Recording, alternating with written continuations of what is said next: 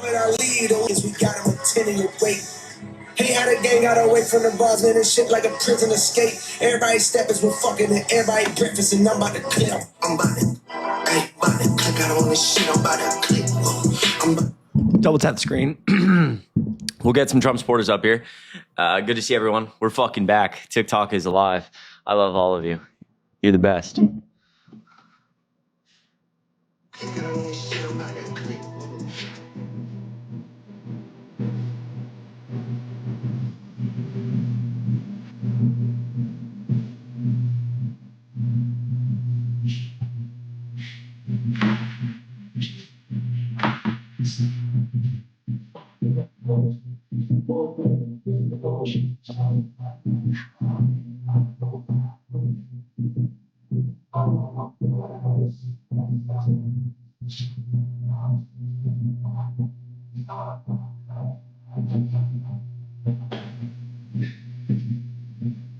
All right, that's my morning music. I'm done now.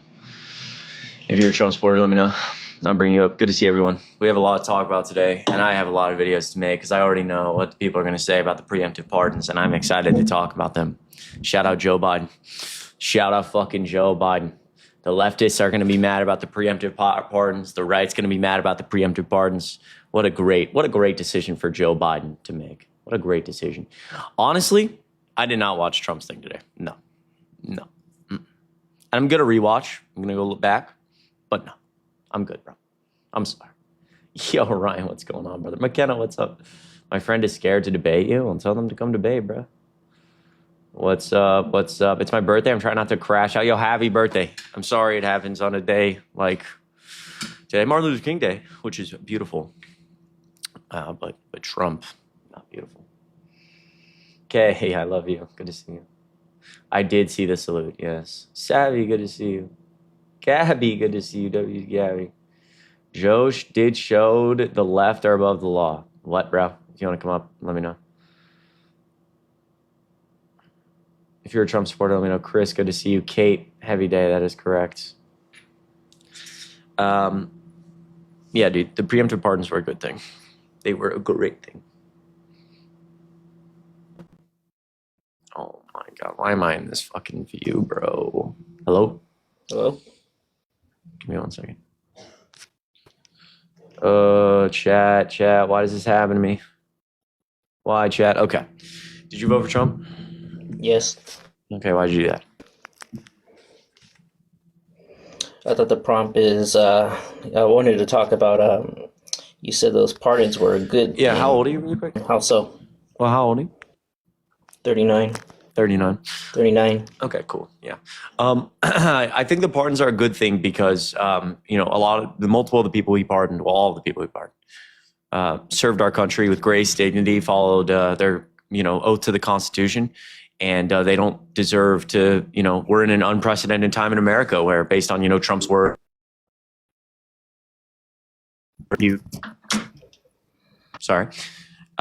Based on Trump's words himself, he's going to try to prosecute political opponents, go after people he disagrees with. And, those people served an oath to the Constitution and they deserve to go, spend time with their family instead of worrying about being in a courtroom because of, political prosecution.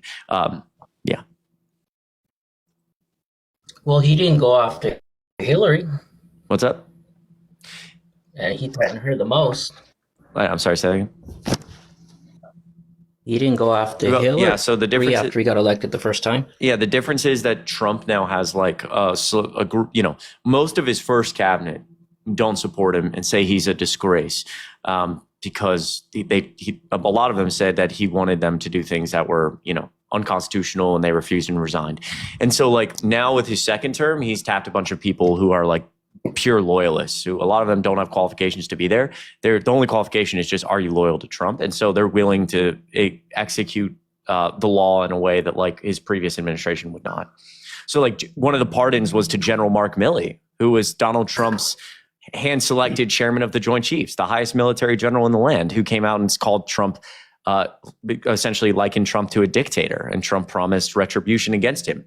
And obviously, Mark Milley served our, this is actually his quote from today.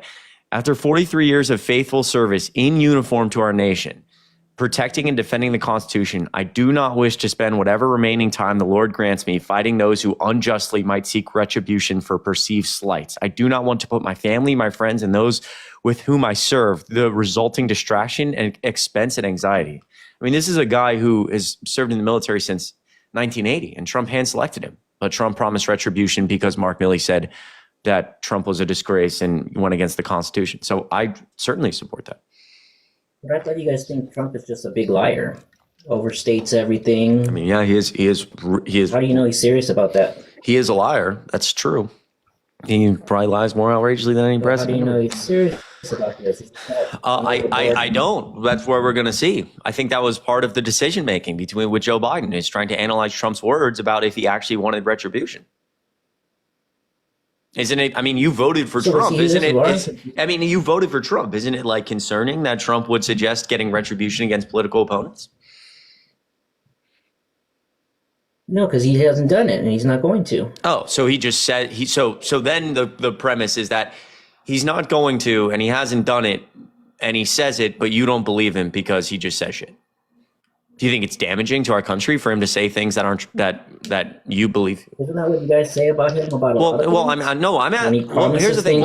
Yes, but I voted for Kamala Harris, so I'm asking you why you would vote for somebody who is actively saying things that you don't. Yeah, but why do you pick and choose what you think he thinks is true? Only the bad things. I think good things you go, no, he's just lying. No, I think I directly explained that, which is we don't know what he's going to do or how far he's willing to go, but based on analyzing his words, it's possible that he goes after political opponents with political retribution. So if he does now, or if he were to try to has he become a dictator yet? Now those people have Has he become a dictator yet? Now, can I speak? Again, I'm not suggesting it will happen. I think Joe Biden himself, it was trying to analyze the words and, weigh pros and cons. And he decided that he wasn't going to take the risk of people who have served our nation with such grace, military generals who have served our military for so long, going through fucking garbage. Yeah. Also, Democrats weren't the ones that called him a dictator. Yeah, but you said he was going to be a dictator because he said he was going to be. No, we didn't say he was going to be a dictator. He said he was going to be a dictator on day one. Actually, that would have been the only person who Trump called himself a dictator, and Trump's former top military general said he was a want-to-be dictator. And so, obviously, That's what all of you guys are saying. You can't vote for a guy who says he's going to be a dictator on day one. Correct. And did he become a dictator? What? What are you asking? You guys can't recognize a joke. Jokes you take seriously. Can I ask you a question? What? Can I ask you a question?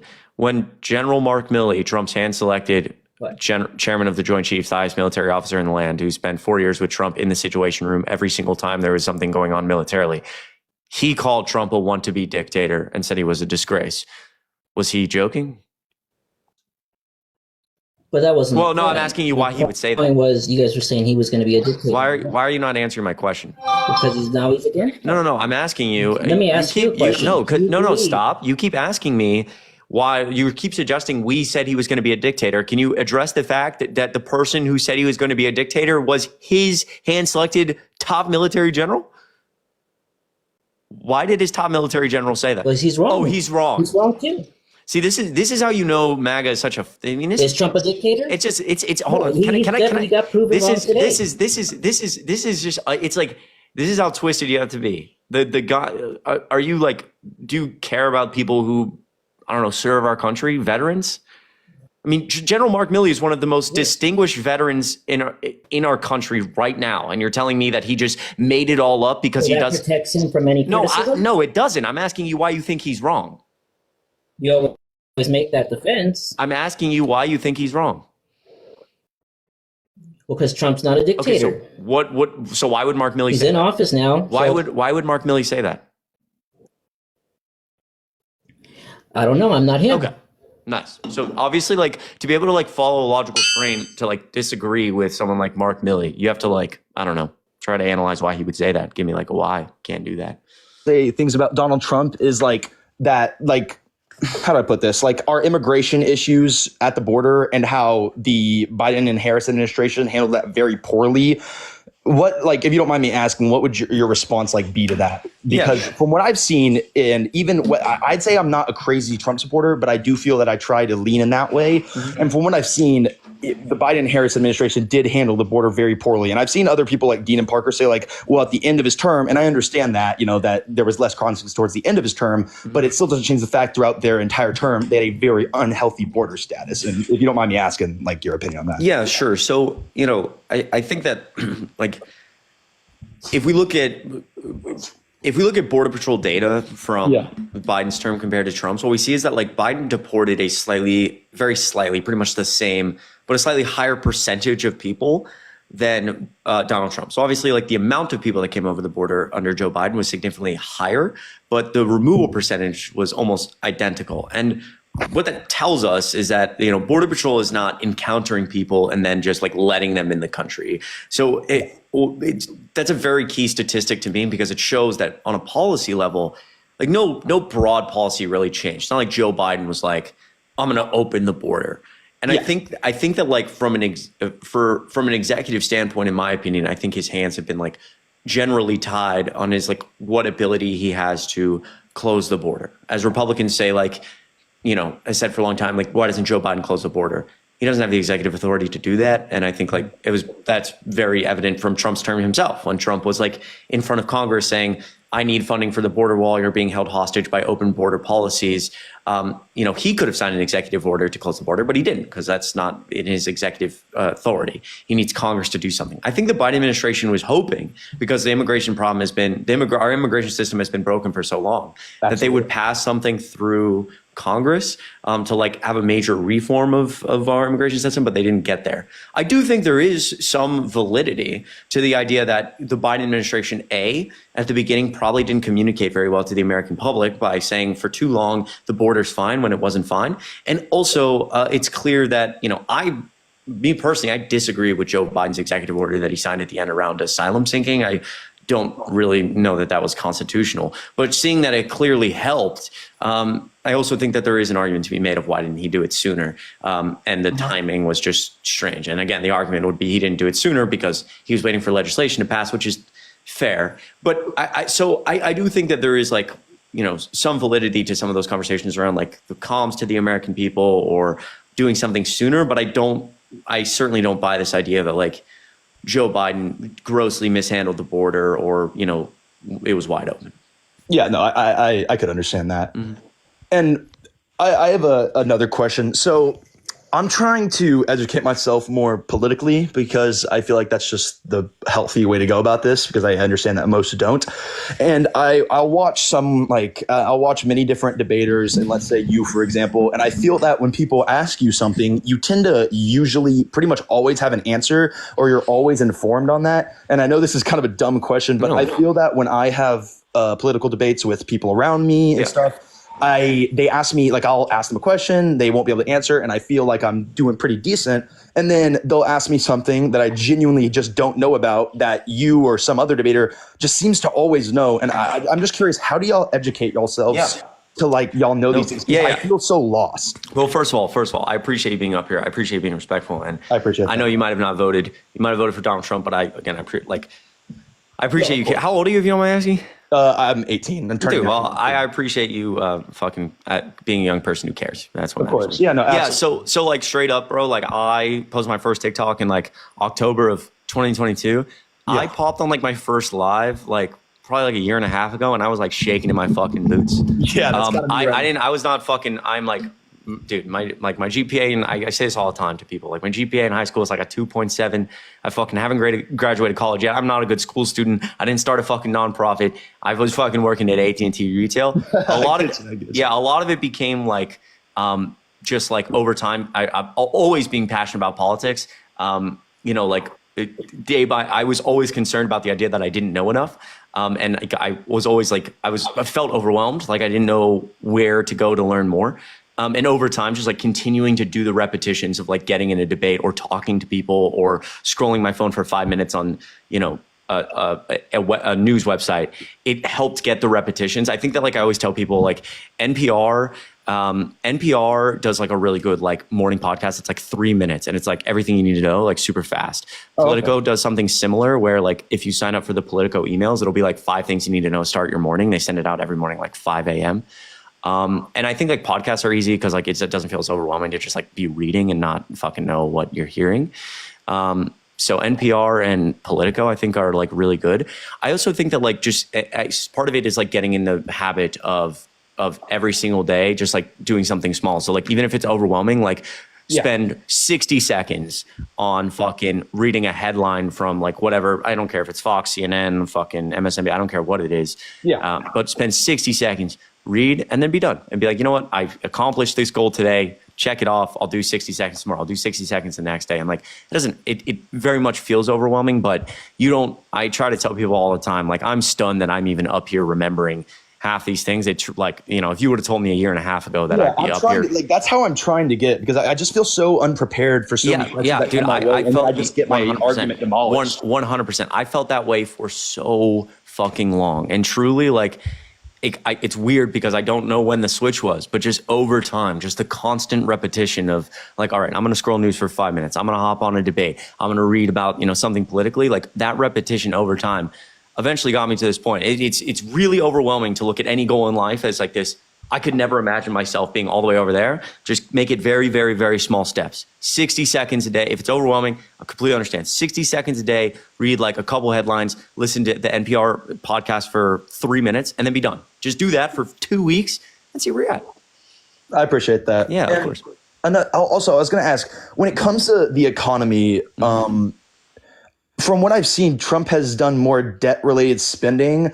And then I had some people talk to me about, like, they told me, because I said that, and because I like to be, I said I voted for Trump. I did vote for Trump, but I'm very in the middle. I try to, that's why I've been trying to educate myself more, because I was very MAGA, and I felt that I was always the one saying, like, Trump this, Trump that. And then, like, anytime someone asked me, I never had an answer. And then I kind of realized, because I feel like I'd like to say I'm not, I feel that I'm a decently intellectual person. So I feel like it's very intellectually dishonest for me to not know anything about politics when that's what I talk about. So I've been trying to educate myself. And as I've been doing more research, I've kind of, I mean, I don't know how to say this. I've been leaning a little bit leftish, I guess, when it comes to more research I've done. And then I just kind of get attacked for that. Yeah. So like, I've been trying to do research on like economy, because in my opinion, I feel like Republicans and Republicans and Democrats both talk about like the economy as one of the biggest deals. And then I was doing research on it. And from what I've seen, I could be wrong, but it seems that Trump has done like more negative things for the economy. But I don't really know. I don't want to just speak on that. Yeah. Because that seems immature. Yeah. So I was wondering your opinion or like your viewpoint on his economic like history. Yeah, sure. And again, just checking me some W's for Beckett. This kid, I appreciate you, like, again, like being like caring enough to like try to, you know, attempt to be informed. And again, like, of course, I appreciate you being very, very calm, because I've been on many debates before, and I tend to just get kind of shit on. Yeah. I mean, look, I definitely like follow, because the next dude up here will tell me that I'm like, you know, like drinking blood from Hillary Clinton, and then I'll get like super angry. But yeah, that's just being. Yeah, right. But regardless, yeah. So like, even, you know, my opinion on this has actually been that like, you know, like there is quite a bit of like, there's actually some conflicting data in my opinion on like something like, you know, Trump's main economic piece of legislation being like the Tax Cuts and Jobs Act, the giant tax cuts. Yes. I think that like my position or my argument has always been that even if I were to contest right now, the Tax Cuts and Jobs Act was good, even though I think most of the data, depending on how you view economics, obviously it increased our deficit quite a bit. Yeah. I'm not sure that like usually if you cut taxes and you increase the deficit, it's supposed to be made up by like, you know, our GDP increasing because there's more money flowing in the economy, which means more jobs and more people spending money. But I don't think that I saw the evidence for that, because there is some evidence that those tax cuts, you know, went to the wrong group of people. Regardless of that, even if I were to be able to say right now, the Tax Cuts and Jobs Act was good, it's very clear in my mind that comparatively to something like Joe Biden's administration that passed more fiscal legislation than most administrations in the last 5 decades. And even if you don't love a lot of those pieces of legislation. A lot of them were like incredibly like generationally impactful. So like $1.3 trillion for infrastructure, the biggest infrastructure investment since Eisenhower, almost $1 trillion for climate change, one of the largest expansions of veterans healthcare in the PACT Act. Like those things will have a direct effect on America, and people will be thanking Joe Biden for $10 billion for high-speed rail in 30 years. Realistically, I'm going to take credit for it. I feel like that is true. But like, I think talking to anyone reasonable, you say, look, Trump with a less divided Congress, he had the House and the Senate for 2 years. He said he promised to pass an infrastructure bill similar to Biden. Didn't pass it. He promised to pass a new healthcare bill. Said he'd show up with the bill in 2 weeks. Never showed up with the bill. It's very clear that, like, on an objective level, even if I were to not say he did anything bad, he certainly just didn't do much at all. He didn't pass much legislation, and because he can't lead, because he's divisive, because he was always in chaos. Whereas like Joe Biden and Democrats showed through 4 years and really blew past my expectations that like. They got a fucking lot done. Yeah, I've seen some of that too. Because like I was doing some research on legislation passed during Trump and Biden's terms separately. And from what I've been seeing, I don't want to just like say this, but because I don't really know, but from what I've been seeing, he had trouble compromising because his legislation was too elitist and he wouldn't meet in the middle with Democratic congressmen and lawmakers. Sorry, really quick. A moderator, can you turn back on the comments? I don't know why comments turned up. Oh, I was wondering where those went. Yeah, I don't know. You said, is that true? Yeah, I was wondering, is that because I really don't want to just be like, yeah, that's true or that's not true and Trump's great. I just really don't know. Well, yeah, I think in some aspects, in terms of him like trying to get things through Congress, he was like, as a deal maker, he was very much, he's like unwilling to like compromise. And we see that from like that wing who's like willing to shut down the government, for example, if they don't get exactly what they want. Yeah. But actually, in terms of like some of the bigger bills, like the infrastructure bill, he just never even showed up with the bill. Like there's direct quotes from his administration being like, we're going to have infrastructure week. I have a big infrastructure bill coming. You'll see the bill in 2 weeks. And then we just never saw the bill. It just never got introduced to Congress. No, we never saw a written version of the bill. Same thing with healthcare. And again, it just goes to show like, he just says that just to say it and then doesn't give a fuck about what he actually does. Yeah, as of recent, that's what I've been starting to notice. Like, I feel like I used to take Trump's words at face value a decent amount. And as of recent, I've kind of had a hard time doing that. For example, I've been investing recently in different stocks. And one thing I've been recently getting into is crypto. I've been looking at it. I'm like, oh, well, crypto's cool. And this is kind of a sidetrack, so I'll be very short on this. But like, he's like, oh, we're going to make crypto the America's, like, we're going to make America the capital of crypto in the world or something like that, crypto capital. And then he said like on his first day, he's going to make crypto blow up and all this kind of stuff. And I'm looking at numbers and I'm just like, I don't even see how that's possible. Yeah. No, I've always like one of my biggest gripe with Trump, there's a lot of them, is he lies more outrageously and more continuously than any president probably ever. It's unbelievable how often he just spews misinformation and lies and trash onto the American public. There's a really good article from the Washington Post. They tracked every single false or misleading claim Trump told through his first presidency. They counted 30,000. That's over 20 a day. And they have every single one of them in a database that you can click on and see the quote, see the date, see Washington Post fact check, and you can fact check it yourself if you want. Yeah. But yeah, he just, again, like these things to like, in my opinion, get the only thing, one of the reasons I always contest that Trump is one of the worst presidents of all time is because he cares more about himself, enriching himself, power, and enriching his friends than the American people. And so like when we look at something like crypto, I mean, he just launched his own meme coin.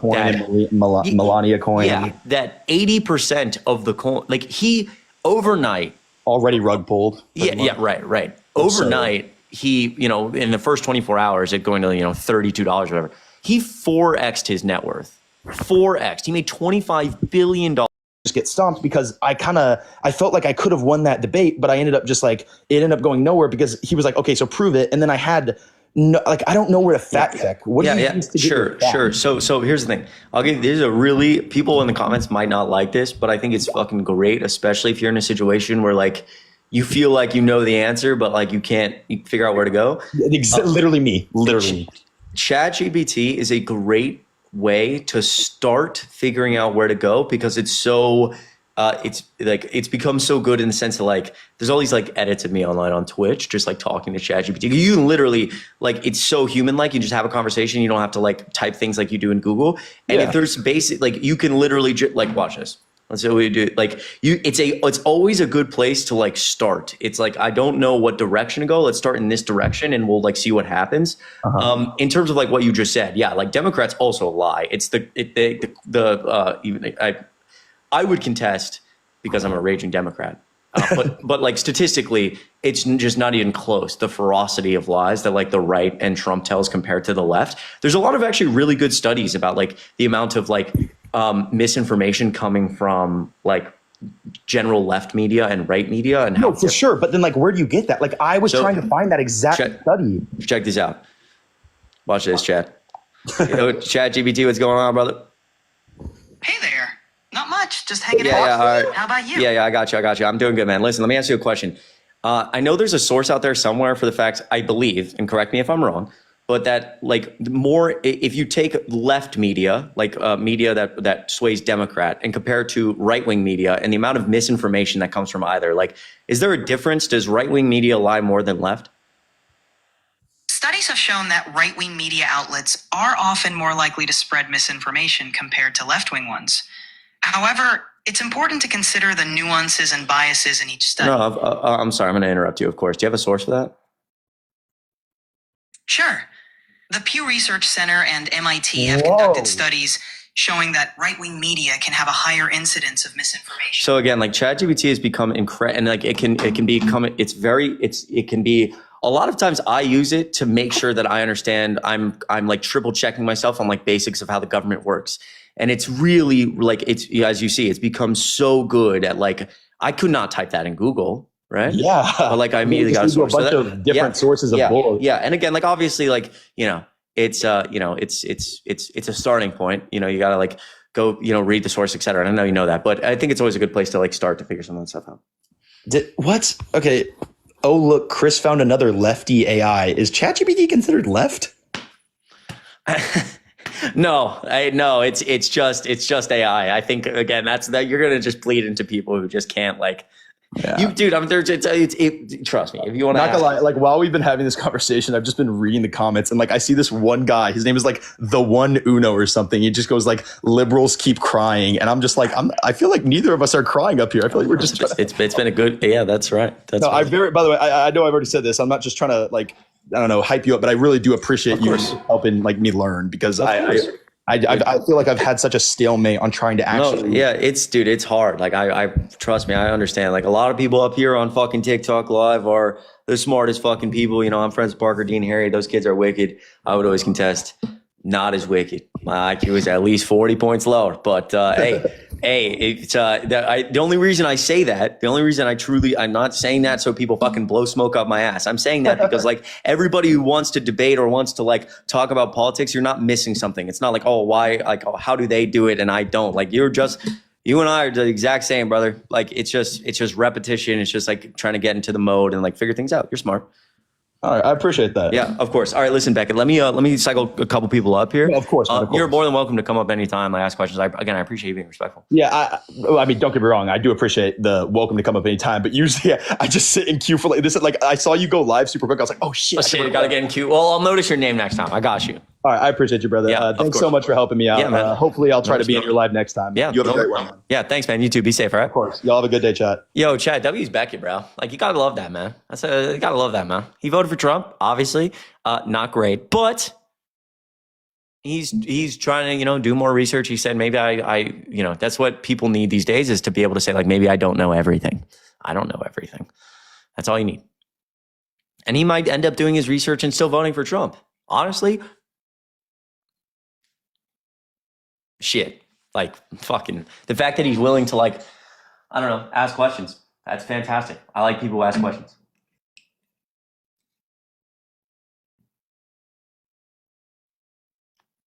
Also, OpenAI. ChatGPT kind of fly. All right. He wasn't a bad guy. No, that was a good dude. All right. If you're a Trump supporter, let me know. Oh, is that who's? Oh my God, Jayden's here. All right. Give me a second, Jayden. Give me like 1 second here. Oh, I got to scream at someone who like thinks I'm paid by DNC now. I got to get like angry. If you're a Trump supporter and you think like I'm paid by DNC, or you think like, I don't know, I like pump adrenochromes into my blood, which I do actually. I got Why do you think I have a baby face and I'm almost 23? I was actually like, I looked way older, and then they started pumping the adrenochrome. It's just different. I just did 2 vials, W. Sophia. Yeah, it's good stuff. It's good stuff. Yo, that's all right, Mads. That's all right.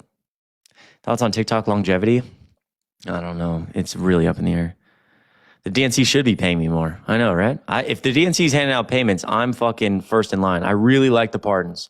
I'm not going to lie. One of my favorite moves from Joe Biden. As people say that, oh, they only care about the image of democracy. Liberals only care about the perception of institutions, but they don't actually do anything. And then Joe Biden does something, and everyone's still mad. All right, bro. Why is it? All right, Miss Johnson, I mean, if you want to come up here, you can. You need to debate my brother, Gabby. I'm on it. I'll do it any day. Good to see you, by the way. You look 17. I know. Baby face. It's all right. It'll pay off when I'm like 40. You're embarrassing, Jeffrey says. Okay, well. What team you rocking there? Are you a Colts fan? My God, brother. Tough. How do you speak to ChatGPT? There's like a button in the bottom right that lets you speak. Who the fuck is the DNC? It's my brother. His name is DNC. The hoodie tough. Yo, appreciate you. If you're a Trump supporter, let me know in the comments. I'm looking for you. You're all fucking scared. Connor, are you a Trump supporter? Jayden's the DNC. Missed these lives. I appreciate Jayden. I'll let you. You know what? Fuck it. We'll let Jayden up. Fuck this. I'm not waiting for another person. If you're a Trump supporter, let me know. Oh, Chris, I don't think you're a Trump supporter. I don't think so. Jayden, what's going on, brother? Hey, first day of the Fourth Reich. How's it going? Hi, it's going good, man. How are you? Biden discharged my student loans. I love you. You're amazing.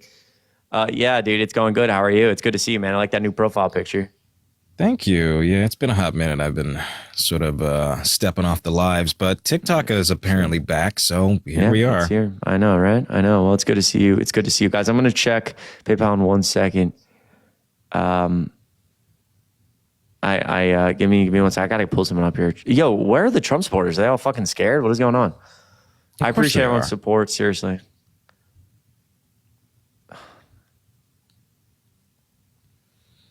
I should thank. Hello.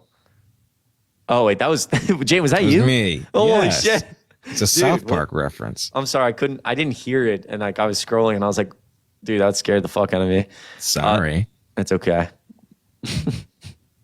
Dude, where are the Trump supporters? I should thank Trump for saving my income. You have no idea what you're talking about. Let me up on my Trump. I love tariffs. I want to pay $8.99 for egg prices as opposed to $2.99 from today. That's right. That's right. Chris, hello.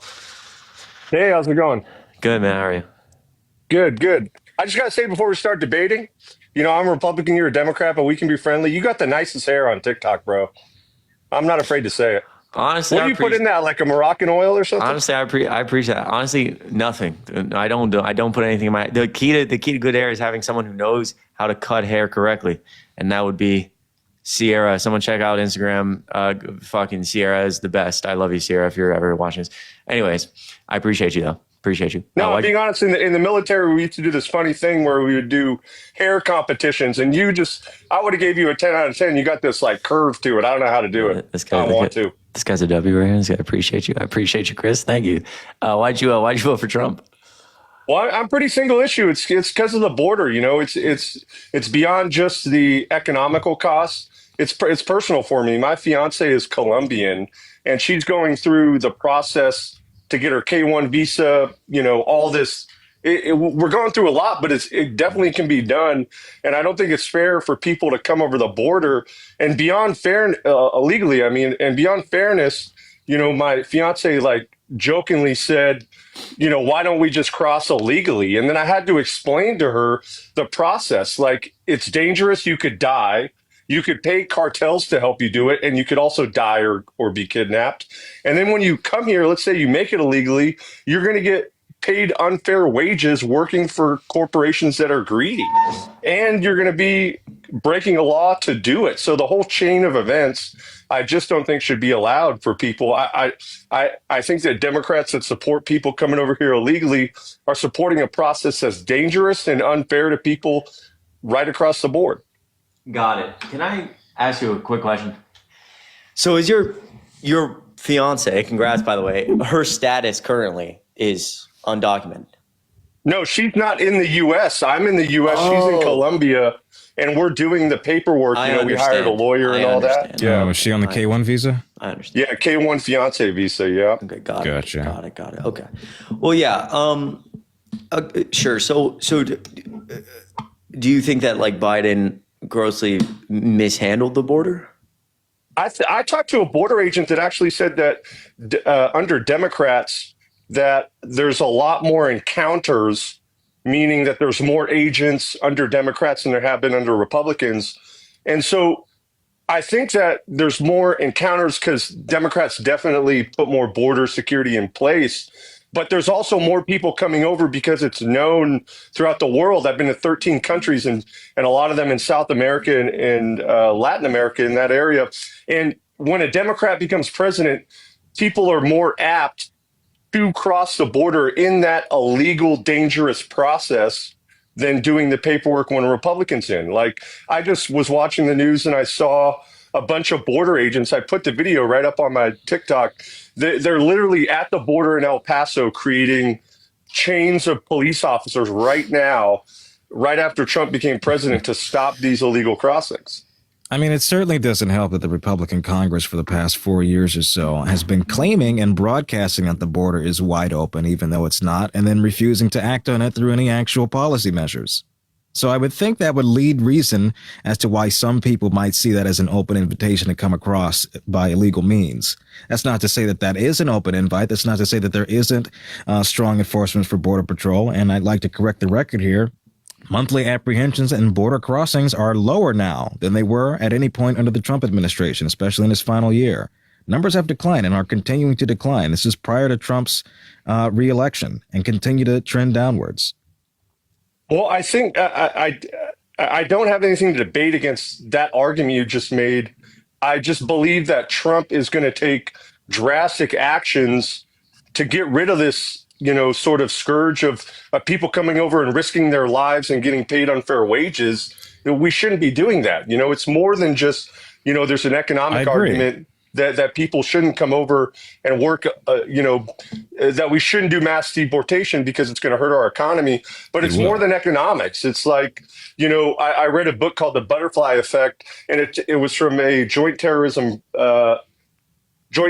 task force prosecutor who analyzed different governments across the world. And basically his argument is one for the law, that countries that don't, de facto hold up the law, then those countries generally crumble. And so it's more than just an economic argument. I think it's one that has to do with, how the United States operates as a country that people want to come to, because, my fiance, she wants to become a police officer when she comes over.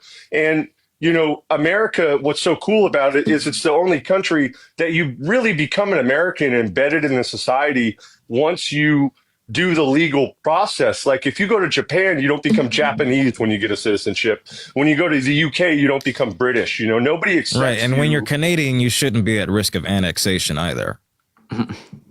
Oh well, I mean, I just move right past that. But yeah, look, your point is well taken. I understand what you're trying to say here, but like the fact of the matter is, even the legal methods that do currently exist, including the CBP-1 app that presided over legal entry for millions of migrants, was now revoked under Trump. He's trying to do away with birthright citizenship. He's trying to do away with asylum-seeking laws, the actual laws on the book, as well as the temporary protected status for migrants. So even the legal methods that they do apply for and are often accepted towards, he's looking to stifle and make it harder. I don't see how this is an argument in favor of legal migration if the very methods he's sworn to protect are now at risk of being on the chopping block. I haven't heard any of those arguments from the president. Where are you getting your facts he just shut down CBP-1 3 hours ago. He said yesterday that one of his day one executive orders would be to do away with birthright citizenship. Oh, birthright citizenship. Okay, I see what you're saying. Okay. Really quick, I'm gonna interrupt this conversation. Sorry. Yeah. No, it's fine. I very much apologize. Just unexpected here. I want to be very clear before I say this. It is never something I take for granted. Can I get 100 million, as many W's as you can spam, for Christian from Norway from Norway. You are amazing. I came to the live feeling down, but watching you cheered me up. You are amazing, and you are forbidden from forgetting that. $500 on God PayPal. damn. That is that's absolutely fucking absurd. That is, I am so incredibly grateful, Christian. That is fucking crazy. That is insane. Like, truly, from the bottom of my heart, that is insane. Thank you so much. Holy shit. Christian, W, I'm going to read off some other people here in a second. I appreciate you so much, man. Thank you. Thank you from the bottom of my heart. Thank you. Go ahead, guys. Yeah, go ahead, Jayden. I made the point. No, I made my point. Right. Well, I mean, if you look at Trump, he did, it was noted about 376 executive actions in total towards the border. And one of his policies was the migrant protection protocols. And I think that was a great policy because all the countries that I visited, if I just showed up at the border and said, I'm going to sit here until, you approve my asylum or you approve my visa, they would literally arrest me and throw me out of the country. They would turn me around and make me leave. And I think because of Democrats that are soft on the border, it's become ingrained in our society that you can cross the border and sit here while you committed a crime to enter and, benefit from all the activities of living in the United States. And there's no other country that allows that. It just doesn't happen. So I think, policies like the migrant protection protocols are good. Which policy are you referring to? Which order? Oh, well, that was known as like the what migrant protection protocols was known as the. Is it the name of it? No, that's the actual name of the executive order. Yeah, the migrant protection protocol. I don't know the actual executive order number, but that basically made it so, if you apply for asylum, remain in Mexico. Yeah, that's what it's known by the news or whatever, but that's not the name of it. Yeah, and remain in Mexico only applied to 60,000 total people under the Trump administration. Very niche policy. So, in that policy, we have at least a dozen examples of people getting raped, murdered, killed when they are sent back. So I think it's good that it was gotten rid of, and I hope it's not reinstated. I also think that, from an executive action standpoint, a lot of the things Trump was doing in his first administration after 2020, he only had the executive authority to do because of COVID and because of the national emergency. But the reason, something like Remain in Mexico was so niche is because he just didn't have the executive authority to say this applies to everybody, because that's not what the law says. Yeah. But I mean, I've heard that argument from Democrats that these people got hurt when they returned to their countries, but ultimately there's a social contract between citizen and government that they're going to protect us from all threats foreign. That's one of the big things that a government's supposed to do. And when people are coming over illegally breaking the laws while they're doing it, that needs to be, as a citizen, we need to be protected from that. And our government's the only one who can do that. So when they put down policies like the migrant protection protocols, it's the government doing exactly what they're supposed to, I mean, since 2022, there's been over 50,000 arrests. This is according to the Department of Homeland Security. And out of those 50,000 arrests, these people had already been arrested more than once in that 50,000 group since 2022. And it's would you let 50,000 criminals just walk through your house? Right. But it depends on what they were arrested for. Largely what the crimes were trying to cross over into the United States and seek asylum. What the MPP did was excluded legal counsel for those migrants. That excluded that kind of leeway, that legal leeway that ought to be provided. Ultimately, some 500 people had their cases approved, but that's out of 50,000. Meaning that tens of thousands of people were ultimately deposed and deported and sent back without legal counsel, without actually having their case reviewed and actually seeing an asylum lawyer. I don't think that's a direction we want to go towards if we're in the interest of actually protecting pre-existing asylum laws and furthering that process. Yeah, but some of these folks, they're not just normal, mundane citizens. Again, I'll revert to the Department of Homeland Security, the U.S. Customs and Border Patrol website.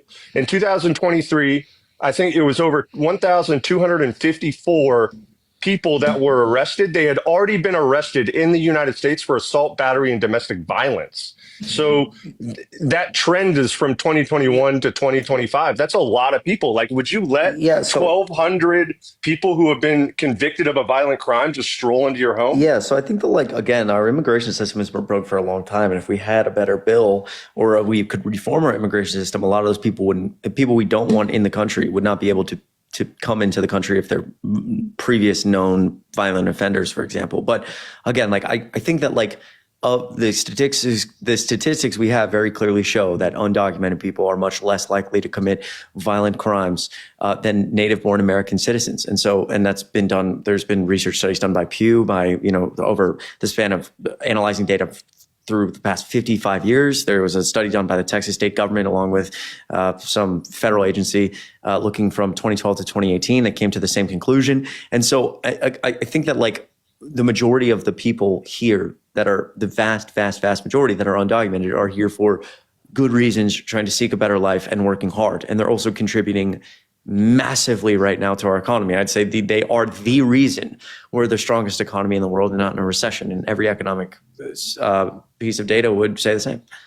They're also the reason that the mayor of New York City said that over 3 years they were going to spend $40 million on undocumented immigrants being shipped up to their sanctuary city. And they already started. They had to take 5% from their sanitary budget, 10% from their education budget, and 5% from the police budget in the state that I live in, New York, to pay for these services. So they're literally lowering the services that help America stay clean, safe, and educated, and they're giving them to people that are coming over here illegally. They're giving them to legal migrants. No, that applies to asylum seekers. They're not accommodating every single person that crosses the border. Yes, asylum is legal. That's do you know how many that's asylum the legal seekers, process in that? Excuse me. How many asylum seekers applied in 2024? Do you know? I don't know the official number. It's under 30,000. It's under 30,000, and it's under 15,000 on who got approved for asylum. You have to prove that your government is trying to prosecute you unfairly. There's 100,000 refugees. Yeah, 100,000. What do you mean? There's more than 100,000 asylum seekers last year, right? So if you're speaking specifically to New York, how many are you speaking towards? Because I would say that's within reason. I'm speaking towards the people who crossed the border illegally, went to Texas, and then Texas started shipping them off with their budget and the federal budget given to them by the White House to ship people to other states because they couldn't carry the burden. New York City is literally carrying that burden right now. That's a lie. Texas can carry that burden and is designated the very funds, as you just mentioned, to do that. The fact that they expedited that and sidestepped that system, shipping them up to New York, not only is unconstitutional, but violates several rules within the Geneva Convention. That's quite literally human trafficking towards an area not designated for those people.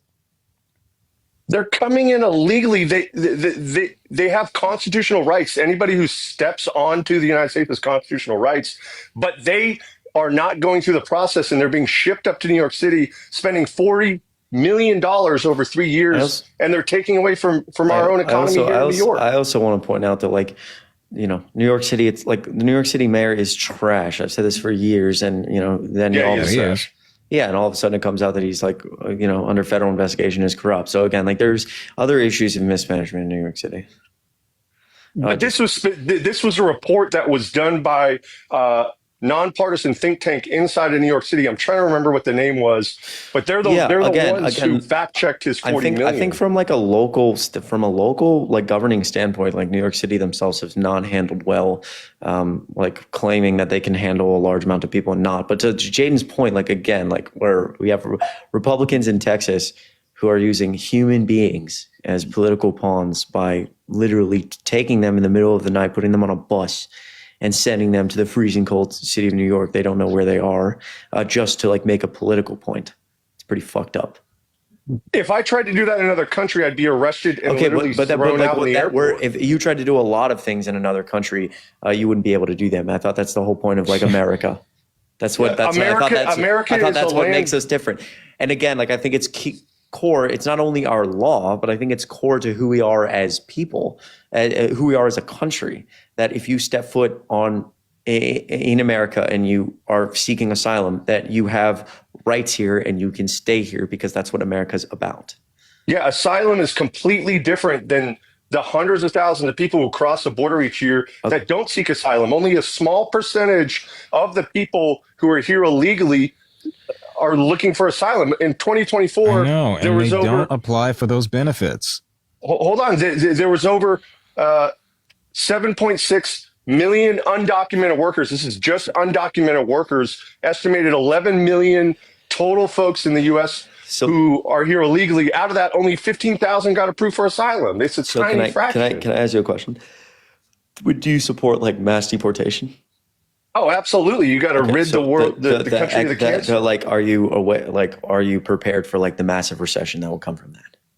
I think that the benefit of being a law and order country is more important than any economic. Were you aware that? Were you aware that in 2020, boomers started retiring at a rate of 2 to 1 compared to the average, compared to someone entering the workforce? And so what we have right now, especially, and this was already clearly in sight, but was really exacerbated by COVID, is our workforce is aging. We don't have enough people in the labor force because so many of our citizens are older and retired. And so like we see looking back through the Biden administration numbers about job gain, 15 million plus jobs. A lot of those jobs actually went to undocumented individuals or people who are not native born citizens and are documented. And the reason that is because quite literally, we don't have enough native born Americans to work every job. And so multiple economists have cited the fact that our massive amount of immigration over the last 3 years is the reason that the US has the fastest growing GDP in the world and is absolutely crushing every other nation on earth in terms of our like economic output. It's not even close. The dollar is stronger than ever. Our GDP is ripping. The S&P 500 and the Dow, have hit 55 all-time highs because the money is flowing. And so again, the Bloomberg economists did a great job. They cited that if we went through with mass deportation and widespread tariffs, our GDP would decrease 9% over the next 10 years. That makes us not even a world superpower anymore. That's absurd. Yes, it does. Our GDP is double what China is, and that's the leader behind us. No. 9% over 2 years. I remind you, the GDP over the last 2 years grew 3.5% each year, and most years is growing between 1.5% and 3.5%. If our GDP decreases 9% in 10 years, I don't think you realize, just purely from an economic standpoint, that what you're advocating for is recessionary, incredibly recessionary. It's not recessionary. Our GDP is double what China is, and they're the leader behind us. If we went down percentage, it's worth it to what it's going to do for our country as far as being a country that's literally founded on laws. Without laws, is it okay to you that businesses would be shutting down because they would be looking for work and couldn't find it? I can't believe you're advocating for businesses. I'm asking below minimum wage. It's not fair. They shouldn't be doing it. I'm asking you a very key question. When businesses are looking for work and they cannot find work because there is not enough people in our labor force, so they have to close their doors and file for bankruptcy, that's okay with you because we're now a country of laws in your mind. If those businesses have propped their entire workforce you're not illegal aliens, they should go out of business. This is where facts don't care about your feelings. It's not about propping up. It's about, I need you to hear my words. We don't have enough native-born U.S. Yes, we do. We have 6.7 million unemployed people right now that can take those jobs. Oh my God. 6.7 million unemployed workers right now in the U.S. Really? Where's what's our unemployment rate? I don't know what the percentage is, but I know that it's 6.7 million as of last month. That was hold on, I can pull it up for you. Let me get my computer. It was 6.7 as of last month. Okay. Million. Again, I don't think you understand the concept of like how many people in America are not in the labor force and how economists have consistently cited that our economy is ripping because of immigration. Just because somebody's unemployed doesn't mean that they can or should work. Yeah, well, that's why I was asking, because like, what is this? What are we talking? Right. Like, where's this? Are we talking about the? Okay, I got it right in front of me. It says, workforce as that's of December able to do it? 2024, the unemployment rate in the United States is 4.1%, which is a small change from the previous month. Yes. This translates to about 6.9 million unemployed people. Wait. I do want to point out that you. Okay, I understand. So it was 0.2 million more. I'm sorry. Yeah, I do want to point out that 6.7, but 6.9. you don't know that all of those people are native-born Americans, or aren't native-born. These are people who are eligible to work, according to the I know, and they Department of could be. Labor. I'm just saying they could be documented individuals that were not born in America. I do want to point that out.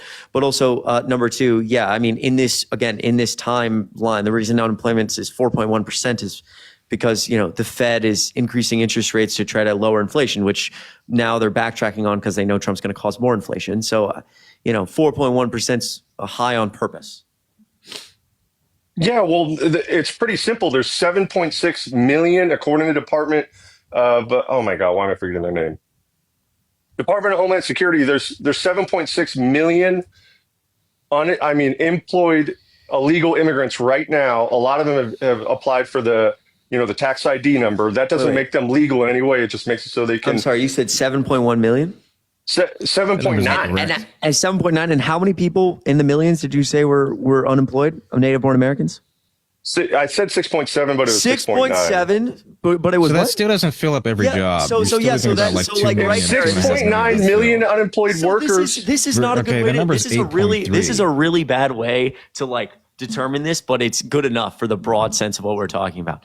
Did you notice how the number of native-born Americans who are unemployed, the entire unemployment rate, is a lower number than the amount of undocumented people who have jobs? So if you deport all of the undocumented people and every single unemployed person gets a job, so our unemployment rate is 0%. There's still a gap there. Our unemployment rate would go down to 1%. There's a giant gap in that number. I think there's almost 1 million jobs that go unfilled. No, that would if we only had 1 million unemployed workers in the U.S., that would be the lowest. No. How many? Yeah, that'd be the lowest it's ever been in our history. How many undocumented people did you say have a job? It's 7 point. I think it's between 7.6 and 7.9. Okay, 8.3. 8.3 million. And how many? If the unemployment rate is 4.1%, how many people is that? 6.9. Okay. So what is 8.1 million minus 6.9 million? Yeah, there'd still be over 1 million people unemployed, but that would be the lowest unemployment rate. No. Those businesses who have people employed that are undocumented, and we fill every single person in a labor force with a job, there's going to be 1 million plus job openings that cannot be filled because there's not enough people. And you know what that causes? It causes businesses to go under because they don't have enough people to fucking work for them. I don't agree with businesses whatsoever that they're literally paying some of these people half the minimum wage. Like if you're out in California and you're working on a strawberry field, I've been out to them. They were paying in 2013 when I was out there, and I literally went onto a strawberry field and worked for a day to see what it would be like just pulling strawberries. Those people are getting paid half the minimum wage. It's not fair to them. They shouldn't be getting paid that little.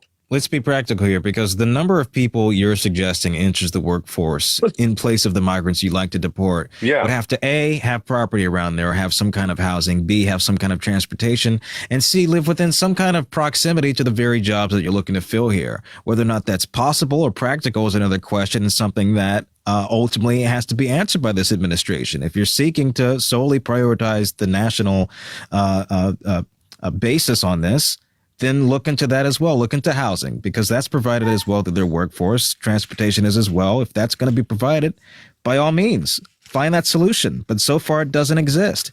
Right now, there's this assumption that all people would somehow take those jobs, but I think it's excluding that most important factor of how they'd get there and where they'd be. Do you think it's fair to pay someone that's coming over here that can't work legally? I don't think any starvation wage is fair. Illegally half the minimum wage. Do you think that's fair? I just answered that.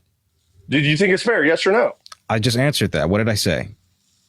You didn't say yes or no. I said I think any starvation wage is unfair. Yeah, okay, that's exactly why. And so you say it's more American to let these people stay here. It's un-American to literally pay them half of what an American can I know. I believe That's that crazy. that process of expediting their citizenship ought to be granted to them, especially the spouses and children, those who have lived there all their lives. They should not be subject to deportation as well. They should not be subject to cultures and languages and practices they've no experience or customs with. I think those people are just as American as you or I. Okay, so those people who came here illegally should jump in front of the line of people like my fiance. I never said jump. When did I say jump in front of the line? When did I say jump in front? Do you know how many the staff at the State Department and the U.S. government that process these applications? When my fiance dropped her initial application, it takes 6 to 8 months just to get it looked at. If you but they're not prioritizing somebody over her. There's no line. This is what you're not getting. There's no line. There is. There's not. There's no line. No. What are you talking this all about? happens at the same time. What the problem is there aren't enough border agents. Right 1 second. There's not enough border agents. There's not enough translators. There's not enough people in these asylum facilities, in these customs and processing centers to do these very jobs, to expedite this process. There's no counsel. There's not enough counsel, I should say. I think that's where that deficit judges. lies. I agree with you on that. I definitely agree. There should be more judges. There should be more employees. But but what precedence would that set if the U.S. all of a sudden just said, "Hey, sorry, everybody who's legally applying to come here the proper way without breaking the law, harming themselves." I never said that should be the degrading case. America by taking a wage that's lower than half the minimum wage. The people who did that, they're going to get in front of you if you've applied. That would be crazy. Based on what? That's conjecture. Who at any point suggested that those people would somehow get a head start or a pass in front of the people that have been here longer and have applied longer? There's I never thousands said that. of people a day That's who not the apply. argument. That's why it takes the so overall long. system needs overhauling for people who are here and have been here and have overstayed visas or what have you, have gone through the legal process and are seeking citizenship, as with the people who have not been here legally and have worked. That's where have we paid differ. I think they taxes. should be shipped off to their country and they should do it the correct That makes way. no sense. You know how much Yes, fucking it money does. we'd have to, you know how much It's money not that about would money. cost? It's not about It money. is about money. The U.S. has I mean, this is trillions about of dollars. We overhauling lead the people's world privacy GDP. and their We jobs in don't the need their process. 6 million workers. We This can is do without about them. overhauling our economy from top to bottom, in and out, just for a temporary fix. I don't see how at any point this benefits us. We're talking about breaking into people's doors, breaking into people's businesses and hauling them out. How much that would cost, how much that immediate economic effect would be passed down to consumers. It doesn't bother you. not just about the money, it's food about shortages that America would be itself. generated out of that, the housing shortages that would be brought upon us. That doesn't concern you. It's not just about the economic cost of this. It's about America being a country. The but you're reason not- we're so powerful is But we because would we suffer believe in without law them. and we enforce it. We're not enforcing law by letting this happen. It's crazy. It has no practical fix. What does it do? Sending them thousands of miles out just to bring it back? If you're a patient and you have a cancer, you need to remove the cancer and then put in the stitches. Trump right now is I don't. This would be akin to me taking out the cancer. cancer and then letting it back in. He's a surgeon of democracy, bro. What? Trump is a This would be more analogous if I took out the cancer and let it Fuck back. yeah, he is. He's the man. I love Trump. Surgeon of democracy. Fucking put that on a t-shirt. He's cutting out the cancer, buddy, and you know it. Trump is the cancer. But anyways, what is up with this proverbial dick riding? Like, why does everybody hail him as like a king and a god and a cancer cure and shit like that? Because The they guy's believe- a goddamn failure. because they don't. Bro, if you read The Art of the Deal, it's genius. because they think. He didn't write it. Can I ask you a question, Chris? Yeah. Like, would you agree that Trump is like a? Sorry.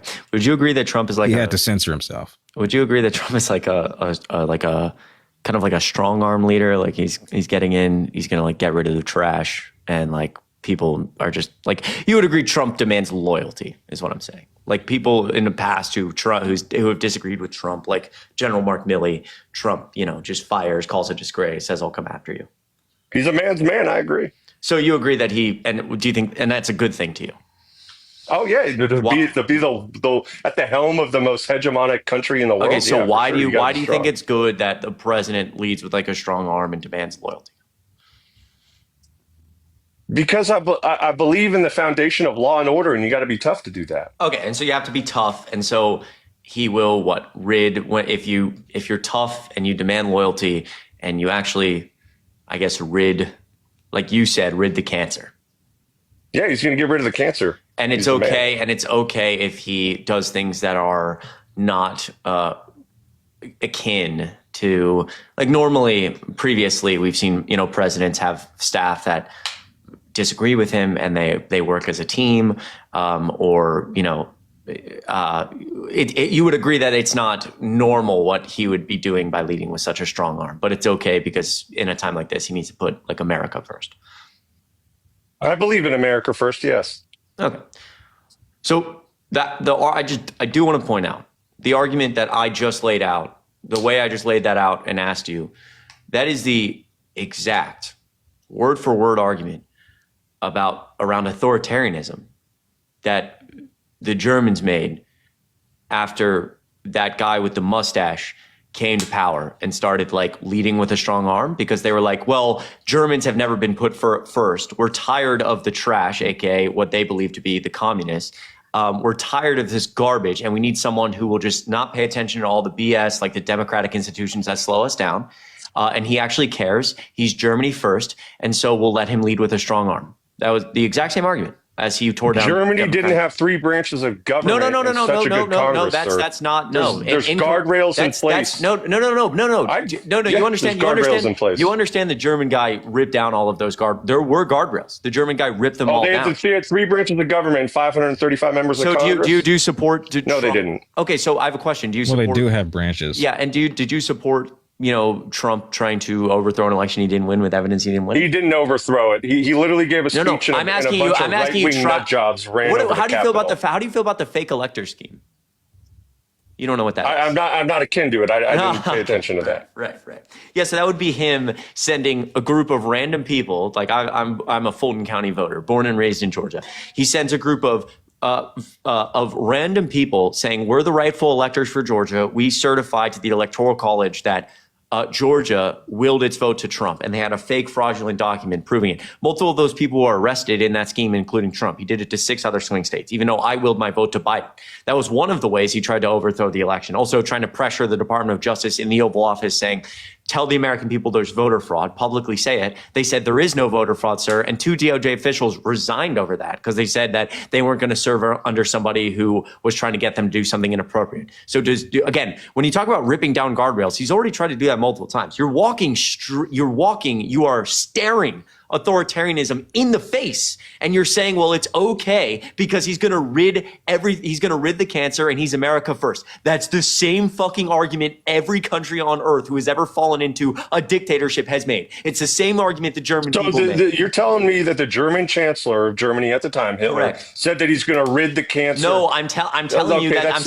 Well, he did. Yes. That's ridiculous. He never said that. Really? I'm pretty sure the German chancellor, they voted for that guy's party, which I can't say on TikTok, and then that chancellor appointed that guy, the German guy, and that German guy started ripping down, removing a lot of the democratic institutions that Germany had at the time.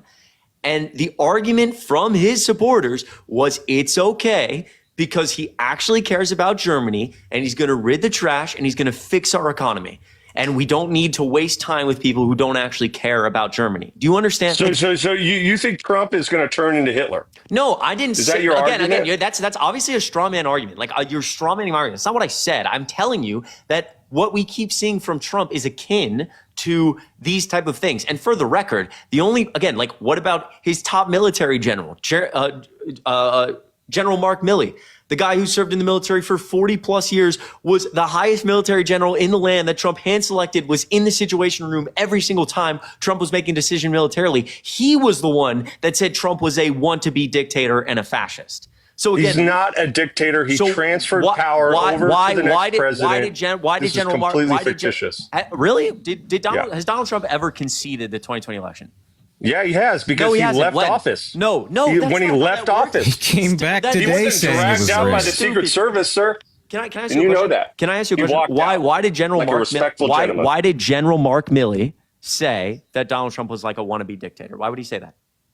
Because he's politically motivated to take him down. Wait, I want to be clear here, Chris, as you speak. People say crazy things on the Really? news. General Mark Milley, one of the most respected service members in our country right now, who served in Vietnam. He's not respected by the circles of veterans I'm in. Really? Well, yeah, really. Then I'm going to say from the bottom of my heart, the circle of veterans you know are more loyal to Trump than our Constitution, because General Mark Milley cares enough about this country to put the Constitution first, his oath to the Constitution over anything else like Donald Trump. That is a patriot and a veteran, not somebody who puts a fucking man over that. The veterans who are saying that, I don't think they care about the Constitution. That's absurd.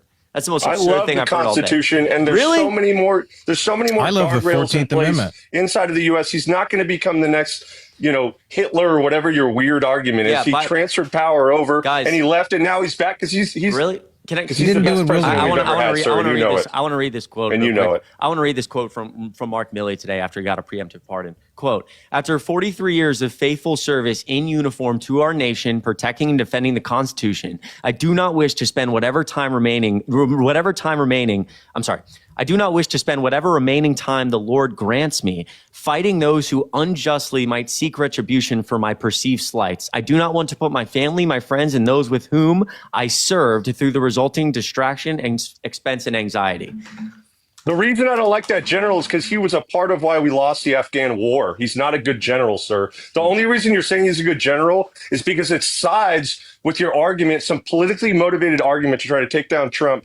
Just like every liberal, they bring up weird-ass arguments that hold no facts.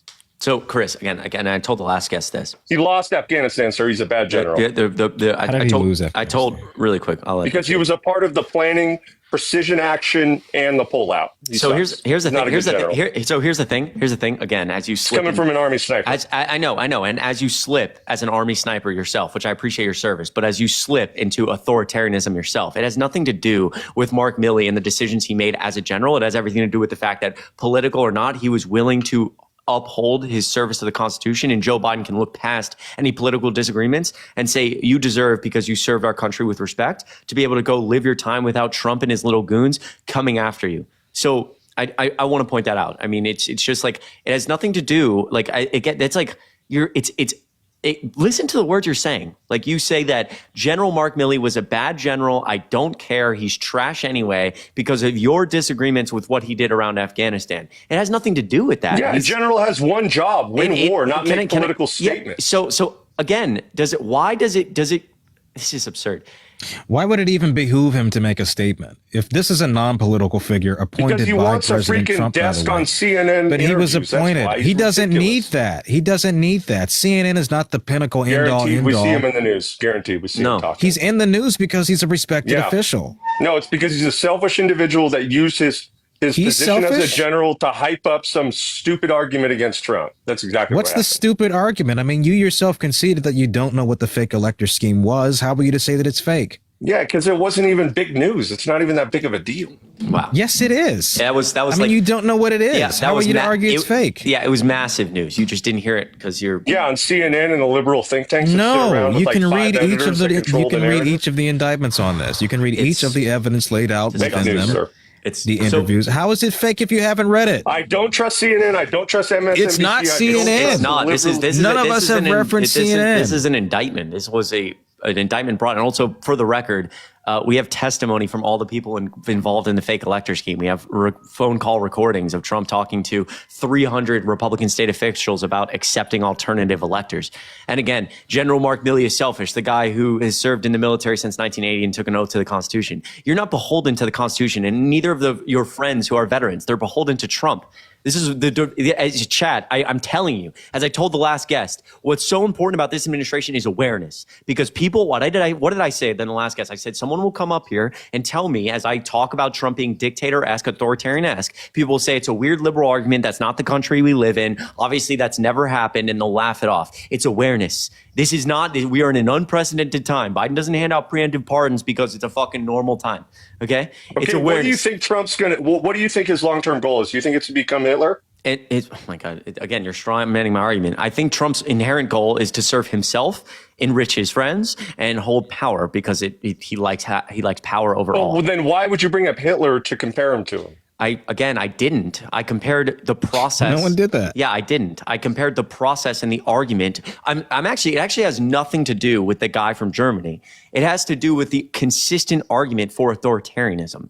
The argument in history, regardless of if it's 1930s/40s Germany or not, or really 1920s/30s Germany or not, the consistent argument moving toward authoritarianism has always been the argument that you are making, which is that we need a strong arm leader. We need someone who people will be loyal to because our country is falling apart and it's time to have someone, one man.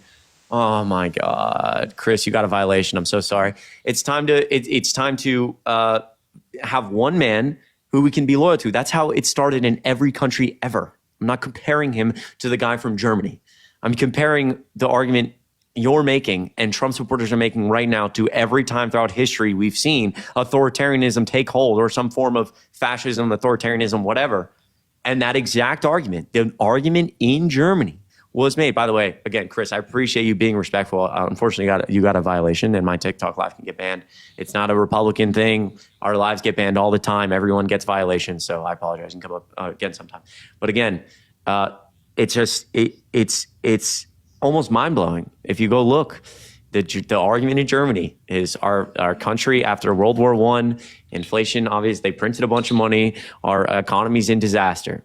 The communists and the deep state, the communists are rooted in, and we need to get them out. And when that guy started ripping down democratic institutions, when he started doing things that were not normal, started consolidating power like we're seeing Trump do and wanting to do, a lot of people who were supportive said, it's not a big deal. You're making a big deal of nothing. All he wants to do is get rid of all the, he wants to strong arm, lead with loyalty so he can care about the German people and fix the mess we're in. It's the exact same argument that Trump supporters are making right now. It has nothing to do with, the German guy himself. It's the argument for consolidating power and getting rid of democracy. It's unbelievable. Not only that, but within his speech today, two tenets of fascism present themselves, which is contempt for the weak, and actually probably more than that, but also the fear of difference, fear of outsiders, the scapegoating that he does of trans people, of minorities, of immigrant groups, suggesting that they're both strong and weak at the same time, simultaneously. Somehow immigrants are strong enough to overhaul the entire federal government and all taxation and what have you, and border security, but are also so weak and so poor that they can't work real jobs and can't grant themselves an actual income or things of that nature. It's this constant dichotomy that presents itself that is fascist thinking, fascist drift. Very, very, very, very well said, Jayden. Sorry, by the way, for not letting you talk up there. No, I was getting fucking heated, dude. Oh, man. We live in a society, Jayden. That we do, but one of the things that gives me solace, and I am not advocating for this, by the way, just to be perfectly clear, but during our lifetimes, we will see Donald Trump die, and there will be a day in which he is no longer present. And I'm not saying I want that, but there will be a day when Trump is no longer here. That's just a fact. The same applies to Biden, okay? You can say that about anyone. It's just I'm young enough that I would actually see that happen in the news. We live in a society. Ashley, thank you so much for thank you so much for $5 in on Venmo. It really goes a long way. It's not something I take for granted. Your voice is a comfort today. Thank you for being with us. Of course, Ashley, the fight continues every day. I appreciate you a lot, seriously. Lindsay, thanks so much for $1. Truly not something to take for granted. By the way, go show Jayden some love. Link in his bio. How do you think this executive order will affect the VA? They keep saying we are safe as nurses, but the constant reminder scares me. Are you referring to Schedule F? I think, yeah, I think you'll be okay. And first of all, I appreciate what you do, truly. Yeah, I think the goal with Schedule F is you're mainly just rooting out what his argument is, the bureaucracy. The actual argument is you're just rooting out people who aren't loyal to Trump and who can make, who can, be beholden to Trump when he wants something. So when the DOJ wants to do something, he needs the people at the DOJ to take orders. I appreciate what you do a lot, seriously. From the bottom of my heart. Thank you for all you've done and still continue to do, Chris. Yo, Sen, I appreciate you a lot. $10 on Venmo goes a long, long way. Autumn, thanks for another 10. You rock. Even on this sad day, watching you advocate for what's right gives me so much hope for the future. Thank you for being you. Autumn, thanks for always being here. You fucking rock. We got this. There will be a future. Did you see Elon's salute? $5. Will, I appreciate you. I did. Haley, thank you so much for $1. Thank you for everything, Chris. Glad you haven't frozen yet in the Chicago weather. I went outside, the coldest I've ever experienced in my whole life. I walked outside last night, 0 degrees, wind chill was -25. It's a different type of feeling, man. Like your skin is burning off. It's interesting. But I haven't frozen to death, which is good. Haley, I appreciate you so much, truly. Courtney, thanks so much for $10. Morning announcements in my favorite daily news podcast, and it's only 5 a.m. Oh, and it's only 5 minutes. Great for someone just trying to get the headlines and be more informed. Morning Announcements is my favorite daily news podcast. Courtney, W's from Morning Announcements. I'll check that out. Morning Announcements, everyone. I really, really appreciate you. $10 from Kristen. You guys are killer. I appreciate you so much. $20, actually. Not only are you continuing to educate me, but you are teaching me straight up patience. Killing it as always. Give Black Swan's EP, Elephant in the Room, a listen. It might not be your style, but the lyrics are chef kiss. I'll check it out, Christian. Thank you so much from the bottom of my heart. And Loretta, thank you so much for $5. I enjoy live. You're a very intelligent young man. I am an above knee amputee, 15 years. Since I'm retired, I listen to TikTok lives, which includes Harry, Dean, and Parker, but you're my fave. Before I start rambling on, I'm very happy President Biden partnered. Blessings and good health in this new year. One last thing, the new president makes me sick to look at, hear his voice. Thanks for the words of encouragement. Yo, huge W's, Loretta. Agree with the pardon. I agree with all the pardons, but that one as well. And thank you so much. I'm proud of you, by the way. I'm really proud of you. I appreciate all of you from the bottom of my heart. Huge W's. And again, can I get 1,000,000 W's for Christian in the chat for the earlier $500 on PayPal? That is just absolutely absurd. Insane. It's insane. It's not something I take for granted. Thank you so much. You guys have shown me so much love, and now I'm announcing right now. I don't want any more. Go to fucking Jayden's page. Show I'll take them. Yep. Go show Jayden. I'm not. No one. No. I don't want Venmos. I don't want anything. I want you to go to Jayden's page and show Jayden some love. Right there. Go make sure you're following him and click the link in his bio. Show him the love. That's what I want. Please, from the bottom of my heart. I love you all. Well, thank you, Chris. Of course. Oh my God, Jayden.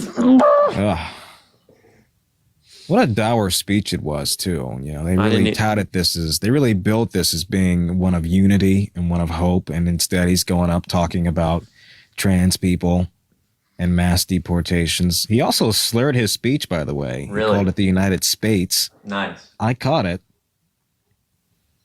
Nice. Yeah, I'm going to play the fuck up this old argument. Trump is too old to be president. He's a slurring, sloppy fucking mess. That's right. They did it with Biden. He's older than Biden was in 2021. I think it's only fair. Very fair. I agree. You need to do it. I didn't even watch the speech. I'm going to be completely honest, bro. I haven't seen a fucking shred of it. Here's the thing. I stayed up till 3:30 in the morning, hoping that would, make me sleep in today and I could miss it all. Yep. But I ended up waking up around 8:30. Oh, so fuck, Jayden. I begrudgingly watched all that bullshit. That hurts. I went to bed last night at like 5:30, and I did that very intentionally. Because people were asking me last night like 4, and I was talking to Harry like, Chris, why are you up? You're gonna miss it. I was like, that's the point. That's the exact fucking point. I'm not. No, he didn't miss much. Everyone was surprised. You're not gonna watch? Fuck no, bro. I'll go see the clips. I'm sure I will rewatch some of it. I need to see it. I get it, but Jesus fuck, dude. No. Y'all be safe. Y'all be good out there, bro. Trust me. I think I get the gist. Jesus Christ. Trisha, thank you for the $10, and Lindsay, thank you for the 1. Huge W's, guys. Again, I'm not taking donations right now. I'm saying it out loud. I'm not fucking taking donations. You guys have been so fucking kind, and from the bottom of my heart, it's never something I take for granted. Just the fact that I get to talk about what I love means the world. I'm not taking shit right now. Go to Jayden's page. Go fucking show Jayden love. This dude's killing. Chris, would you like to speak to the president-elect? Me? Yes. Oh, yeah, sure, yeah. I mean, you've met the last president. I think it's only fair. Okay. How are we going to do that? Well, I happen to have a direct line of contact with him. Yeah, which is unusual. You wouldn't think so. Okay. But here we go. We're back. We're back for round Mr. 2. Trump, Mr. Okay. President Trump, President Trump. Absolutely. I have a question.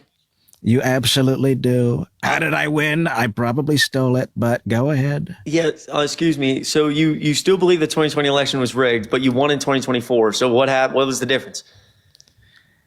Listen, I really don't know what happened, but I blame it on SNL. Okay, that election, they had Jim Carrey. He was playing Joe Biden that season. It was terrible.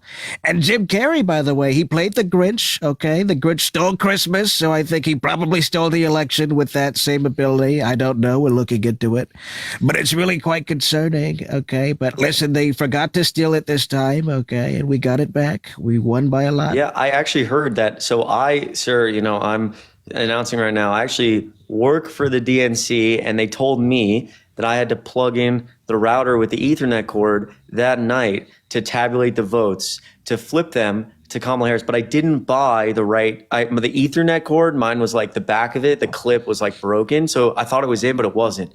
And so I was actually the reason that the votes weren't tabulated. I'm coming out right now as a whistleblower. Yeah, see, you got to switch to Starlink. That's the greatest rigging technique. I mean, nothing happened, absolutely nothing. But let me tell you, it's horrible you tried to do that, okay? Yeah. The DNC, they forced me. They said that if I didn't, they basically put a chip in my brain and said it's kind of funny, frankly. Excuse me. It's kind of funny how I was over there and I was bitching about Pennsylvania, and then suddenly the vote started to flip and then nothing happened. And I was like, oops, sorry, no fraud. Oops, no fraud. Yeah. It's kind of funny, isn't it? Mr. Trump, can I ask you one more question? You absolutely may. I noticed, being, talking to you for the first time, your hands are really small. You have very small hands. I have the biggest hands. I have the blackest hands. I can palm a basketball with these hands, okay? Sir, Let me tell you, excuse me. I was the tallest person in the room today. I'm actually taller than Barrett. I have to scrouch to make him feel secure. But I'm the tallest president. I was the tallest man. I have the biggest hands. I have bigger everything else, and it's tremendous, frankly. Okay, well, looking at your hands right now, they're just really small. I have huge hands. They're tremendous. Nope. They're the biggest. Why are you lying to you wish you had these hands. Why are you lying? Listen, my hands are so big, I could have kept everybody warm if we had it outside. But they said, sir, you're too frail. You're too old for some reason. And they kept me indoors. All right, well, Mr. Trump, I guess that'll be it for this interview. I appreciate you talking. It absolutely will be. Get him out of here. Tremendous. Guys, W fucking Jayden. This guy's killer. That was horrible. I'm sorry about that. That was good. What? Sorry about that visit. Dude, yeah, I did. Guys, go show Jayden some love. Link in his bio. Holy shit. Dude's killer. Nora, thank you for the 25. Let's go. Thank you for the 5. W Nora, let's go. Hello. Hello. Hello, Patrick. Hello, Patrick. What's up? What do you got? Oh, did you guys watch the inauguration? Not really. I sure did. What'd you think? Very dour. Very dour. Very partisan. Patriotic? Yeah, I mean, talking about trans people and mass deportations and how everything was rigged against him and the lawfare. I thought it was very dour. In a very dark view of America. You're talking about as one of decline, of one in failure. America's number one. What happened to that? We are number one. We've always been number one and always will be. No one's near us. Right. Well, then what the fuck is his gripe?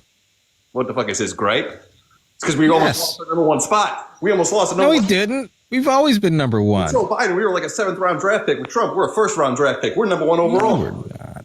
Yes, we are. This is so cringe. Is this a gimmick? Why did you vote for Trump? That's what you sound like. Chris, how do you feel today, buddy? You don't look too good. Yeah, I mean, pretty shitty, man. It's a different type of, soul crushing for it to come to fruition. Yeah. Chris, you know what, Chris? I want to bring something up to you. Have you noticed how much of the sentiment has been around owning the libs, about crushing them, about liberal tears and things like that? Because why do they want us to feel pain? Why do they want us to hurt? Yeah, because authoritarianism. No, that's of course. Because, when we vote and when Chris and I are supporting candidates and policies and things like that, it's not out of spite. It's not out of hurt. I don't wish any ill upon conservatives in America. I want them to have a decent economy, a decent way of life, decent healthcare, all that stuff. You guys want us to cry. And I never understood that. I never understood how so many people could lack such a degree of empathy for their neighbors, for their brothers and sisters, their parents, their kids. I can't understand that. That's very well said. I second that, especially in 20, you've been running around probably yourself for 4 years talking about how the election was rigged and Trump won, and here I am. Here I am saying no. We did lose, and it's really crushing because I put every ounce of energy into trying to have a different result, and it's pretty fucking soul crushing when you give everything and it doesn't happen. So yeah, sucks. But I reiterate what Jayden said. Can you answer that question? Wait, what was the question? Why do you guys want us to be in pain?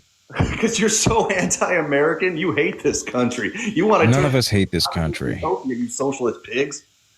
Socialist, but what is socialism? What is socialism? It's government control of everything. Everybody. Incorrect. Wrong. You already fucking flunked out of civics. You're gonna fucking school me on this bullshit? You don't know what you're talking about. And even still, despite your ineptitude, I want you to have health care. See how that works? See how I have empathy even though you don't? See how I want something better for you and you want us to suffer? What the fuck kind of America is this? How is this gonna present some kind of level of prosperity and bringing people together if you want the worst for the people that voted against you? You said what? Why do you want the worst for the people that voted against your guy?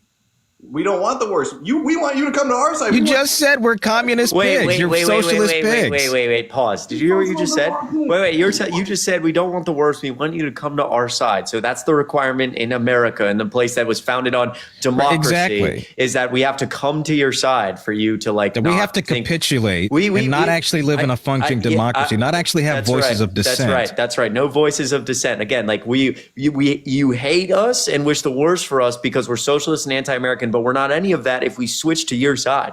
Again, walking straight into the history book. This is some fucking 1930s Germany fucking bullshit where it's like, just silence the voices of dissent. You are walking straight. I want you to know from the bottom of my heart, you are walking straight into whatever dystopian, authoritarian-esque period in American history this is. You're walking straight into it, and you're too fucking stupid to realize it. And from the bottom of my heart, if it all starts to really go south and you look around and you're like, what happened? I didn't mean to do this. I'm going to be sitting back here smoking a fucking cigar and looking at you like you're a dumbass. Because I don't know what else to do. We've tried to warn you for so long.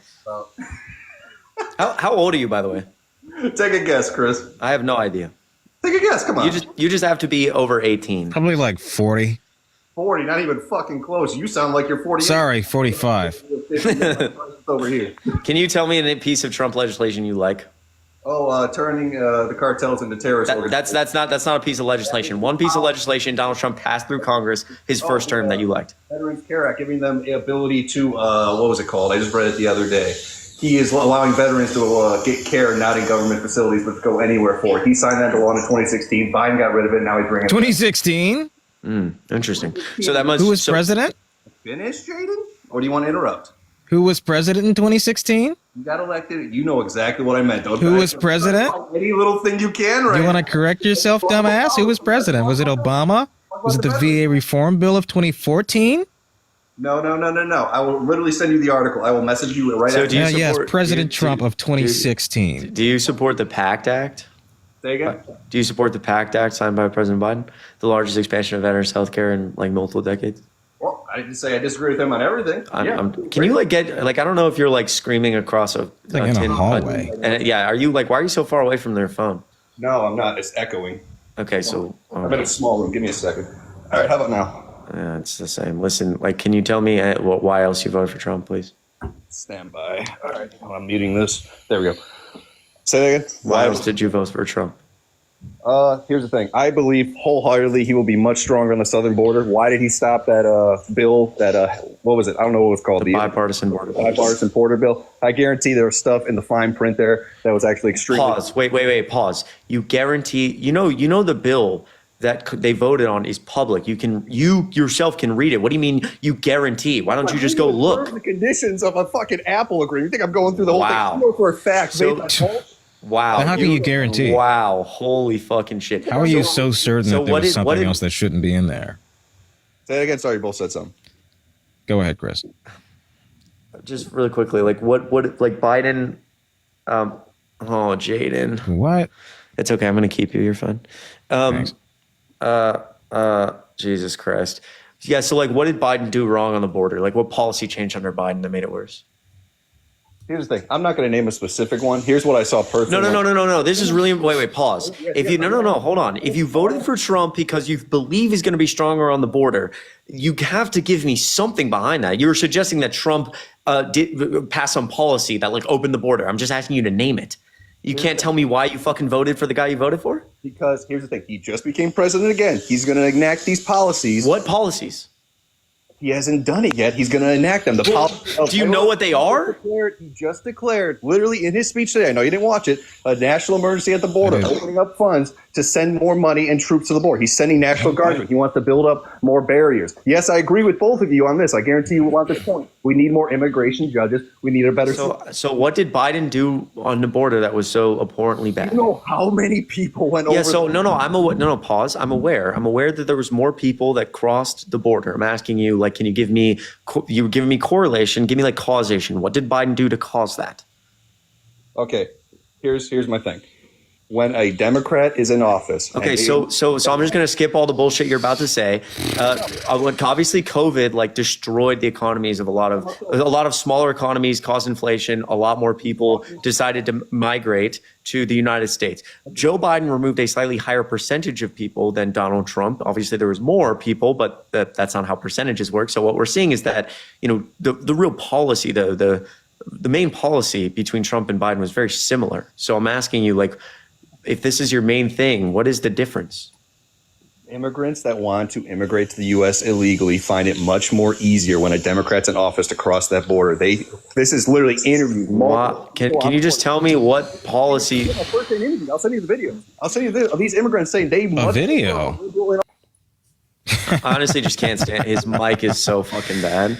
That's fair. I'm sorry, dude, but like, I worked at AT&T retail for a long time. Like I'm just kind of like sometimes I like nerd out on technology stuff. Like you can go buy a $50, if you're on like a $50 prepaid, not a $99 prepaid fucking Android phone from Walmart has like a more superior mic than like whatever you were just listening to. And that's like very confusing to me because it's like if you have a cellular device and you can access TikTok, how is it possible that it still sounds like you're fucking talking through an Xbox Connect, dude? Like what? Like I just don't get this. I know. We live in 2025 and you still sound like 2005. That's what I'm saying. Like you can, out of line. You can buy the cheapest. You can go on fucking eBay. You could buy a fucking Samsung Galaxy S6 that came out in like 2014 for $35 used. $35. And the mic quality is better than what we like. How is that? I just want to know how we hear people like they're like exploring the fucking reef in a submarine, dude. They sound like they're under fucking water. I'm like, how is this possible, bro? I'm not asking you to like fucking have some ridiculous shit like this. Like obviously, bro. I'm not trying to suggest that you have to spend fucking money. I get it, dude. The economy is people. I understand, but like it just makes no sense. You ready for inflation, kids? Aye, Captain. I'm not. Yeah. This is gonna suck.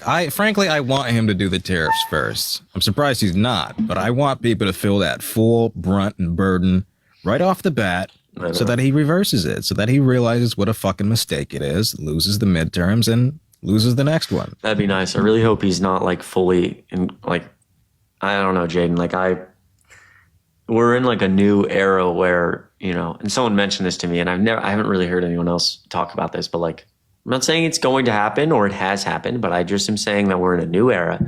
He signed Schedule F. Which he's already signed. He can, he's going to try to executive order. He's going to try to fire civil servants. Who reports our inflation data? The Bureau of Labor Statistics, the 3-letter agency. So when he has the ability now to fire those individuals and let's say replace them with loyalists, are we going to know what our inflation rate is? Like, I'm not saying that I'm not saying that that's going to happen. I'm just saying these are questions that in a time like this, maybe we should be asking. Like how much of an ability does Trump have at this point? Right. To do something bad and question. And how much of an ability does he have to like do something objectively that everybody can see is shitty, but so many people are just ingrained in the garbage that like it's somehow flipped to be fine? Could prices actually raise 30%? The inflation rate is reported as super high, but then every day people are like, it's the Dems. Like, I don't know. I have no fucking idea, dude. I don't know anymore. Yeah, I didn't consider that, because if his department, if he has the sole authority over presiding over who gets to dictate these numbers and whatnot, that's right. What are we going to see that's going to be factual? Like, they could write that the inflation rate is 1%. Even though it's not, and prices could be up $3, $4, $5 higher than they are today. Right. And like, again, as people in the comments are going to say that, like, oh, this is like fear mongering, you have no idea what you're talking about. Like, from a very, like, if you want to talk like academically, like the argument that conservatives make in something like Project 2025, the actual argument that's made is for unitary executive theory, that the Constitution actually suggests that the president should have full authority over three-letter agencies, which currently they don't. You know, most three-letter agencies are pretty nonpartisan. Obviously, like maybe a director is appointed to those agencies and may carry out the direction of the president, but on a day-to-day basis, the individuals who are working for those agencies it's very strict rules about them being nonpartisan. So again, the idea behind actually the Constitution doesn't intend this, that, you know, kind of a different outline of how our just system should work as a whole. Trump already signed Schedule F. He's going to replace people with loyalists.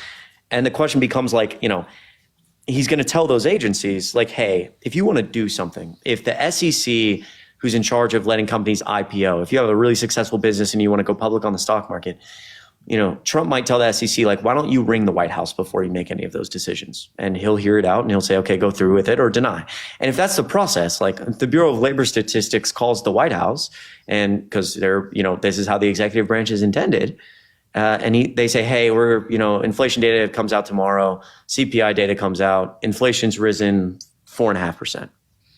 And Trump says, no, it hasn't. Don't do that. Don't do that or you're fired. Then what? I don't know. I don't know the answer to those questions. I don't know if that's even realistic. Maybe that's just absurd. Maybe that won't actually happen, and I hope it doesn't. But these are all questions you just have to be asking with like the way conservatives believe this country should be run in this unitary executive theory. It's crazy. And on the subject of agencies, three-letter agencies, or I guess in this case four, Doge was able to get rid of their first H-1B visa applicant the other day. Oh my God. Vivek, he's out of a job. He's gone. But, like, you know, this whole subject, and he brought this up today during his speech, the plan of getting rid of diversity, equity, and inclusion practices within the government really does beg the question as to why they would seek to eliminate such a practice while elevating people who are woefully unqualified for the jobs and presiding over laws such as DEI or practices such as DEI. Hegseth is not qualified. Tulsi Gabbard is not qualified. The fucking WWE spouse is not qualified for the education secretary, RFK. His initial snap judgment of Matt Gaetz being in the Department of Justice was one of the worst possible picks that he could have made. All the while they're saying that we shouldn't bend to the will of diversity, that we should be appointing people based on merit and qualifications, but selecting people who lack all of those things. Yeah, exactly. Well said. And like, again, that's like a whole nother danger that people aren't talking about. Like you look at like the history of countries that have historically at one point been maybe very strong and then fallen apart. A lot of it, regardless of like corruption or fraud or fucking bullshit, if you appoint your friends and allies and loyalists to government positions and they literally don't know how to run those government positions, it can go south very quickly. We have seen that multiple times. There's a lot of interesting writing about like some of the history of Venezuela and the decisions that were made by Maduro. And like if you tell someone to run an agency and all they've ever known is being a Fox News host, it's actually, believe it or not, Jayden, really possible for them to fuck that up. I had a dream the other night that like a second style 9/11 event occurred under Trump's watch. And I'm not hoping for any of that by any means, no. But if something were to occur, I think that ineptitude, that lack of judgment on Trump's part and on Hegseth's part ought to be brought into some of the most scrutinous review. Should be torn apart. And precisely so, because, you know, I don't have much confidence in this government. I don't have much confidence in Hegseth. Yeah, 100%. There's zero confidence, literally zero. It's very concerning. It's extremely fucking concerning. Oh my God. Here we are. Anybody else in the box? Yeah, sorry. I'm just over here fucking. Guys, double tap the screen. Appreciate everyone being here. If you're a Trump supporter, let me know. Yeah, no, it's very well said. And like, again, not even what you just said, Hegseth himself, and like something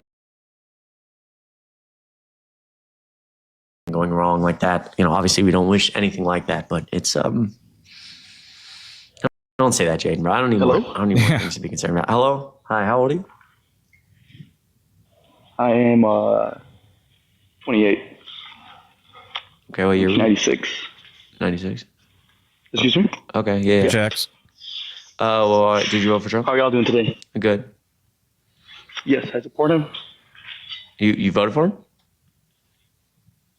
Yes. Well, so here's the thing. Unfortunately, I can't vote because I have DACA, but I do support him. Because I couldn't hear what he said. Oh. What did I'm sorry. What did he? He said he's on DACA, but he supports him. Good luck with that. Well, I should ask him a question. I honestly couldn't. I just heard, well, unfortunately, and I was like, all right, well, normally we just look for people who voted for Trump. But actually, damn, that would have been. I mean, it also sounded like he was in like a bar bathroom. So, I mean, what am I supposed to do? Oh, yeah. If you're a Trump supporter, let me know if you voted for Trump. Hello? Hello? Hello? Slowy. Hello. Hi, Am I pronouncing that correctly? Yes, you are. I'm doing good, thank you. Slowy, okay. I'm just gonna go out on a limb. I've never voted. I don't participate in the voting system, but I want to. I'm so sorry. Normally I'm not like that, but I need like we haven't had very many debates. I love you, buddy. It's no hate. Trust me. I talk to people all sides of the aisle, people who are leftists, liberals, right. I don't care about you. Be whatever you want, but just for a second, let me someone who voted for Trump. Is this Harry's boyfriend, bro? You're probably a grown-ass man. I just want to point that out. Like, you're probably 40 or... I'm not, Jayden, I'm not into... If you're a Trump supporter, please let me know.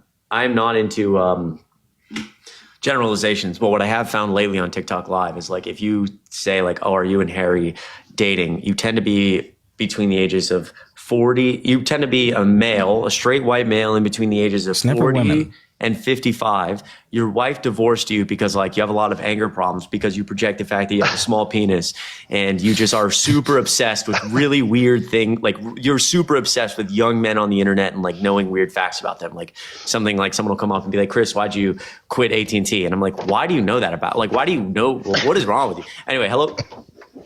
What's up? What's up, man? Did you vote Trump? I did.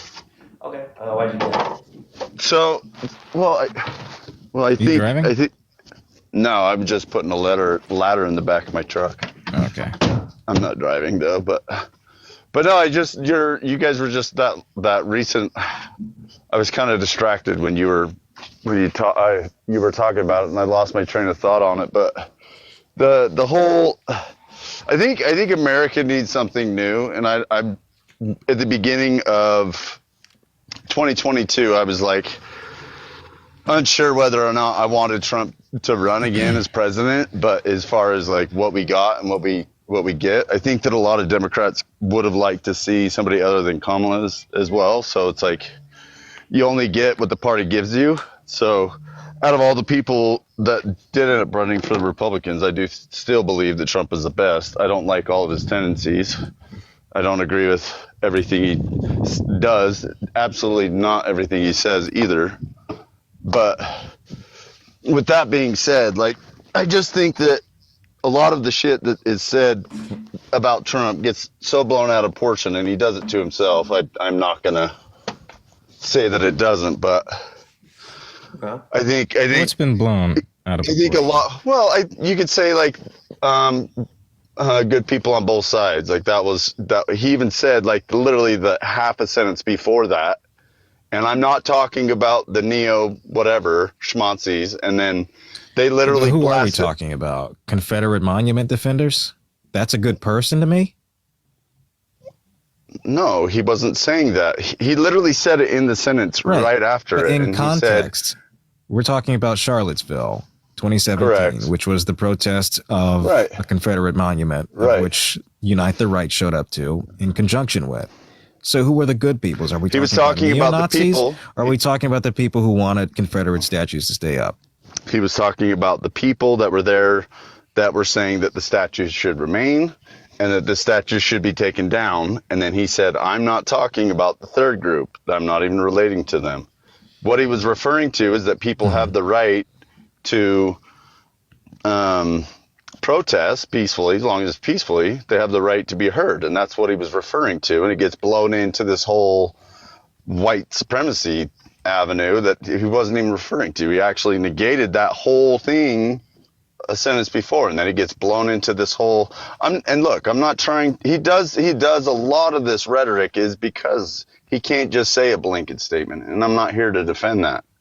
What I am here to defend is that he was the best policy president in my lifetime. I'm 44 years old.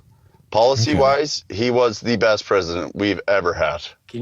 Just real quick, is there an assessable difference between somebody who supports the Confederacy and a neo-Nazi? You have to elaborate a little bit broader on that. Like, what do you mean? I mean, you're saying that he's not referring to neo-Nazis within that speech, but pro-Confederate sympathizers. Is there like a quantifiable difference between those two? And that's what I'm saying. That's why I'm using that as an example. That's why I'm asking. And I agree with you. There isn't much of one, and that's what I'm talking about. Is he's okay? That's what I'm saying. He just buries himself. Talking about neo-Nazis. Whatever. You can. If there's no difference. I didn't say that there was no difference. I'm saying the amount of difference is where I'm saying he digs himself into a hole to where people like you can literally say that, and you're not wrong. That's why I'm saying it's stupid, half of the shit that he says. Okay. Well, yeah, that's usually like like his, even as you have this like niche debate, it's just unwillingness consistently. His struggle consistently to just broadly, very easily say, I don't support white supremacy. I agree with you. Absurd. And he's denounced white supremacy. But it takes him like very tepidly. Yeah, it takes him, look, I'm not going to be up here to that. defend all that shit. I'm the last person that's going to do that. Believe me. That's exactly what I'm talking about. Is he buries himself in his own rhetoric with stupid shit like that? He doesn't have to. Don't you think that that's like a like if you are admitting that, or if you are saying that it can be difficult for him to do that, don't you think that that speaks broader on like his character as a person? But that's what I'm saying. That's what I'm using. Like I said before, that's what I'm using an example. Is he's not like he did all the funding for all the HBCUs. Like he's done a lot for the community. He's done a lot for Americans as a whole. Like unemployment was at a lowest rate for all Americans, not just white Americans and all of that under stuff. Biden, though. By 1/10%, and when they revised the numbers, that 10% went right out the window, but nobody ever talks about that. So, and that was in the same quarter. So, it like we can sit here. It was a full different quarter. This was 2022. Hit record low unemployment. Right, and then the job numbers came out about that same time, and they revised the numbers. It was like 285,000 jobs. In total, it was 811,000. That's on the monthly average, not yearly. I'm talking about over his entire presidency. It was 111,000 jobs that they revised, that they were saying were not technically added, or it wasn't a full-time job. They kind of fluffed the numbers. That's what it was. That you guys were sitting here saying, oh, what if Trump manipulates these numbers? You don't think that Biden manipulated the job number? Literally. Hold on. Because when you talk about and you said that Trump was the best policy president of your lifetime, like Joe Biden passed more fiscal legislation than maybe any president in 5 decades, and was certainly a top 3 president at all time in terms of passing fiscal legislation. There is no possible way that you could tell me Trump was the best policy president of your lifetime. What pieces of legislation did Trump pass that you thought were so great? So the reason I'm saying that is, well, the reason I can argue that point is Biden was he's been in politics his entire career. He's never worked in the private sector. So of course he's going to know how to do legislation. Yeah, he has. He was 29 years old when he got into the Senate. He had jobs before he was 29. What were they? He was a lifeguard. Oh, that's right. And he was a rubbing defender. kids' legs at the pool. He was a defender. Stop being creepy, man. Your guy. No, he's the creepy I'm not one. going to go into the Epstein. I'm not going to go into the Epstein docs, so we don't have to go there. So wait, can you explain? Boy. Can you explain to me then? Like, again, like you can't just say, oh, well, he knows how to pass policy. Like you said, Trump was the best policy president of your lifetime. Can you please elaborate on that? What legislation did Trump pass? Name a single piece of Trump legislation he passed in his presidency. His tax bill. Okay, so he passed Tax Cuts and Jobs Act. What else? The Veterans Act. Like this isn't where I was going to go. Okay, and but so that's why I wasn't absolutely prepared. No, hold on. I just want to point Why out. are they never prepared to talk I just want to point out quickly. I didn't know you were going to go down that road. I was thinking about something You wanted to talk feelings, not facts. I wasn't, and you I'm said not giving you my feelings. I'm telling you the facts. You said he was the best. You brought it up. You said he was the best policy president of your lifetime. You just named it Tax Cuts and Jobs Act. So he got us.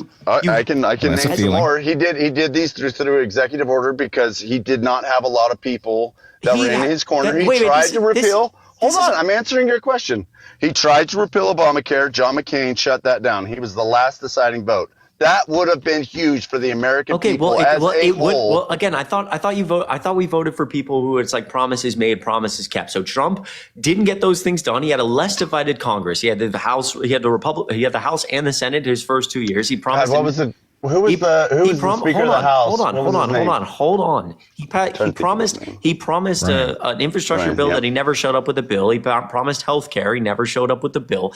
And you're naming, you hesitantly named a Tax Cuts and Jobs Act, and you hesitantly named a veterans bill. I just want to point out, Joe Biden passed the right to try. The Joe Biden. Can I speak? Joe Biden passed the largest investment in infrastructure since Eisenhower, $1.3 trillion. The largest investment in climate change ever, which was $280 billion in the Inflation Reduction Act, but over $1 trillion.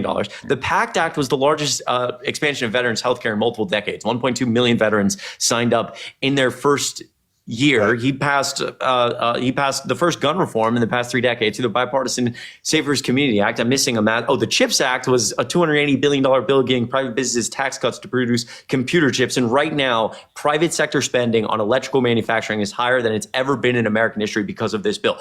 We're talking about some of the most monumental pieces of economic legislation we have seen in decades. And you're telling me that was just shit, that didn't matter, that the Tax Cuts and Jobs Act was just so much more prevalent to you? I'm saying on an economic level, absolutely it was. How?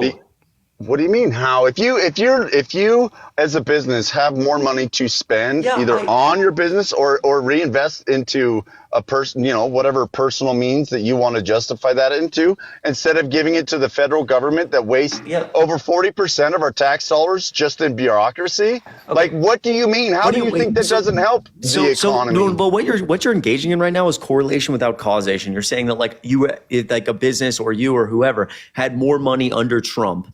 And so therefore, how is it not better? That's correlation without causation. You haven't shown me any type of cause that Trump was the cause of that, because he wasn't. His jobs, the actual bill that created the reducing taxes. What do you mean? What more the earned income credits and all of that? Like, how do you think that doesn't benefit Americans? We had more money in our pocket. We weren't at an all-time year. Weren't at a 40-year high in inflation. So again, we didn't have the most debt as personal debt in the country's history. I want to point a few things out. We did not. I want to point a few things out. Hold on. You're engaging in like correlation without causation. You cannot tell me, because there's no economic data to support the idea that Biden or the federal government under Biden was the main cause of inflation. That's absurd. And so like you keep. Oh, I can tell really? you. What economic data supports that?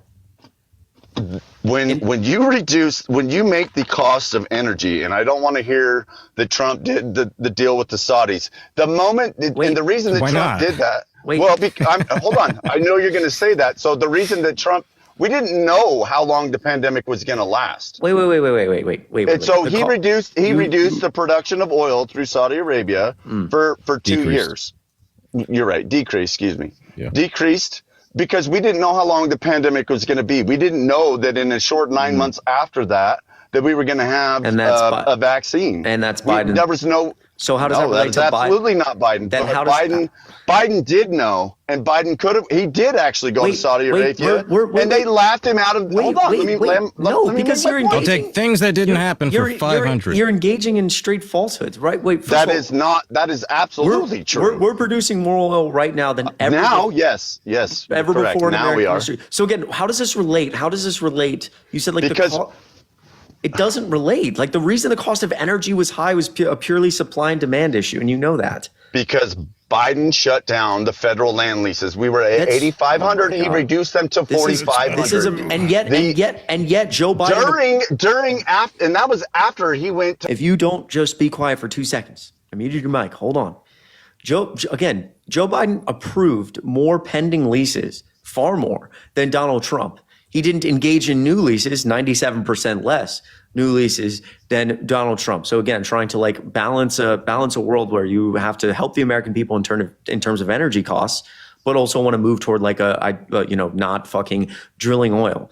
But again, like this idea that when Joe Biden gets in at 14%, well, I guess technically 6% or 7% unemployment, and there's, prices of a barrel of oil is $0 on the global market, the vaccines roll out, there's a massive spike in demand for things like oil, but the supply is near zero because everyone cut their supply. It's obviously going to cause inflation. Again, you haven't provided like any economic source for this. And you're like consistent.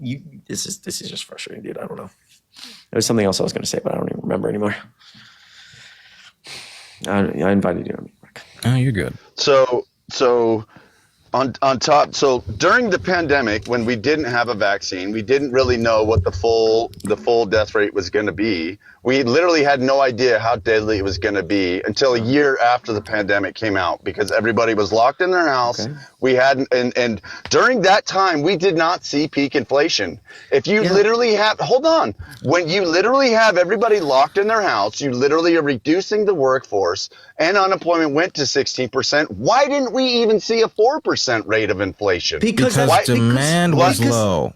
It was not low. The fucking demand was low, right? People couldn't shop. People couldn't travel. People weren't buying gas because they had no fucking cars to drive. That was still 9 months after the massively pandemic. Purchasing during the pandemic. Supply. That is not true. Excuse me. Supply was low and demand was low. Demand that is not true. Yes, it is true. That's basic economics. That is absolute. Then why were all the grocery store shelves empty? If demand was low.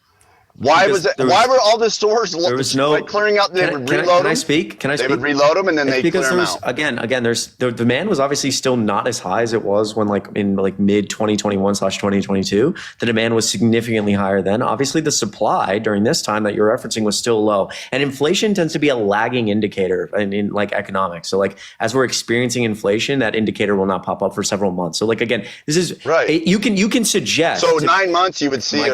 So can you then? So instead of just arguing that like why didn't this happen, can you provide me some? You're still not telling me how Joe Biden caused this inflation. Because when he went to OPEC and they laughed him, and for the first time in 50 years they did not use the petrodollar to exchange oil. That was the first time, and that happened under Biden's administration. First of all, that was a huge indicator of us being on the world stage, being laughed at. That they were just completely mocking the United States. And you cannot dispute the fact. Joe Biden Trump was laughed at the UN General Assembly, but go ahead. Okay, did the General Assembly walk off the stage before they took a picture with President Trump? No, and that didn't happen for Biden either. Yes, they absolutely did. It happened on November 8th. Joe Biden wasn't even on the stage. All the G20, the very last G20 summit we just had. I have a picture of it there's a video of it on my profile. You're more than welcome to go watch it. So like Joe Biden wasn't respected. They all walked off the stage before Joe Biden. Why did all of like Trump's people from his first term all say that like he wasn't respected on? What are you talking about? He's in the picture right here. Nice. It's on my profile. You can they were all of Biden's advisors were sitting out, or why did all of Trump's advisors say he wasn't respected? I wouldn't say all of them. Really? 40 of his 44 hand-selected cabinet members, and everybody in like the highest positions of power all said he was a disgrace, and foreign leaders thought he was a quote laughing fool, according to his second a lot of that was because of January 20th, and 6th. It was. Yes, you're right. The 6th, but yeah, still. but no, I'm also referring to like his top national security advisors and people who traveled with him to meet people like Putin, who actively said out loud, "I'm not voting for Kamala Harris, but you should know I'm not voting for Trump because, quote, I believe foreign leaders think Trump's a laughing fool, and how for the first time ever." God, thank you for sunshine, thank you for rain, thank you for joy, thank you for pain. It's a beautiful day, it's a beautiful day. This is not an attack by Putin on Ukraine. Who are not Democrats, who didn't vote. Trump's hand-selected chairman of the Joint Chiefs, the highest military general in the land, his first national security advisor, his second national security advisor, his third national security advisor, first chief of staff, second chief of staff, third chief of staff, his secretary of the Navy. Like, how many, what do you mean? It's not a sword we're dying on. It's the people who served an oath to the Constitution and now have to go hide away and can't have a job in politics because they spoke out against Trump. So you think the 78 million voters that voted for Trump would disagree with all of those people, and all those people are stupid too? Yeah, I didn't say that all 78 million people were stupid. All 78 million people that voted for Trump probably would disagree with the top military general in the land who has served in the military since Vietnam. Yes, they would, and I would say that they're misinformed for thinking so.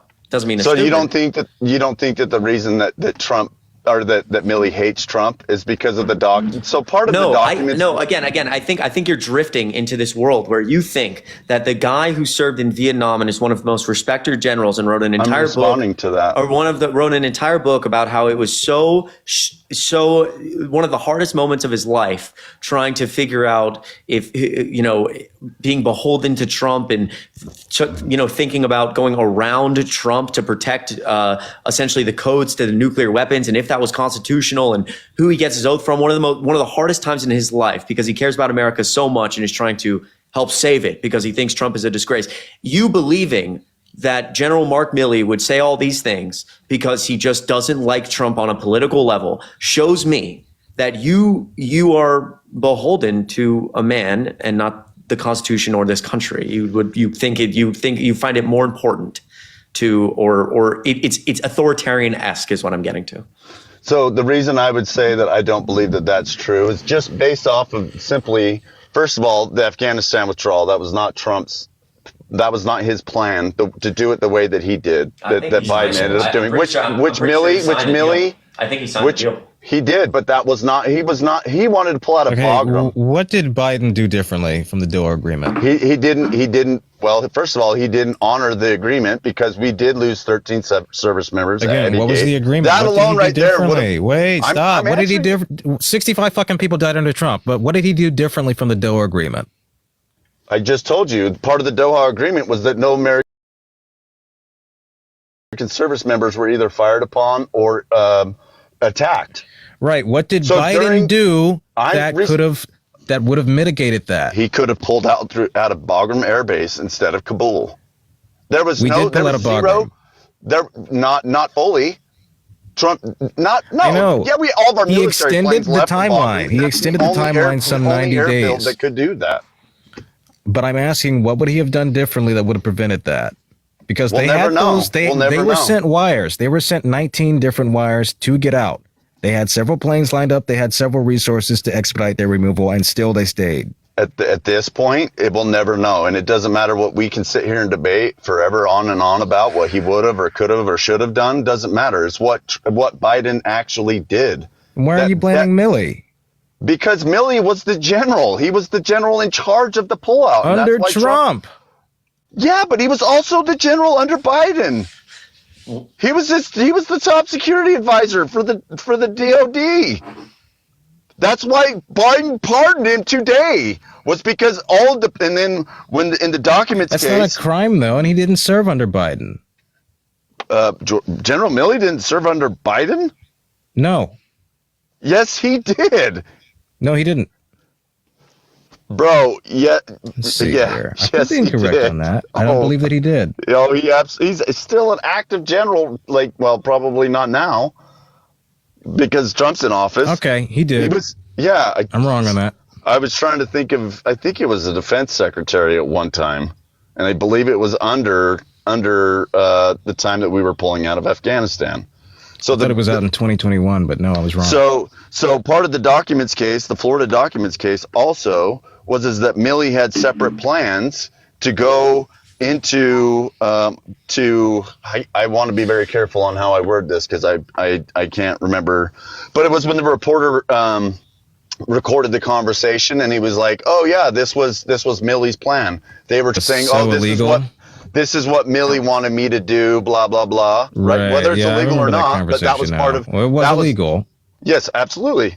Nice. It was also illegal for her to record the conversation, but anyway. Nice. Well, I'm just saying two wrongs. Again, yeah, that doesn't right. vindicate him. Yeah, that's right. But let me make the point of why Trump and Milley don't like each other was because a part of that there was an illegal attack plan that Milley had drawn up that he wanted Trump to use to invade Iran. Blah blah Dude, blah. That's literally what it is. What is your point in all of this? The point that I'm trying to make is that's why Trump doesn't like Milley was because he was trying to frame him for an attack on Iran. What about the whole Milley calling him a wannabe dick? I think the reason that's what started the whole thing that happened 2 years before. I think trying to frame him when he's out of office for an attack plan that couldn't happen and was classified. That's literally what he read to the lady. It's in his words. Yeah, that doesn't give Trump the authority to A, expose classified information, or B, act on it. He wasn't president. Milley He couldn't literally have done went it. to the CCP and was telling him if they're going to attack, I would warn you. He's literally undermining a sitting president. Because he called in an action. Yes, to prevent what was likely to have been an incoming drone strike as a preventative measure. Yes, he would call to de-escalate. Why wouldn't he? But you're going to literally preemptively go against what a sitting president is doing as a general? To prevent you're going to sit here and tell me that Trump's the problem? A preemptive drone strike. What China wanted to do was drone strike the United States in 2019. If you're calling in and saying, no, this is not the president's policy, we are not planning an attack on you, do not strike us, why wouldn't you want that?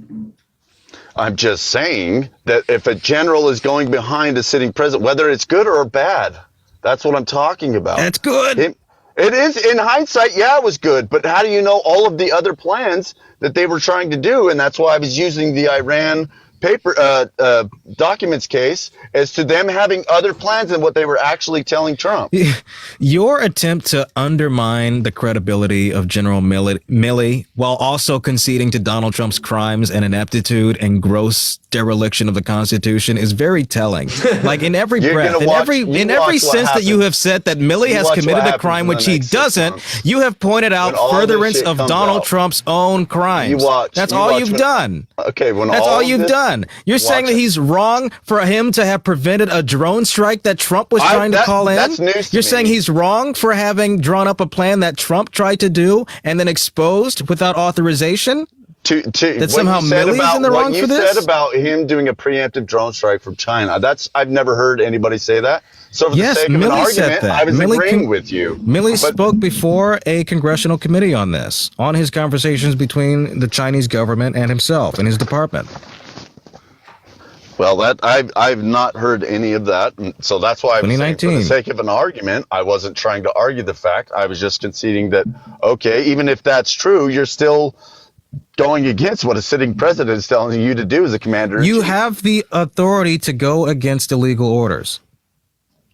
That's why I think that's why the exact quote from Mark Milley is, quote, I took an oath to the Constitution and I took an oath to the idea that is America. I quote, I didn't take an oath to a wannabe dictator. I took an oath to the idea that is America and I'm willing to die to protect it. And if that's what happened, we'll see. Okay, so if that's what happened, we're going to find out that part. I remember that. We're going to find out in a very short amount of time what actually transpired, because Mark Milley's up there sitting there saying all this stuff with Joe Biden as his, and I'm not saying it didn't happen. It could have very full well been everything that Milley said. And I'm not going to, without any proof, I'm not going to say that it didn't. But I'm just saying in the next 4 to 6 months, we are going to find out what actually happened. I know. I hope, And I think I'm glad that Joe Biden issued preemptive pardons to people like Milley so he can go live in peace. Because he's. And what about Hunter Biden? He sits there and says, "Oh, you should pay your fair share in taxes." All the while, he's letting his son off the hook for paying unpaid taxes. He paid them back. But so if I go rob a bank and take the money back, am I going to be let go of all my? Stop. Hunter Biden was not charged with anything relating to taxes. Number two, what the fuck? Bullshit. It's not bullshit. He was charged. First of all, he was okay. Couple actually. Well, I guess there was 11 total felonies, but the main felony that people talk about and he was convicted of would be the gun form. Correct. Number two, yeah, dude. There's a lot of people. I know several people who have to pay like back taxes in the IRS. Like comes after. I've had to pay them. Yeah, so that's fantastic. But it didn't take me 5 years to do it. Okay, yeah. And my dad to be the president. Can you shut the fuck up for more than 2 seconds, please? Again, yes, we are actively admitting up here that Hunter Biden made mistakes. Again, I'm glad that Joe Biden is like preemptively pardoning these people because Donald Trump and everybody that Donald Trump has hand selected has said for multiple years that they will use the Department of Justice to come after people. And Joe Biden doesn't want to see that. But yet they're going to allow the state of New York to go and change laws. So notice how you're not addressing. No, I think it's barbaric that Biden did most of his parts. Yeah, he has 1,500 clemencies, and yes, absolutely. If you trust in the justice system, hold on. No. The answer. Yeah, well, I'm interrupting. Yes, you did. What the fuck? The answer to your question is that we don't have. Joe Biden is now seeing a world where there isn't faith in the justice system because Trump and everybody Trump selected, including Kash Patel, have actively said over and over and over again that they are going to come after people. Kash Patel has a fucking enemies list, quote, people part of the deep state, and then a list of names. So, like, obviously, if Trump is actively saying he's going to use the DOJ in an inappropriate way, people are losing faith in the justice system to be, nonpartisan. And number two, what I was going to say before I had to say all that was that it's not barbaric. What's barbaric is the current president right now, as we speak, is a rapist, sexually abuses women, defames women, and is a convicted felon. But here we are, and you voted for him. A convicted dude. I'm so glad you guys get to say that now. Like, and for all of the people. Do you think it's okay? No. I need to ask a very simple question. Donald Trump was found liable by a jury of his peers for sexually abusing a woman. Do you think that's okay? I don't think that he was. She couldn't even name the place. She couldn't name the day. She couldn't name the time. She couldn't even name the store. Can I speak? Can I speak? First of all, yes, she could for part of that. Second of all, again, you had like a doctors and a therapist testify around like the idea of like PTSD, women going through that. Obviously, most women overall don't speak out when such a tragic event happens because it's one of the most tragic things you can go through. Regardless of that, I'll continue on before we go back to that. When Donald Trump in 2019, when he was accused of sexually abusing E. Jean Carroll, he said, quote, "I wouldn't have done that because she's not my type." Do you think that's an appropriate statement to make? I think it's an honest one. It's an honest one. Okay, no. Be quiet for a second. Appreciate you. When he was up on a stage literally 2 months ago referring to another woman and said, "I'm going to be completely honest. They're going to hate that I say this, but it's the truth. I wouldn't have done that because, quote, she wouldn't have been the chosen one. She wouldn't have been the chosen one," end quote. Is that a statement you support? She wasn't my type, or is it exact Okay, yeah. words. So, like, do you have children by chance? Yeah, I do, and I have 2 daughters as well. It's 2 daughters. Okay, it is unbelievable to me that in a world growing up, like we're building a culture of sexual abuse, and you think it's okay that the president of the United States That's not what I'm doing, like that. sir. Really? Why would you say it's honest? So you think it's honest for Donald Trump to say I wouldn't? He's implying that he's saying that he would have sexually abused E. Jean Carroll if she was hotter. That's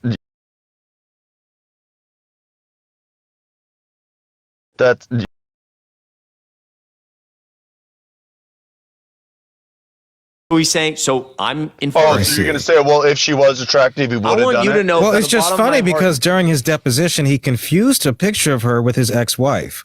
That is true. Very clearly, that would have been his type. Can you respond? A picture from 40 years ago? So that looked like his wife. He said, "That's my wife, Marla." That was 40 years ago. At some point, he was attracted to Marla Maples, was he not? I don't even. Who's Marla Maples? His ex-wife. Oh, I didn't even know that. He has what, like 5 or 6? Right. He said, "That's my wife." I don't keep up with so all that's of his type then, right? I guess. Nice. Okay. It genuinely makes me sick to my stomach.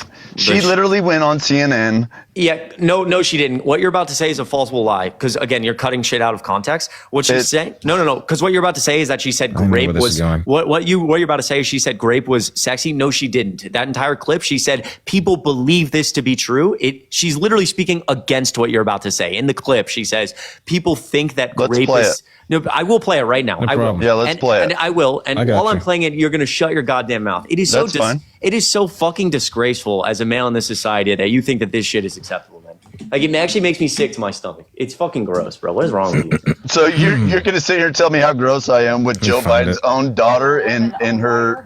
Don't talk about Joe Biden's family, bro. Joe Biden's a good dude. Don't fucking say that. New lawsuit against him. Thank you, E. Jean Carroll is suing Trump for battery and defamation. She accuses him of Hang on. raping her in the dressing room of a Manhattan luxury department store in the mid-90s. Got to jump ahead to the exact quote. This is like 3 minutes long. Just a second. Kind of a New York moment. Like one of the those best New, just like the best New York. Donald Trump is going to put on a filmy bodysuit. It's like, oh, I couldn't. So let's go in the dressing room. I thought, yeah, I'm going to make him put those pants on. Walked in, and the minute I was in there, he shut the door and pushed me up against the wall and bang my head on the wall and kissed me. It was so shocking. He put his shoulder against me to hold me against the wall. And at that point, I realized that I was in a very difficult situation. Did he say anything? No. It was just like, we're going to do this thing. We're just so hot for each other.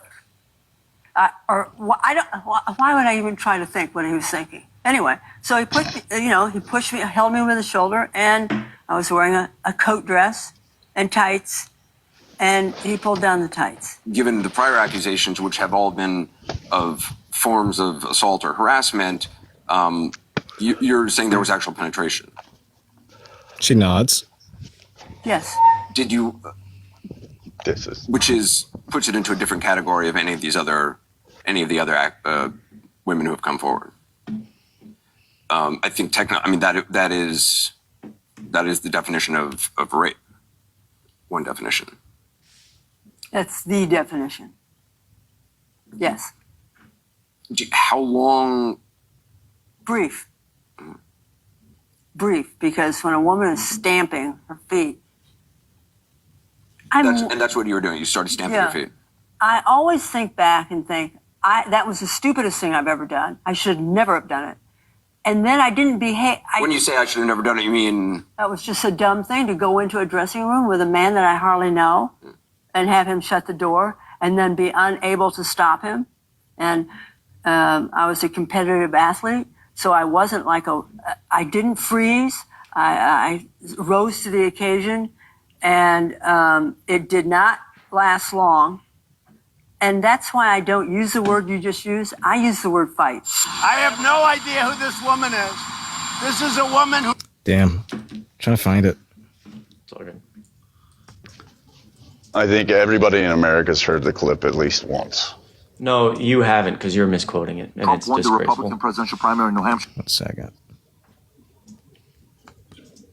The part where I said that she said it wasn't grape, that's what I said. She literally says that. And then they said, let's cut to Going on commercial. the ground and ravish. When the word rape carries so many sexual connotations, this was not sexual. It hurt. Well, I think most people think of rape it is a violent assault. It is not. I think most people think of rape as being sexy.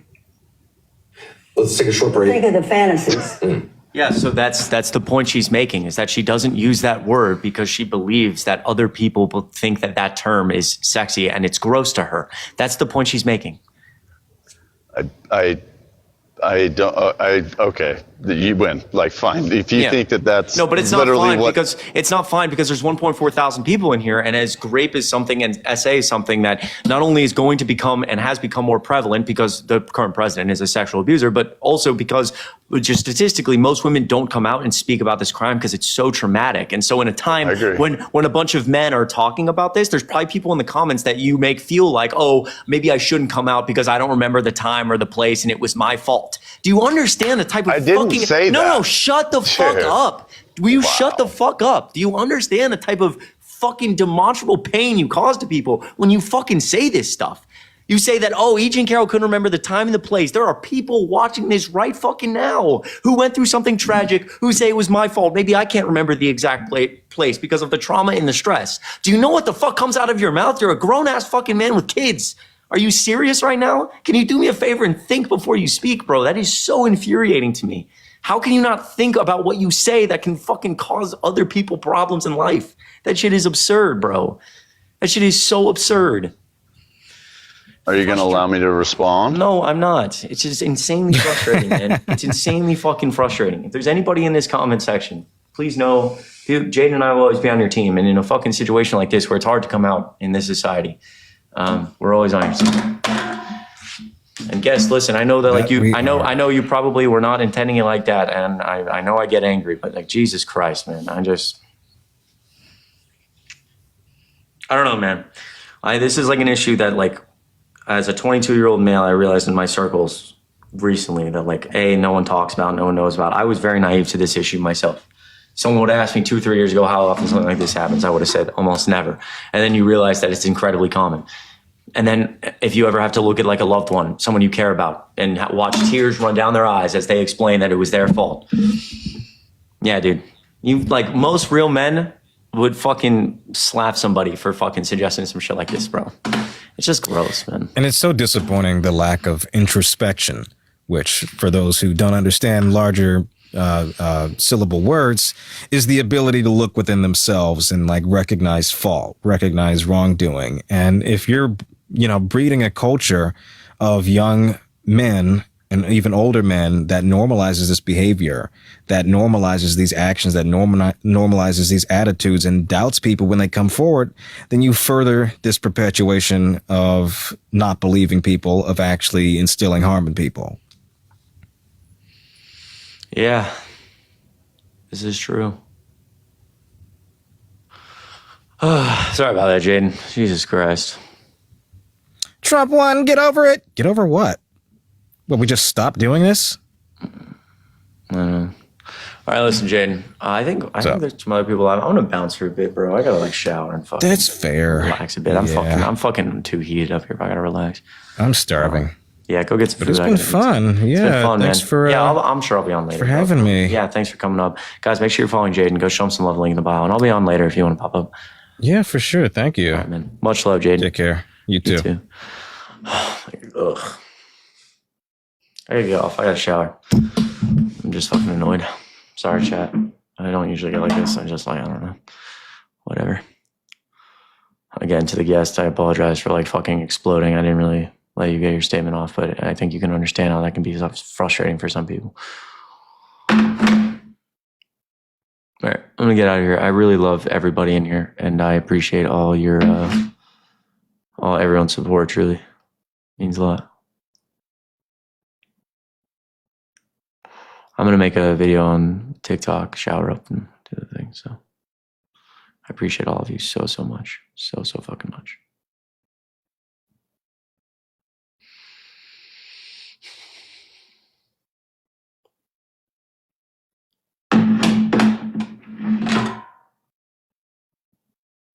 All right. I love you guys. I'll be on later. Thank you again for all the support. Go raid whoever's out there. Go just run together. Notre Dame or Ohio State. I have to say Ohio State, I guess. I understand, like, I guess everybody hates Ohio State, but like my family's from Cincinnati. I'm not an Ohio State fan, but like I cheer if there was an SEC team, I'd cheer for the SEC team. Raid, Dean and Parker, go. Say Maori Raid. I love all of you. I'll be on tonight, don't worry. I love you guys. You guys are the best. Oh my God. Great. Fantastic. Love breaking things in my apartment. And I'm rooting for the Chiefs. Yeah, no, absolutely not.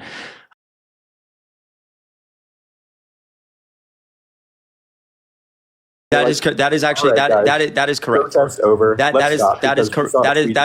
correct. And why do you think that? I think that because if you like read the January 6th report and you looked at the footage, you could tell that as Donald Trump was tweeting, a bunch of people, and we see this from videos, had megaphones and their phones out where they were announcing what Trump was tweeting. And so a good example of this is within 30 seconds, this was around 2:30 p.m., within 30 seconds of Trump tweeting, Mike Pence doesn't have the courage to do what's right, within 30 seconds, if you line up the tweet and the security footage from the Capitol, the Capitol on the north side of the steps gets it literally appears as if something happens in the crowd and everybody at once decides to push aggressively forward on the police. And if you look at the previous 30 minutes of that footage, they're all, the police are there and they're pushing, but it's clear that something happened right there to cause them to push forward. Donald Trump sent out a tweet and the crowd read it. He said, Mike Pence doesn't have the courage to do what's right. Keep fighting. Yes. So can I ask you a question? As president of the United States, you're watching your supporters storm a federal building, police officers get beat over the head, regardless if you think that they had a right to do that. Why did it take Donald Trump over 3 hours to tell people to go home? I don't know. I'm not Donald Trump. Well, again, see that right there is a horrible fucking defense because you're not Donald Trump. But we're talking about the president of the United States. The bar is like in the ground, right? If we're talking about something like my Uncle Joe did wrong, I'd be like, oh, well, I don't know. I don't know what my Uncle Joe is thinking. But the president of the United States is watching his supporters storm a federal building while an election is being certified, and it takes him over 3 hours to tell people to go home. And by the way, we have testimony from his chief of staff, all of his advisors, pictures of notes that the advisors would write, like tweets that he could send out, exact quotes, and they'd give them to a chief of staff who would go see Trump, and then the chief of staff came back and said Trump doesn't want to do anything. There's actually a direct testimony where someone said that Trump's chief of staff essentially, when he was in the room with Trump, when he finally got to Trump around like 2:15 p.m., and said, sir, they're chanting to hang the vice president, that Trump said something to the effect of, well, he deserves it. That's what he gets for not listening. That's not true. That's not true? So Donald Trump's handpicked chief of staff and all his handpicked advisors who work next to him every day lied to the January 6th committee under oath. Correct. That's why they're fired now. Okay, right. So what you're engaging in obviously is like authoritarianism. That's terrible. How am I engaging in authoritarianism? Because you believe that in some leader who like strong arm leads and doesn't allow as we see from multiple different aspects of Trump, doesn't allow, dissent. And you believe that because someone places their hand on a book and says they won't lie, that they actually won't lie? No, obviously politicians lie. We haven't seen a politician lie with the ferocity of Trump. And again, like, why do you, so let me, so wait, I know because I can read. How do you know when someone's lying? Yo, wait, can we not get off this? Wait, stop. Can we, hold on, stop. Can we not get off the point of the fact that you just said that all of the people that in Trump's inner circle who testified about this day and called him a disgrace, most of his first administration isn't serving in a second, you're telling me they were all lying under oath? Not all of them. I mean, so his handpicked. How many of them said that? Probably just one of them. His handpicked. No, multiple advisors testified this. Again, you haven't read the January. You haven't read the January 6th report. Why do you think Donald Trump had 3 different chiefs of staff? They all called him a disgrace and said that he had, quote, nothing but contempt for our democratic. Well, one of them, his last one, John Kelly, said, quote, Donald Trump has nothing but contempt for our democratic institutions, our Constitution, and the rule of law. There's nothing more that can be said. God help us. Well, that's what, when you talk about contempt for democratic institutions. So wait, so again, can you tell me? No, you can't talk because you're not engaging on the premise of the fact that Donald Trump didn't say anything for 3+ hours and the people testified that he didn't want to. Why?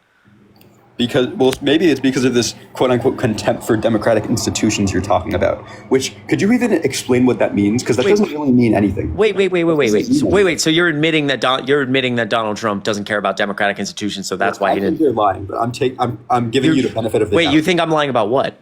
I think they're lying, and I think you're believing them. Okay. Wait, but can you explain why Donald Trump didn't say anything for 3 hours? I think he was busy. You think the president of the United States, on the day of the certification of the election, the entire world, and it's all over media, the only thing anyone's talking about is that Trump supporters are storming a federal building.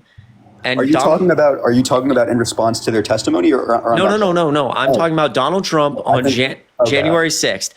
Why did he wait 3+ hours to tell people to go home? Because I think he was probably appreciative of the people's protesting. What I disagree with is the fact that he said that Mike Pence deserves to be hanged. So you think that again, I want to be clear here, that you believe that Donald Trump saw the violence, saw his supporters chanting that, saw police. There was obviously, regardless of if we disagree about who deserved or how the violence occurred, there was obviously a lot of violence. There was minimal violence. And there was minimal violence. There is minimal. And again, you don't understand these numbers. Actually, I do, and also I want to point out here as well that would you say I want to wait. Again, I do. Comparison. Can I ask you a question You've been talking quickly? for a long time, but sure. Yeah, I know, because I keep asking you questions and you don't answer them. So if all of these, a bunch of people in the Capitol who were voting on the certification of the election were texting Mark Meadows saying, "Please God, tell Donald Trump to say something." Donald Trump Jr. Texted Mark Meadows and said, "My father has to stop this shit ASAP." Tucker Carlson texted, Marjorie Taylor Greene texted, all saying, "Please God, get the president to do something." And it was still another hour plus before Donald Trump said anything. Why? I told you, because Trump because he's appreciative of the fact that he sent a mob to the Capitol to beat police officers over the head. That's authoritarianism. Yeah, so hang on, I have a question for you now, because I just answered your question, okay? No, you didn't, but okay. I did. You asked why you think first of all, that's not authoritarian, but so do you think the Black Lives Matter protests were violent? Would you categorize them as violent? No. But there were violent people there. Like, there were one or two people committing violence. There were people doing gun. Correct. So it's the same thing with January 6th, right? Yeah, but it's obviously not. Why not? Well, obviously because January 6th was caused by somebody, in the sense. As was BLM by Derek Chauvin. Yeah, but the thing is, but my point is that, like, obviously Donald Trump calling on his supporters to come on January 6th and then pushing an unbelievable amount of disinformation for months about the election being stolen, riling them all up, telling them to go to the Capitol, and then watching them beat police officers over the head is different than private citizens getting together just amongst themselves and taking actions. Again, like, I'm more than happy to talk about Black Lives Matter, but why are we shifting? Because for some reason you think you categorize January 6th as a violent insurrection, but you don't categorize Black Lives Matter as violent whatsoever. What's the definition of an insurrection? I don't know. And again, it doesn't. They have no relation. This is apples to oranges. Who cares what I categorize Black Lives Matter as? I categorize January 6th as one of the most tragic days in American history, as most actual patriots and veterans and people who care about the country do. Let me explain the reason I'm comparing it, because I believe you're grossly misunderstanding the numbers. So here's the thing. Even if I don't think you quite understand that. Even if I were to contest that, even if I were to say, concede that and say, you know what, it wasn't that violent, I still believe that a group of people in Trump supporters believing that an election is stolen and trying to take part in some. But they weren't violent. Okay, his supporters believing enough that there was an assault on democracy. So you want to control their beliefs. No, that sounds like can I speak? Yes. Do you believe the 2020 election was stolen? No. Okay, so you're an idiot, obviously, right? What? So I said it wasn't stolen. I know, and you're an idiot for still defending these people. So I don't want to control people's beliefs. I don't want to. Please be quiet, bro. You never shut up. I don't want to control people's beliefs. What I want is, what I'm telling you is that even if I were to concede right now, there wasn't that much violence. Do you not see it as incredibly tragic that our democratic institutions are, people are trying to stop the certification. Trump is trying to go about this way to make sure Mike Pence doesn't certify the results of the election. And his supporters, he's watching his supporters storm onto the Capitol or create a protest, if you will. And he's watching it and saying nothing about it. That's incredibly tragic because it's like the most civil unrest and it's the biggest assault on our democracy since the Civil War. That's why it's tragic. So if our democratic institutions actually failed, then the election results wouldn't have been certified. Yeah. So again, you're obviously strawmanning my argument. I never said that our institutions failed. They were close. They were very close to failing. I see. And again, how is it possible that you vote for the guy and the only defense you can come up with is, well, thank God he didn't succeed? Because he wouldn't have succeeded because our democratic institutions are strong. You are conflating democratic institutions' strength with people's right to protest and believe what they want. Actually, I'm just referencing the election as a whole, or the attempt to overthrow the election as a whole, not just January 6th. Like in that same timeline, he's pressuring the Department of Justice in the Oval Office to tell the American people publicly that there was voter fraud. They refused, and 2 DOJ officials resign over that. Or fake electors and schemes in 7 different states where he sends fake electors with fraudulent documents saying, we're here to certify that Georgia went to Trump when it went to Biden, and multiple of those people are arrested. 61 federal lawsuits in court and losing 60 of them. Yes, trust me, if those 2 DOJ officials were loyalists like they're about to be, then we would have a completely different outcome because the Department of Justice would have said, the Department of Justice would have publicly said that there was voter fraud. And then what?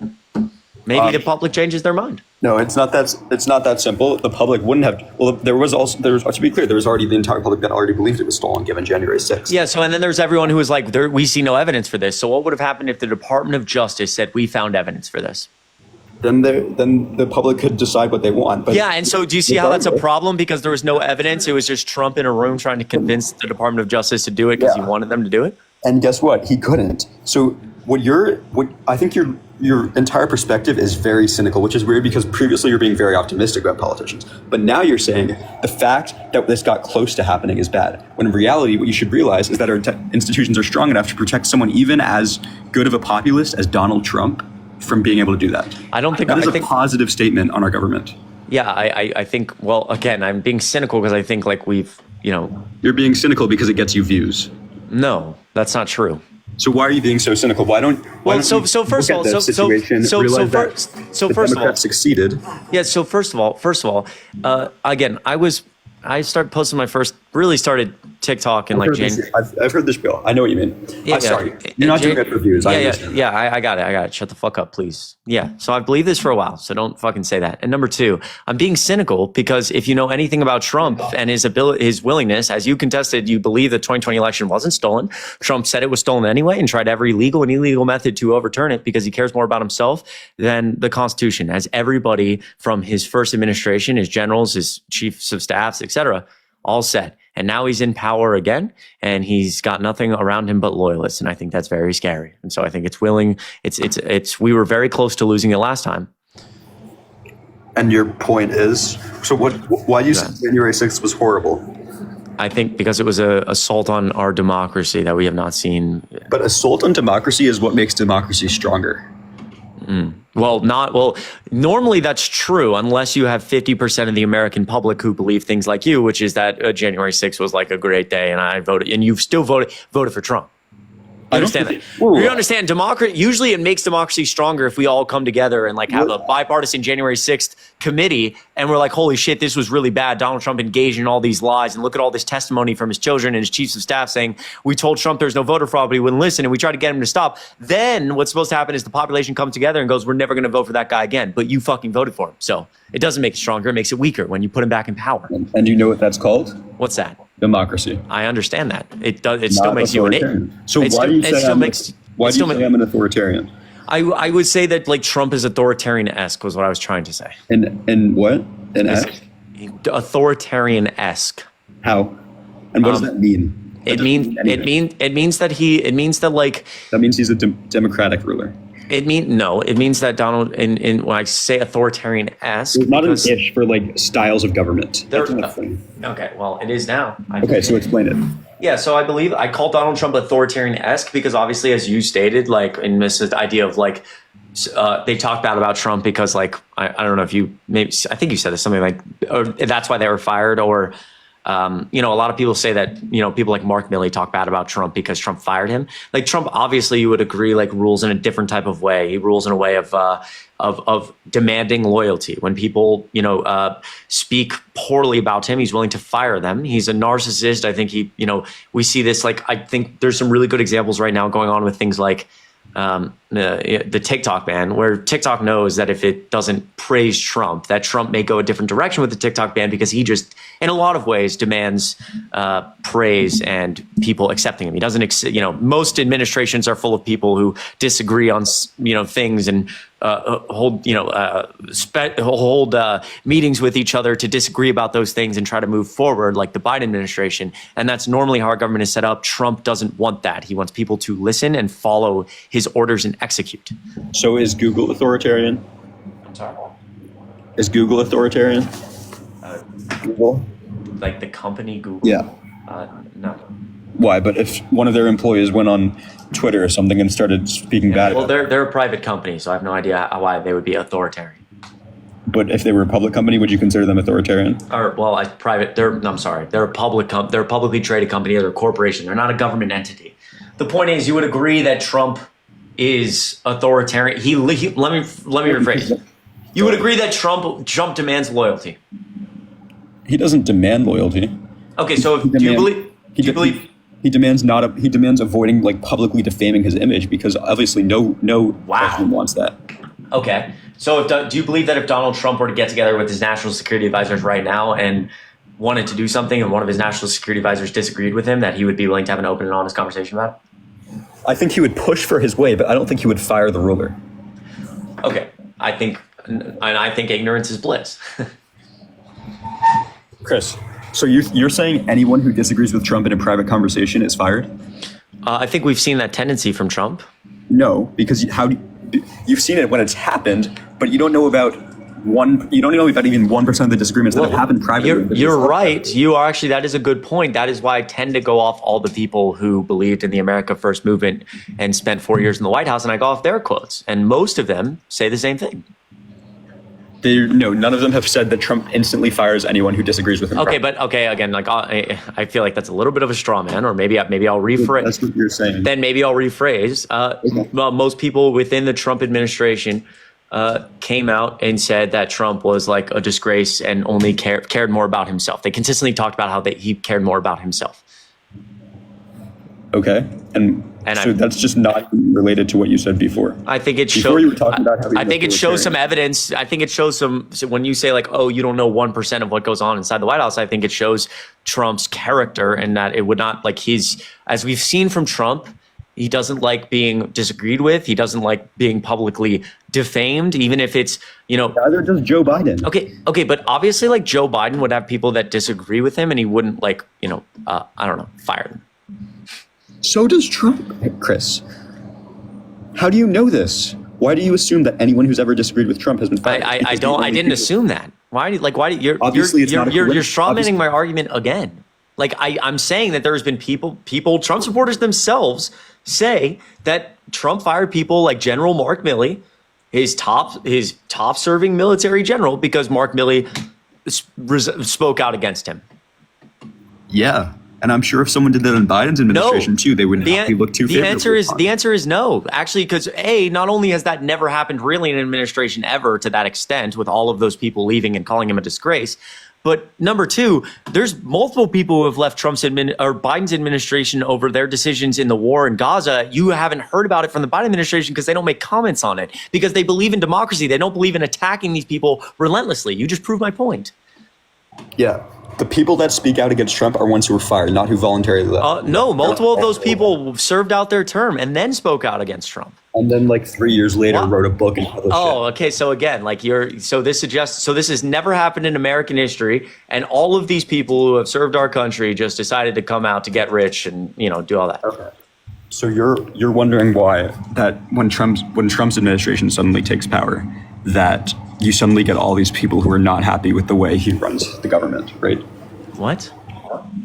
Your argument is that there's something about Trump, something more authoritarian about him, because you suddenly get all these people who are speaking out about him because they're not happy with the way he runs that is an example. There's a lot of examples. Yes. Don't you think there's something? Why do you always give the person who's speaking out the benefit of the doubt? Because I'm adding a lot of things that Trump has done, like the actions he's taken previous to this. So we've seen Trump in his first term talk about expanding executive authority, obviously getting in controversy around not being willing to listen to people around him, like his own intelligence agency. We watched him try to overthrow an election. He didn't win with evidence. He didn't win it. Some of these things that I see from him show me that he cares more about himself and his image than the American people. And he's willing to fight to the death, even if it's, we've never seen a politician lie so ferociously, I'd say. So he's willing to go after people and lie about them relentlessly, because it's just a lot of things Trump does encapsulate him as only caring about himself. And so those things, like trying to overthrow an election, along with the word of his administration, which we've never seen this many people come out against against an administration like this, would show me that that makes me more likely to believe these people.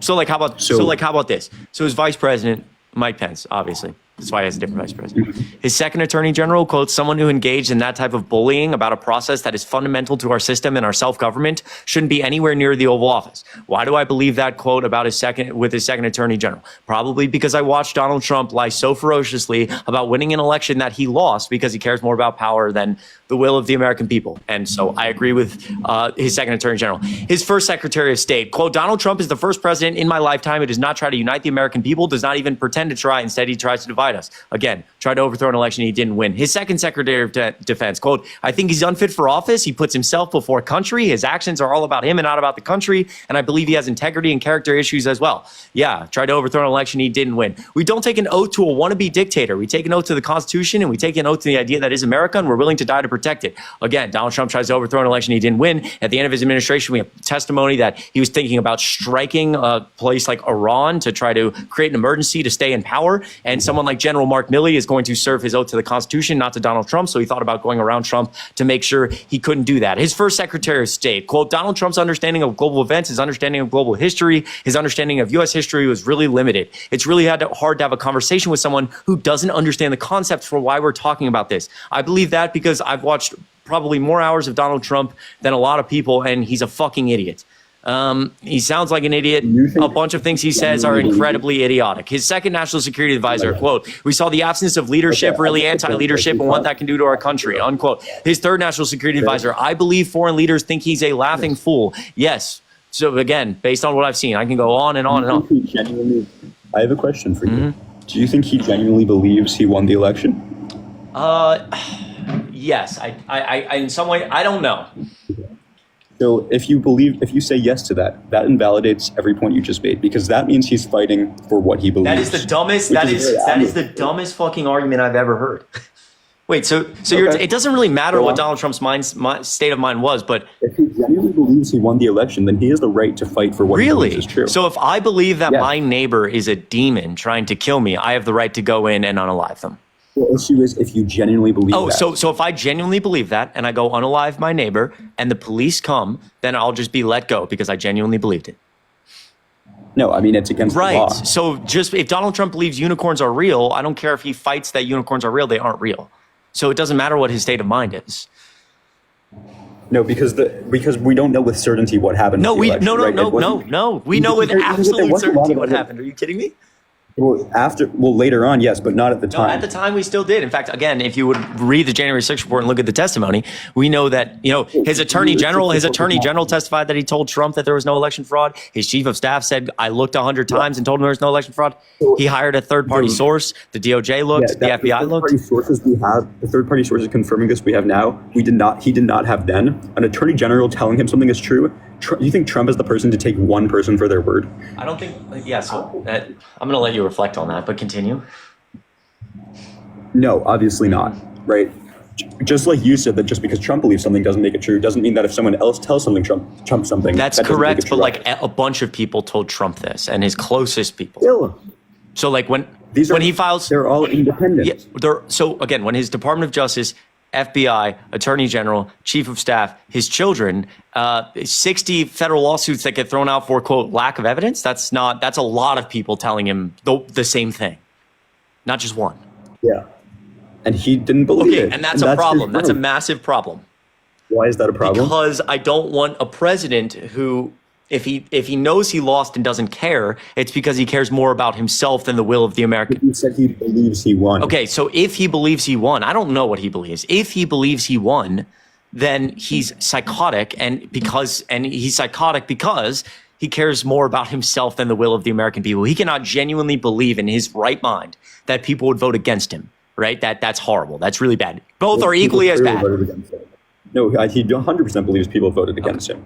He doesn't think like Biden supporters are non-existent. Okay, but he believes that there's not enough of them to he believes that all his that's so regardless of how he thinks, whether he believes it or doesn't, he's still engaged in this, and it's psychotic either way, and it's horrible for our country. And why is it psychotic? Wait. Would you agree it's horrible for our country? No. Really? To undermine the results of an election is not horrible for our country. To challenge them rightfully, fairly. Okay, so what about the fake elector scheme? That was he had the legal right to do that? No, that was illegal. Oh, so then you agree then he didn't. You said he had the legal right to challenge it, but then you just said the fake elector scheme was illegal. Challenging an election and trying to send fake electors are two different things. Okay, but you would agree that was in part of his efforts to change the results of the election. To overturn the election. Yes. So he engaged in both. He engaged in illegal actions to try to overturn the election, and you agree that the election was not won by Trump, correct? Okay. Correct. So I think that's really bad for our democratic institutions. Well, yeah, I mean, the illegal stuff is obviously never good for institutions. All presidents have done illegal stuff, right? Okay, such as?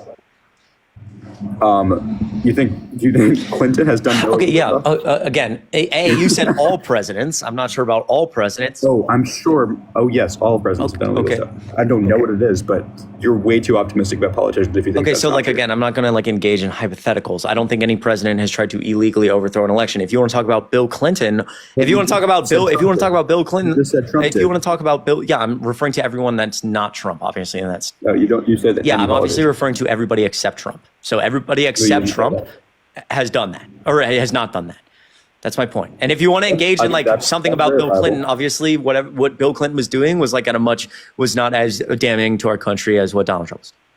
What about Nixon? Yeah, again, same concept, but obviously not as damning. Saying Nixon is terrible. Prove me wrong. Because I think Trump is way worse than Nixon, and I think a lot of people would agree with that.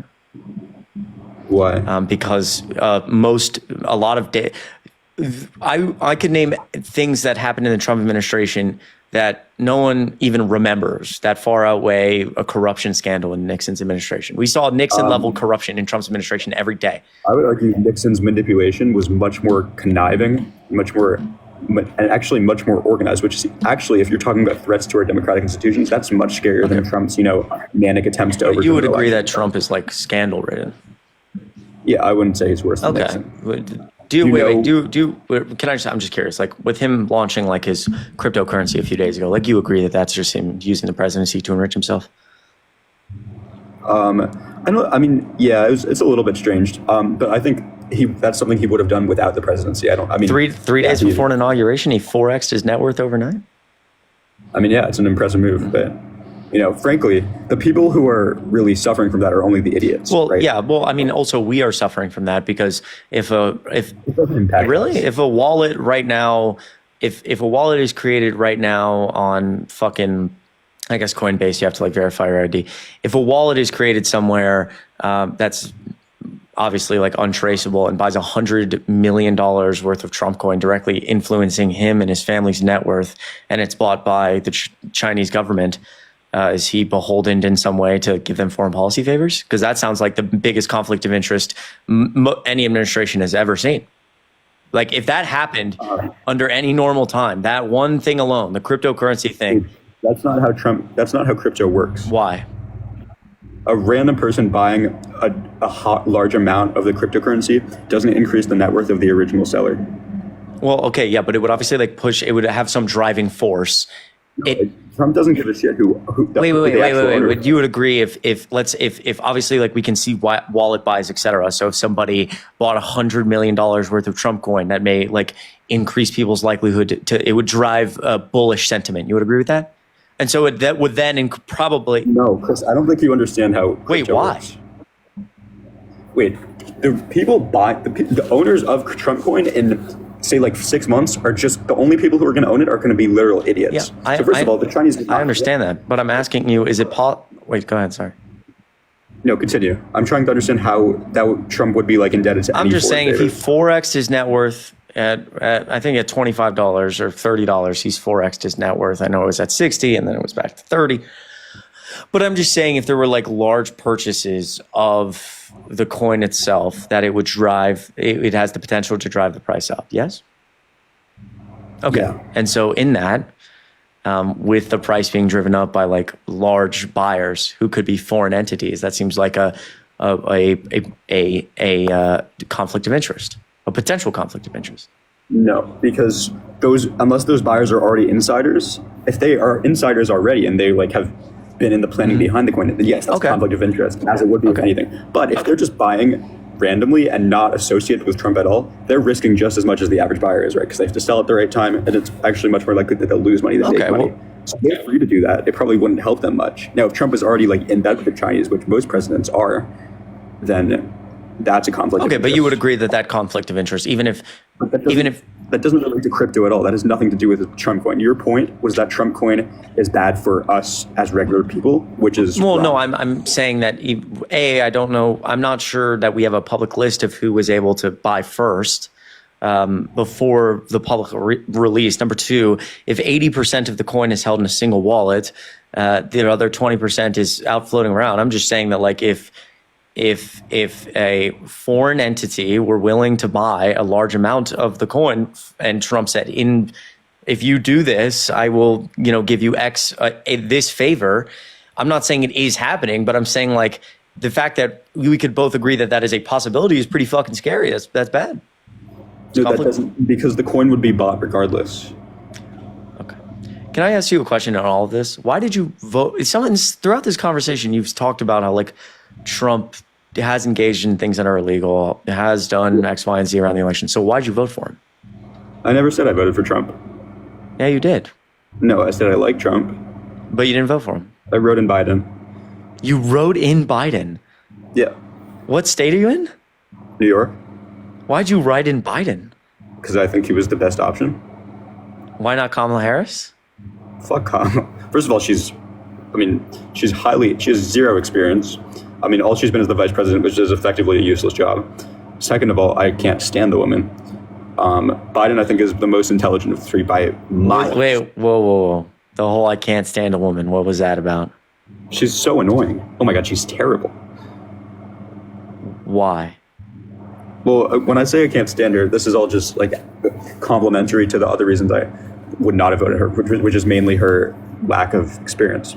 But the reason I can't stand her, I mean, she's just a very annoying person, just like sort of J.D. Vance is. She's very unpleasant to listen to. She has an obnoxious hyena laugh. When she talks, she just doesn't really make any sense. She's vapid. She's a vapid person. And so you wrote in Biden? Yes. Did you vote blue? Like, did you vote down ballot? Yeah. Did you vote blue down ballot? Yeah.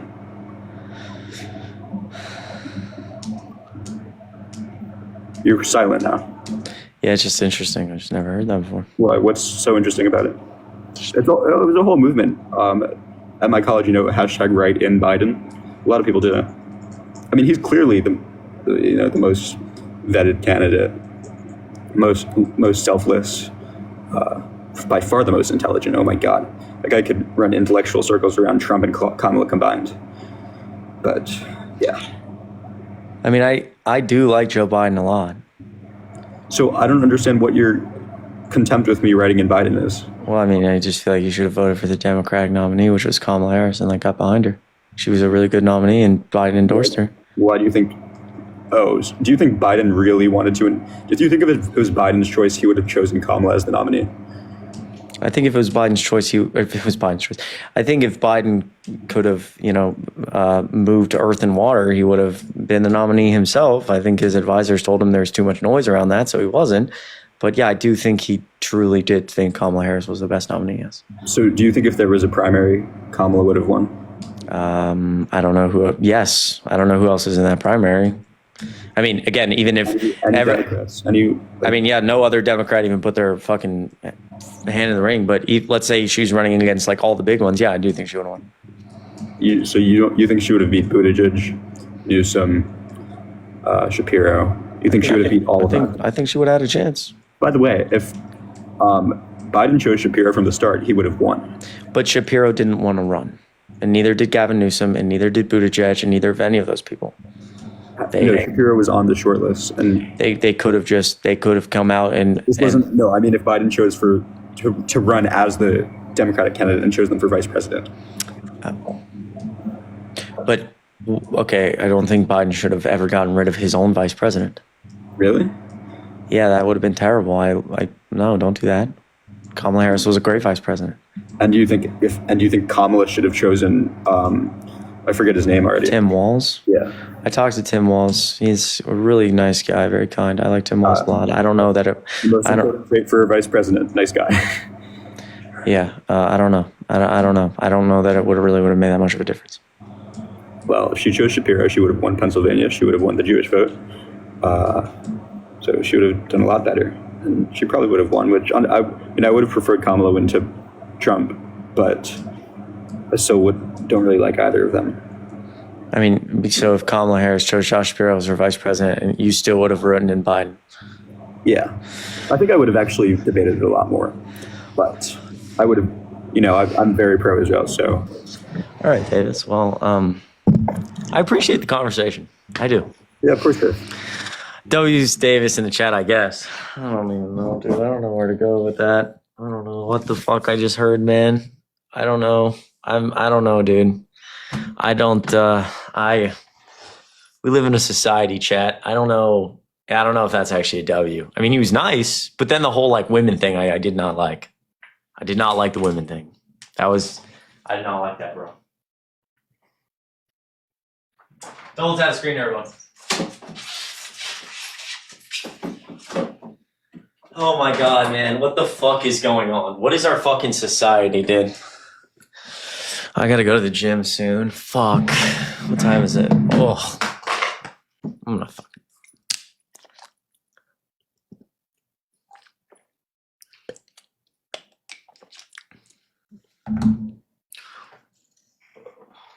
Double tap the screen. Appreciate everyone being here.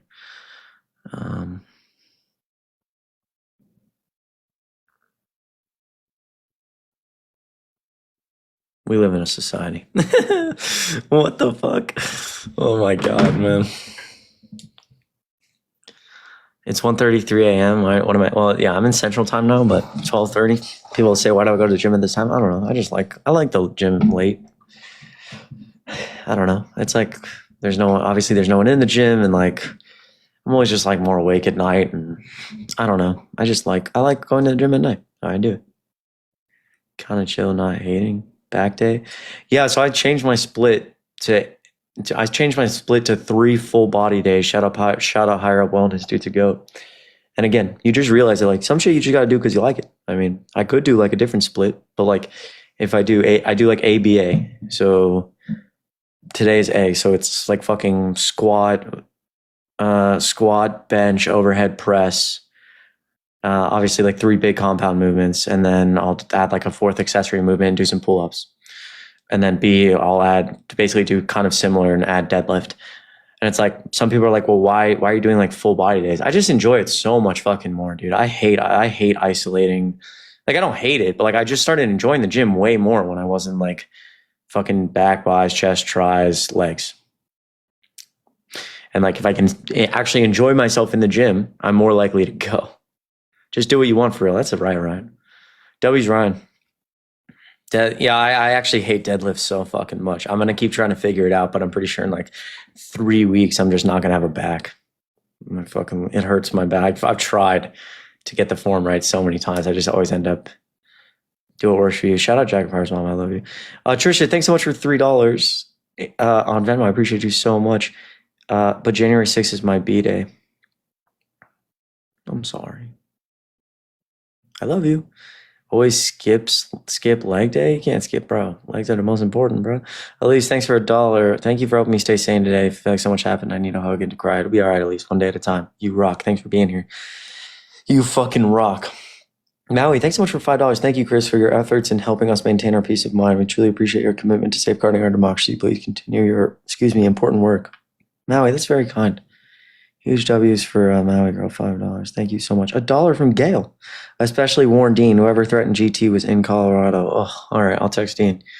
I'm sorry, bro. What the fuck? Mine's October 7th. Oh, yeah, no, we live in a society. Cadence, thank you so much for $5. Good to see you, Chris. I had my appointment today, and wow, that was so hard, embarrassingly hard. I did message you. My username is Kebra.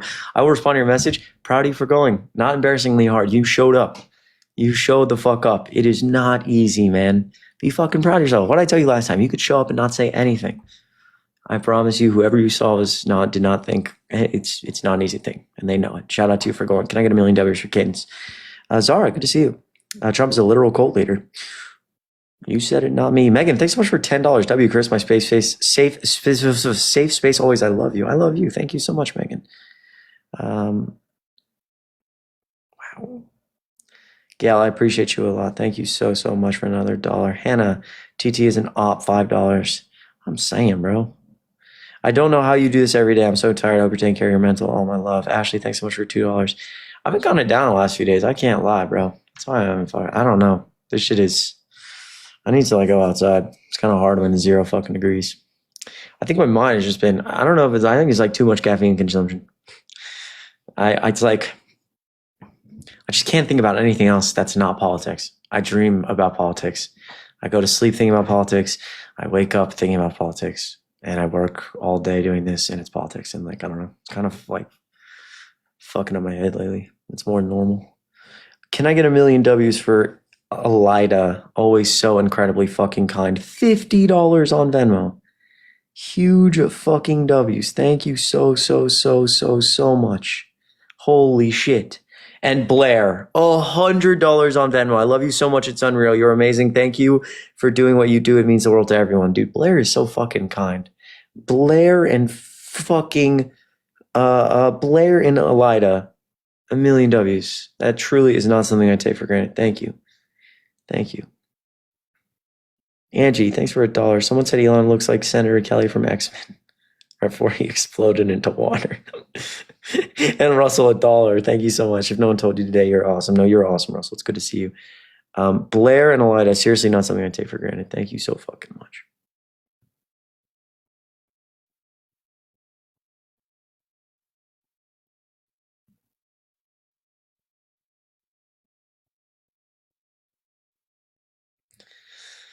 All right.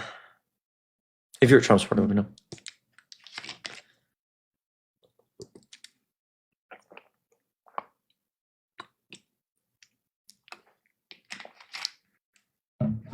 Democrats are like STDs. You can't get rid of them. You can get rid of most STDs, dog. Go to the doctor. most STDs these days are curable, my boy. 5 big moves. If you would have heard Trump, let me know.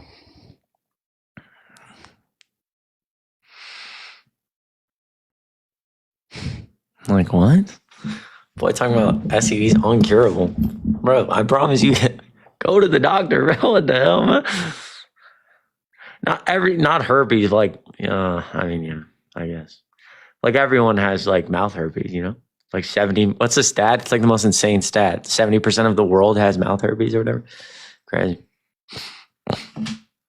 How is the fridge Celsius? I actually think I forgot about it. That's what's crazy. 93%. Shout out Olive. Hello? What's up, bro? Walker? I can't hear you. Hold on. Hello? What's up, bro? Not much. What's up? How old are you? I'm 20. Okay. Why'd you vote for Trump? Or, well, actually, sorry, I forgot. What do you think from my prompt? My bad. I'll be honest with you.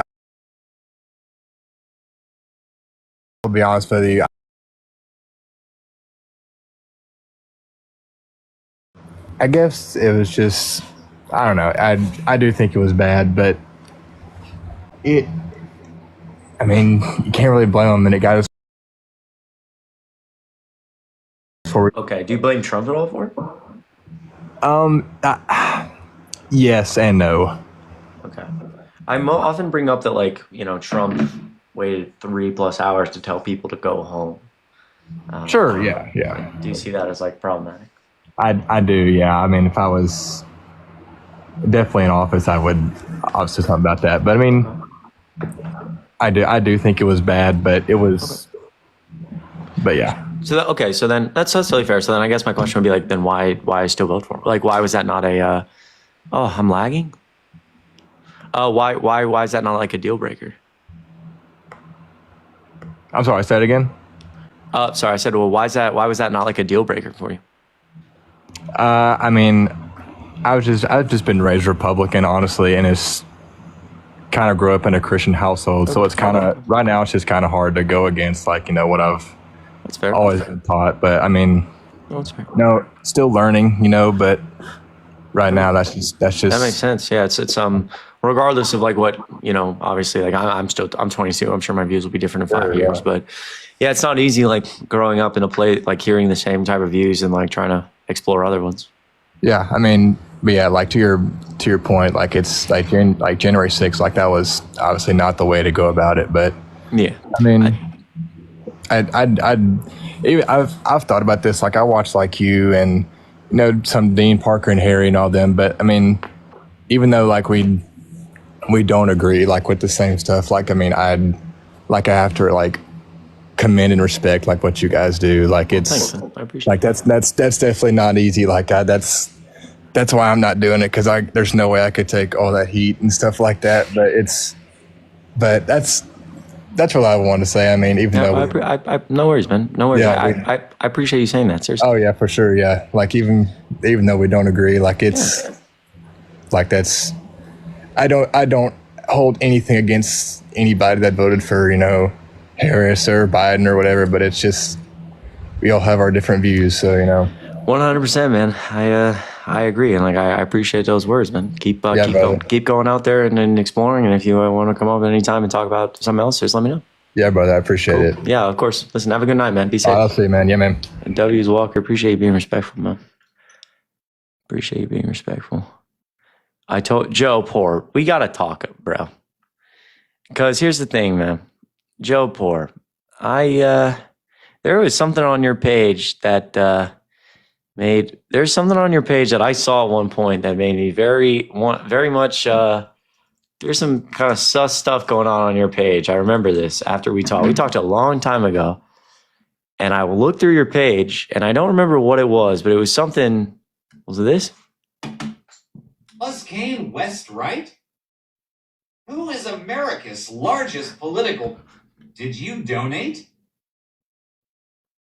Who did?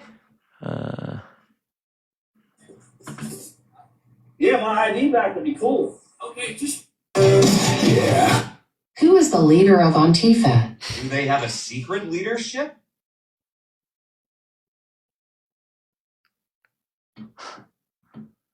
Waiting? All right. Never mind, bro. I don't know. I don't know. We live in a society, dude. Oh my God. Hello. Hey, Chris, how you doing? Good, man. How are you? I don't think it was that bad, to be honest with you. Okay. I think the cops let those people in. Okay. And Nancy Pelosi, she's the one that gave the order. Okay, so let's go point by point. So, the police let them in. Yeah, a lot of them. They just said they ushered them in, and they didn't even. So, what about the police officers who were like beat over the head, and they ended up taking? I mean, I'm not gonna lie. I mean, that was bad, but well, I do want to point out that like multiple of those police officers have taken their own life. Right, and I understand that, but I mean, what I'm saying is that many of those cops just ushered those people in for no reason. Okay. And I mean, to compare it to something like Pearl Harbor or 9/11, it's wrong. Okay. Well, I mean, and would you in terms of tragic days in American history? I think it's up there. No, not at all. I mean. Really? I mean, would a tragic day in American history... What about the Black Lives Matter protests? I mean, there's multiple of those. Yeah, again, I think that like a group of citizens being upset because like America's race is different than a president trying to overthrow an election he didn't win with evidence.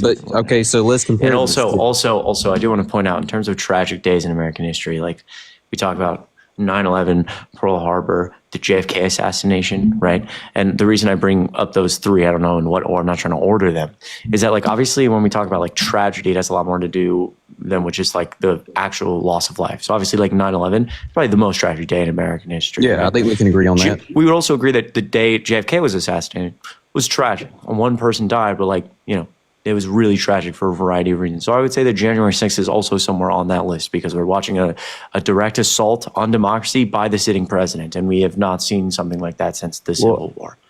Well, I mean, how did he like incite that? Because he didn't even. Hold on? Yeah. He incite that because he told those people to go down there and peacefully protest. He didn't tell those people to go in there and break in the Capitol. Well, I'm glad you asked.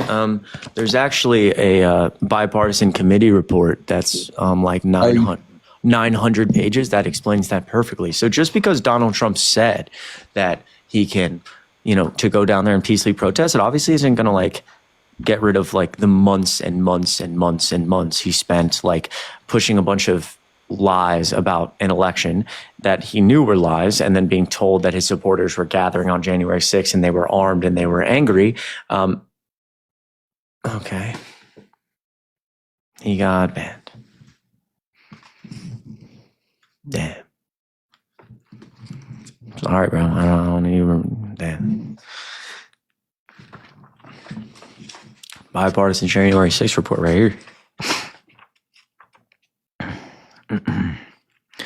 And also, this is the bipartisan January 6th report just on paper, but you can probably still, you might be able to still, you can find this online via PDF. It's just the bipartisan January 6th report. It goes through minute by minute and all the testimony, all of Donald Trump's lies, the subpoena text messages. The subpoena text messages are like my favorite because again, it's like, oh, everyone was fine. But you see like Republicans themselves, Marjorie Taylor Greene today cheering that the January 6 hostages were pardoned. But at 2:28 p.m. on January 6, 2021, she texted Mark Meadows, Donald Trump's chief of staff, and said, quote, Mark, I was just told there is an active shooter on the first floor of the Capitol. Please tell the president to calm people. This isn't the way to solve anything, end quote. So she was begging Trump to do something because she was scared for her life, but I guess they were all patriots. Laura Ingraham, the Fox News host, quote, at 2:32, quote, hey, Mark, the president needs to tell people in the Capitol to go home. This is hurting all of us. He is destroying his legacy and playing into every stereotype. You can tell him I said this, end quote. Barry Loudermilk, representative, who actually is the representative of Kennesaw, Georgia, which is where I went to college or spent some time in college. It's, quote, it's really bad up here on the Hill, end quote. They have breached the Capitol, end quote. At 2:48 p.m., Mark Meadows responds, quote, POTUS is engaging. At 2:49, Loudermilk responds, quote, thanks, this doesn't help our cause. This is the January 6th report, and these are the subpoena text messages. Donald Trump Jr. at 2:53 p.m., quote, he's got to condemn this shit ASAP. The Capitol Police tweet is not enough. Meadows responded, quote, I am pushing it hard. I agree. Later, Trump Jr. continued, this is the one you go to the mattresses on. They will try to fuck his entire legacy on this if it gets worse. Then White House staff discussed via testimony, trying to give Trump this message to send out. Anyone who entered the Capitol illegally without proper authority should leave immediately, all caps. And they asked him to tweet that. And they wrote that on a note, gave it to Mark Meadows. Mark Meadows went to the president, and Mark Meadows came back and said the president did not want to tweet that. Yeah.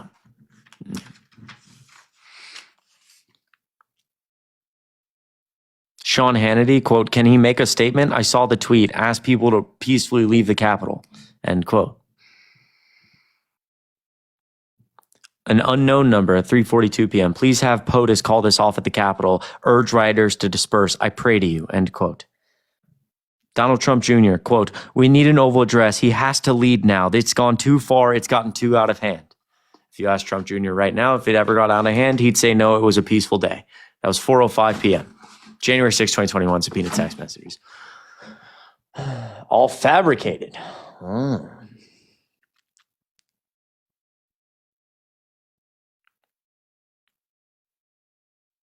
What book? This is just the January 6 report on print. So you're talking about the January 6 thing, and I'm old enough to know better when I see stuff. We are going to disagree no matter what, because you just think that you're high and mighty, small Democrat who's paid by the DNC, who thinks that you know everything. And you guys really need to step back and take a look and not sit there and think that what you see on CNN or what you may be given is just correct, because it is not.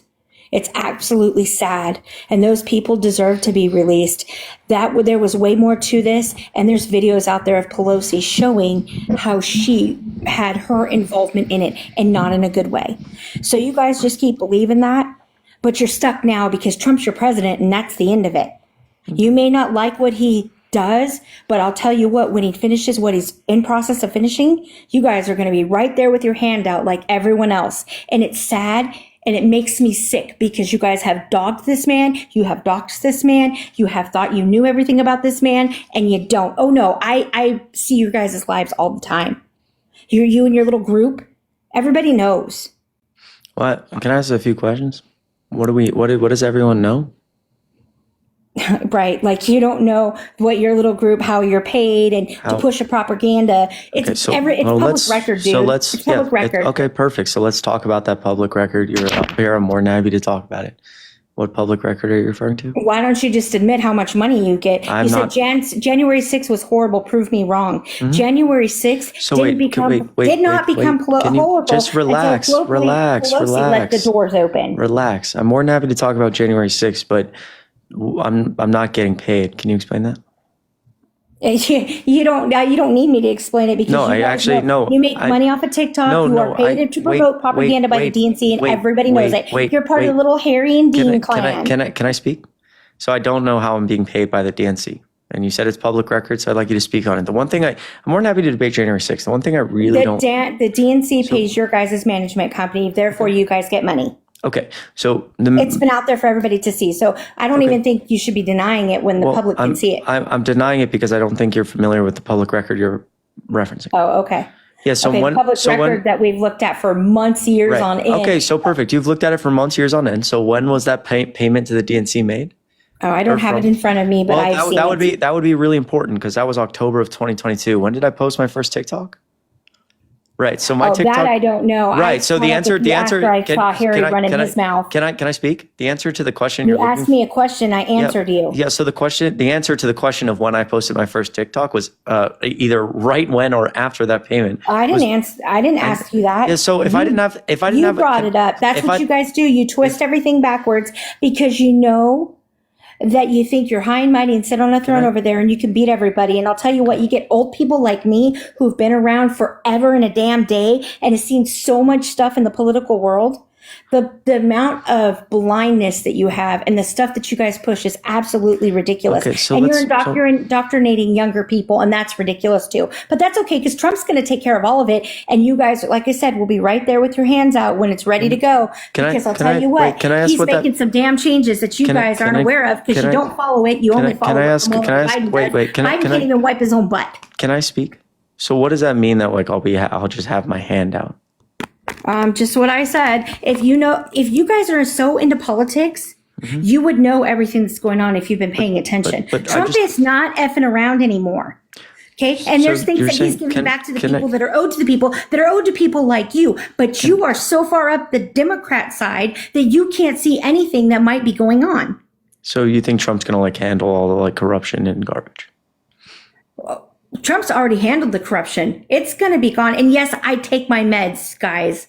And I'm not whining. I'm happy. The problem is that you guys need to wake up. Can I ask a question? So like again, I'm more than happy to talk about politics. The one thing I really don't like is when people question my authenticity. So I've been like, when I was 16 and 17, like screaming at, I would go over to my friend's house and their parents would mention something about Trump and I get in arguments with them, or I'd post on a private Instagram with 700 followers. I didn't care about fucking posting anything on TikTok. It's kind of funny because, can I just finish speaking? Please. You talk about being like way older than me, maybe like have the maturity of my age and just let me speak. Can I just speak for more than 2 seconds, please? I don't like when people question my authenticity. When I'm posting and people are saying, go post a TikTok, and I don't care about that because I just wanted to rant about how much I hated Trump to my friends. All my friends know that I've been the raging liberal for so long. I didn't post my first TikTok until pretty much October of 2022. And I didn't ask you about that. You volunteered that information. I understand. Please just let me finish. My point is that like it has nothing to do with money. I've been the same and I've evolved my viewpoints the same as I always, I'm not getting, if my views decide that Joe Biden was a horrible president, I will get on here and I will say that. It has nothing to do with money. I don't like when people question my authenticity. I'm up here because I'm up here and I'm doing this because I care deeply about what I talk about. That's all I ask. And if you don't have proof that I'm being paid by some outside source, then don't fucking talk about it. That's it. You want to talk about politics? We can talk about it. Okay?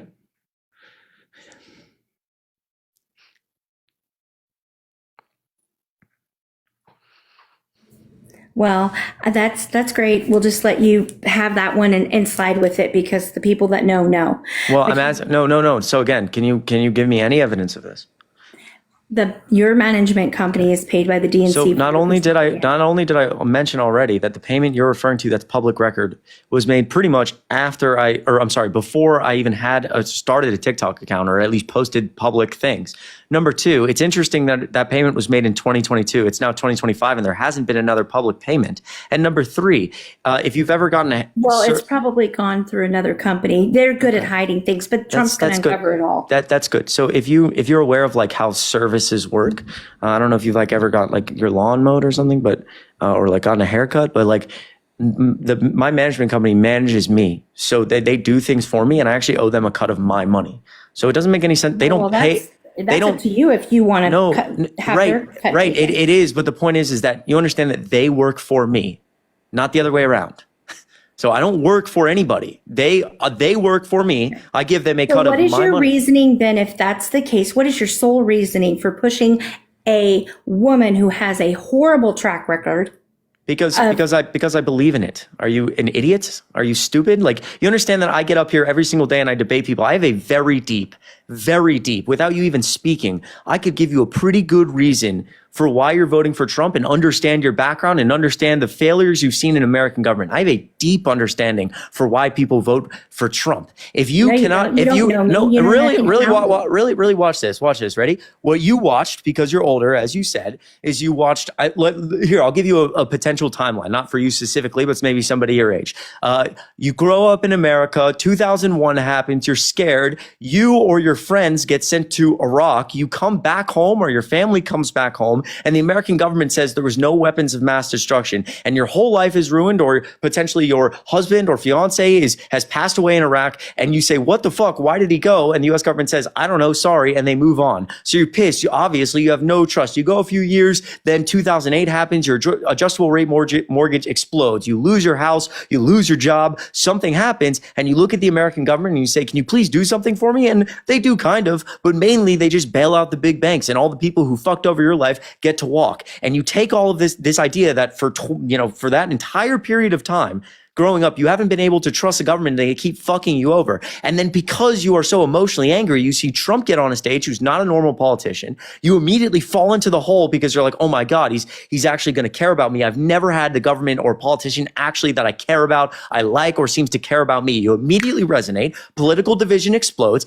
And now you're very passionate about it because you don't see faith in institutions. And Trump was able to exacerbate that. I'm not a fucking idiot. If you don't understand why someone like me is voting for Kamala Harris, if you actually believe in your mind that the only reason I would believe these things is because I'm paid to do so, the issue with American society and division right now is you. You actually believe that millions of people like me, you can't even begin to fathom why I would vote the way I vote.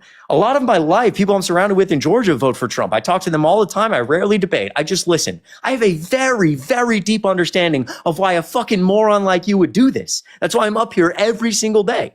This is like, don't fucking tell me why, I could not possibly understand why you would vote for Kamala Harris. And like in such a fucking condescending way. I can try to explain it to you, but Jesus Christ, like you can't just come up here and tell me I'm some horrible person fucking trying to throw away American democracy for money and all this shit. I do this because I believe it. If you want to have a conversation about that, I'm more than happy to. If you don't, and you just want to be a condescending fucking asshole, you can get off my life. I've really been trying here for like 15 minutes. I've been trying to have a conversation with you, but you're being rude.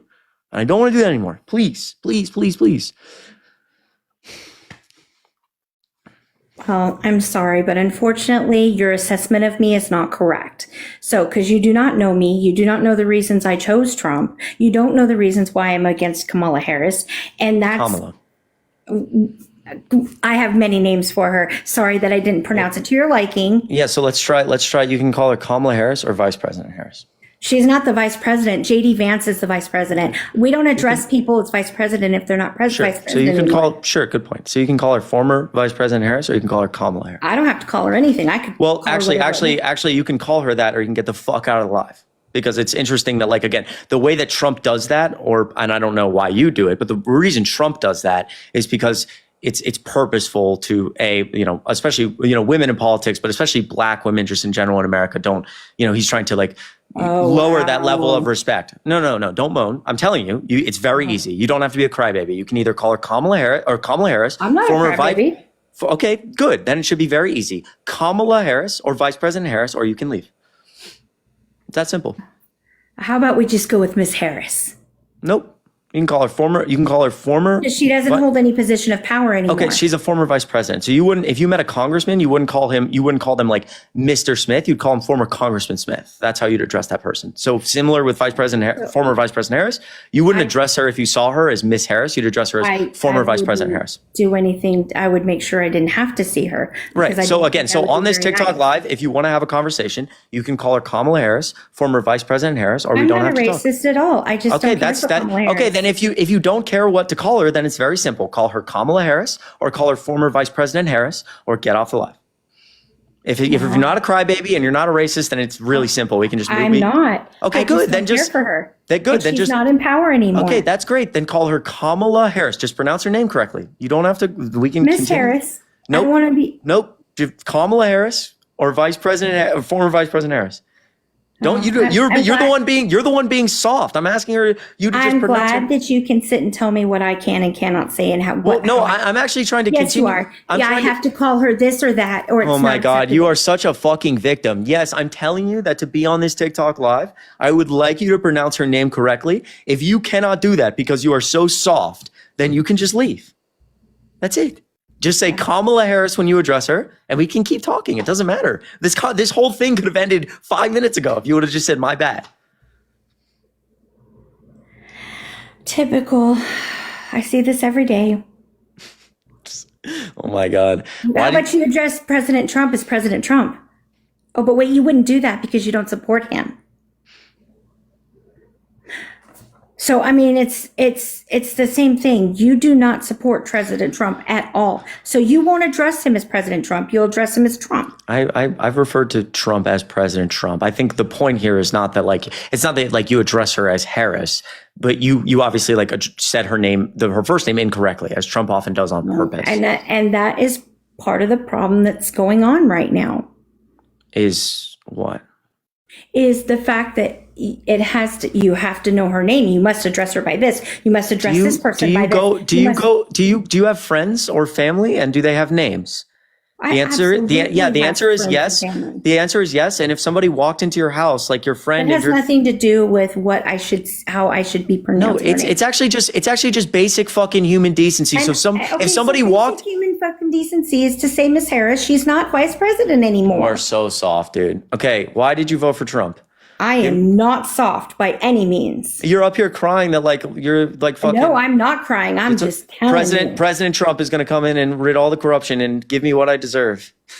Okay, so and when you find out authoritarianism, when you find out that you're wrong and that he is coming and doing stuff that behind the scenes that he hasn't released yet, that he's getting ready to, and the world is shifting and different things are happening. What are you going to do when you find out that all the MAGA was right? In relation to that, do you believe the 2020 election was stolen? We can't talk about the 2020 election here, and you know that's a civics violation. I would. Wow. So the answer is yes. So if the answer is yes, what happened this election? There was a lot of military involved in this election. Wow, you are fucking batshit. That's dope. I'm not batshit. Smart. Do you have friends or anyone who have cut you off for this stuff? It's actually sad. I've read stories about people cutting off Q family members. It's sad shit. I haven't had that sad issue fucking shit at all. But you probably think I do, but I don't. Okay, I wouldn't want that for you. I'm just saying, when you start to go down the really. And I'm at an age where I don't really give a fuck. I'm old. I'm almost 50 years old. I don't care. You don't like me? That's okay. You can walk away because there's plenty of people out there that do like me and love me and respect me. I want that for you. I'm just saying, there's a difference. I want that for you, but obviously. And I want you guys to open your eyes and wake up and see what's happened here. Okay, so tell me how to open my eyes. There's mass arrests going on, right? Right now? Mass firings? Yeah. Arrests? Who are we arresting? Who have they been arresting? We're arresting all kinds of people. Have you not been paying attention? It's all over. No, tell me. I am not hateful. I'm actually very, very sweet, and I'm not acting like a child. Unless you go against President Trump. I implore you to do is look at Real Raw News and look at some of the things that are coming out. Can you tell me what I'm going to give you an opportunity to try to help me. So you say there's mass arrests going on. Obviously, I'm not familiar with that. So not everything's publicized as far as. So tell me what's not been publicized so I can know about it. Okay, well, Michelle Obama has been arrested. You need to look at Real Raw News. Wait. January 13th. Okay. And when you read it, make sure you read it to yourself because the information in that is pretty vulgar. Okay, so Real Raw. So what was she arrested for? Crimes against humanity and treason. Why was Michelle Obama arrested for crimes against humanity? Michael Robinson? Look at the article and tell me what you see. You think I'm so delulu, Chris? Pull up the article and read it. I'm going to be honest. The answer is I didn't at first, and now I do. I'm not going to lie. Okay, so go ahead and pull up the article. I'm trying. Okay. What should I look up to find the article? You need to look up Real Raw News and you will see it. Okay, wait. It's just like it's like on the front page of Real Raw News. Well, there's different ones on the front page. So if you read it, you'll know it's not fake news. You guys are going to have a real hard time when all this shit gets exposed. Okay, wait. So Real Raw News, I'm on their website. Hold on. Oh, here we wait, this says she got sent to Gitmo. Mm-hmm. She got sent to Guantanamo Bay. Yes. Please, Chris, for your live safety, don't read the article out loud because there's some vulgar things in there that could get you. Wait, I'm sorry. Hold on. I don't know what Real Raw News is. I'm not familiar with this site. Are you more familiar with it? I'm just curious. Yes. Okay. But please don't read it out loud. I won't. Who's funding this site or who's in charge of this? I think that it's connected to maybe an ex-military serviceman just from the way he writes and the things that he says. Okay. Give me a second here. Created in 2020. Okay, interesting. Okay, so created in 2020. Did you find the article? I am. I found the article. Okay, are you reading it? Yes. So wait, there's a problem here. I'm confused. Wait, no. I actually have a serious question. I have a serious question. Mm-hmm. This article is claiming that Michelle Obama. I'm not gonna get into the morality of calling her a man just for a second, but this is just disgusting. But regardless, Michelle Obama, aka Michael Robinson, got sent to Guantanamo Bay, and the arrest, according to the source, took place on January 13th. But we saw a video of Michelle Obama yesterday having dinner with Obama, and that was January 20th. Did. Okay, so with all the technology and everything these days, do you really believe that was Michael? Yeah, I don't think so.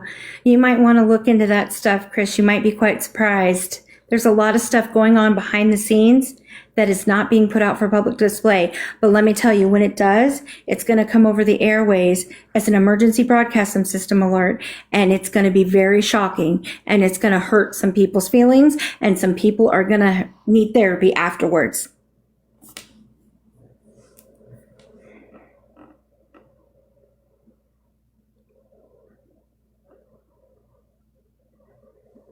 Okay, ma'am. It is not a satire website. It is very much connected with the military. Ma'am, I think this is satire, ma'am. Oh, okay. All right. Well, you'll see soon enough. I don't have to prove anything to you, but I did give you a source, and that information there, I know it's correct. Okay, could I ask you, that's what I was going to ask, is how do I know that this source is accurate? You haven't been paying attention. No, and I believe that there is someone that is ex-military that is inside because there's just too many professional names dropped. Okay. Admirals' names, different things. There's a lot of it. I implore you to maybe look at it. Okay, but this is I mean, there's no like evidence, and like I just don't know what source, you know. Well, I don't know what more white hats, Gitmo, seals evidence you need, because that's what's dealing with. I just want to point out, you fucking come up here and you get angry because I'm not opening my eyes, and I'm trying so fucking hard to learn, and you're being obviously very like condescending. I'm actually trying to ask you questions about this. So again, if I'm reading an article that, for the record, is less than one page claiming Michelle Obama got sent to Guantanamo Bay. And yeah, she wasn't the only one. Quote, special sources saw paraphernalia on a nightstand, one source said. And they interrupted her doing paraphernalia with Barack Obama. Robinson, twisted world... Hold on. The special forces, quote, twisted world spiraled, performing some interpretive dance, antagonizing the soldiers General Smith had sent to arrest him. Quote, none of you will live to tell, you're disposable. Dude, this is a fan fiction story. Oh man, I really, really hope that when all this comes down to light and it comes over the phones and the airways, I really hope. Wait. They can't just write something like that for parody and humor, you guys. That would be defamation. That's a huge freaking lawsuit. So let's have some common sense here. Wait, ma'am. I'm on realrawnews.com. I went to About Us. It says the second thing, disclaimer. Information on this website is for informational and educational and entertainment purposes in bold letters. Quote, this website contains humor, parody, and satire. I don't find anything humorous about that article.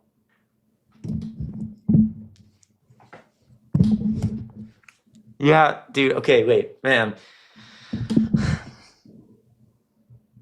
What do you do for a living?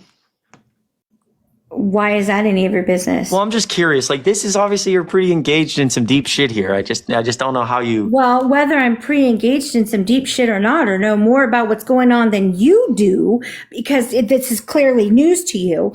It is news to most people that Michelle Obama got sent to Gitmo. Well, you know what? What are you going to do when more of them come out that were sent? Here's the deal. If we learn on a public scale that Michelle Obama got sent to Guantanamo Bay, I will send you every dollar I have. I will delete my TikTok account. I will delete every social media account the day we find out that Michelle Obama. Wow, that's a pretty big bet. You sure you want to take that? I will shake on that, ma'am. That's pretty big, Chris, because considering what's getting ready to come down the pike, that's risky. You're rolling the dice, my friend. So when are we going to figure out that Michelle Obama got sent to fucking Guantanamo Bay? As soon as Trump activates everything that falls with it, and it's not just her. Okay, can I ask a question? Serious question. I won't. I'm going to take your word for it. I hope you can see I'm trying. What is Trump activating? Like, what is that? What is the plan here? Well, that'll be through the military. Okay, to do what? To send out the EBS, and once that comes out, you'll see. The EBS?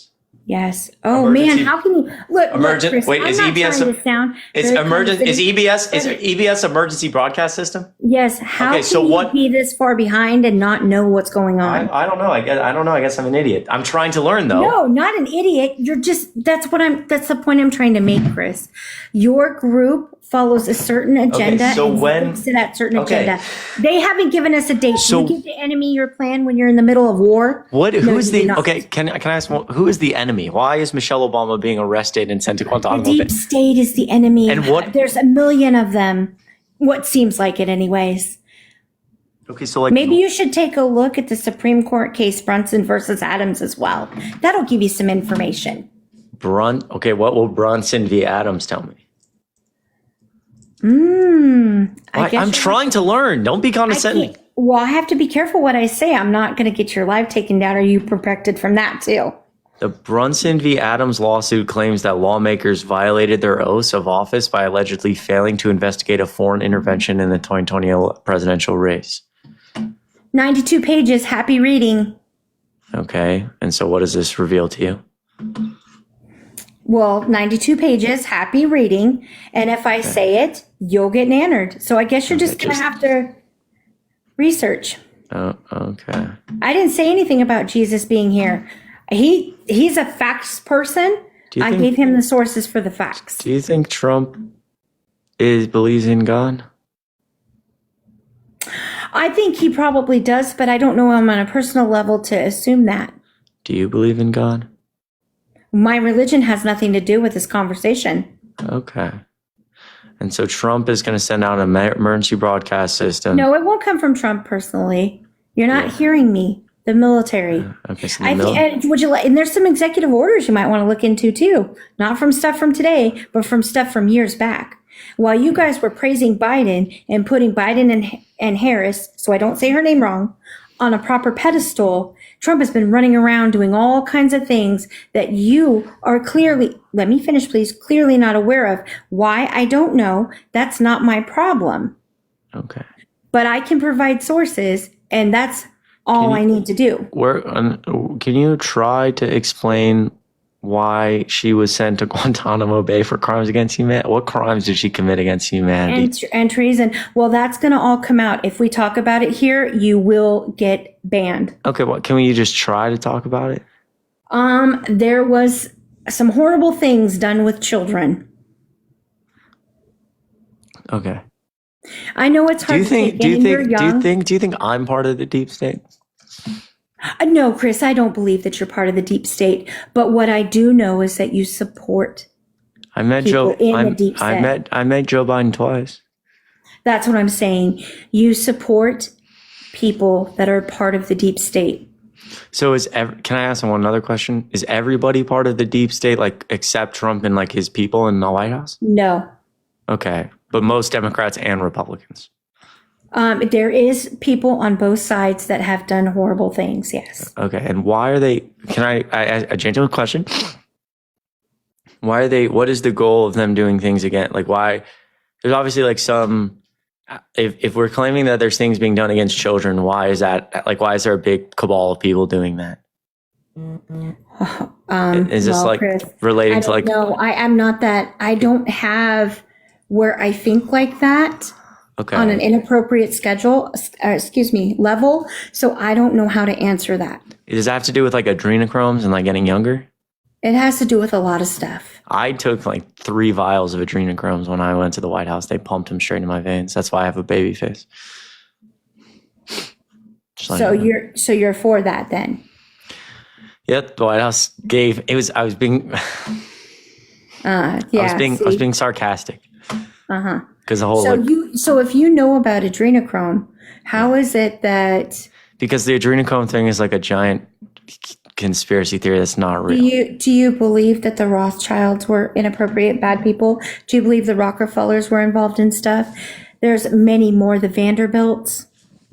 Okay, I know that. I'm fully here. I'm more here than most of you would think I am. Can I ask you a question? It just sounds crazy because it's not something that you want to look at, B, actually believe that's actually happened. It's not conspiracy. You guys will all find out. Keep it laughing. Can I ask a question? How long have you was there a point in your life that you I guess before you found out a lot of this stuff? Was there a point in my life? I mean, what? Okay, so before you kind of opened your eyes and found some of this stuff out, what was life like back then? What does that have to do? I'm just curious. Anything? I'm just asking you a personal question. What does that have to do? Well, how did you view Trump before you were aware of the good things that you believe he's doing? I never viewed President Trump in a bad light. So when he was just a private. I think there's a lot of things that have been said that weren't exact facts. Mm-hmm. I think there's been a lot of things reported that was not the truth. There's. Sorry. What do you want me to say? Well, no, I'm sorry. I can remember Trump from way back. I mean, keep in mind, I'm almost 50 years old. I guess I was trying to understand what originally drew you, how you felt about Trump before you were aware of these things or before he was a politician. I mean, I just thought he was a great businessman. I'd seen him on several interviews. So he was, and he was funny and charismatic and stuff. And the Q's funny and charismatic. Did I say anything about Q? What? No, I said he was funny and charismatic, on those interviews. I never thought if you're asking me if I ever thought anything bad about President Trump before he became president or got into politics, no, I did not. Okay. Dude, like six bankruptcies, business bankruptcies, that's lame. Move on. Before Trump got into power, like as a politician, and you just saw him as like a businessman, like yes. What did you ever like talk about Trump with like friends or family or anything? Well, I mean, my family's all Trump supporters, so I don't know how I wouldn't talk about him. I mean, I watched him do various things throughout his career. I even remember back when he was on Oprah Winfrey and she asked him if he'd ever be president or run for president. And he said, I'd only do it if America needed it. Did you actually believe that when you like saw it? I did not think that he would run, honestly. I bet you it was. But, cool. I bet it was cool. I mean, there were some things that need to be done. I feel like a lot of you guys, and I'm not trying to group you, but I am, but not on purpose. You guys think that Obama was the best president that ever walked this earth. Now, Obama did have one thing going for him outside of doing the things he did. He was very presidential-like. He could come up, he could speak, not be inappropriate, not be. Trump has a mouth. We all know that. I do think that Trump is more presidential-like this time around than he was the first time around. But I didn't agree with the things Obama did at all. I don't think that you should be penalized on your taxes for not having health insurance. Okay, for what? Where does that money go? You're penalizing me for not that's just an example, for not having health insurance. Because why didn't Trump ever show up with a new health care bill? Well, Trump repealed his Affordable Care Act. Yeah, but then he said later in 2019, I believe, on an interview that he had a new health care bill that, quote, I'm going to unveil in around 2 weeks, but he never showed up with the bill. So you think that it's just easy to undo people's wrongdoings? Well, I didn't say that. I'm saying Trump's own words was that he had a bill written and he was going to introduce it to Congress, quote, in about 2 weeks, but then he never I would appreciate it. You guys do not know me. I am not racist at all. So that needs to stop. Just because I support Trump doesn't make me a racist. Okay. Do you believe like white privilege exists? No, I do not. Okay. Have you ever walked outside and thought about your race? Okay, I don't see like color. I don't know where you're going with this. Well, no, that's I was just walk outside and look at my way. Okay, I'm when I'm during the summer not during the summer I'm as pale can be. During the summer I'm as tan as tan. I guess I was just asking if like when have you ever like walked outside to do like errands and actively thought about your race and like walking into the grocery store? Like probably not, right? Why would I do that? That's actually exactly my point. Is like there's a lot of people who aren't white who do have to actively think about those things because like of racism.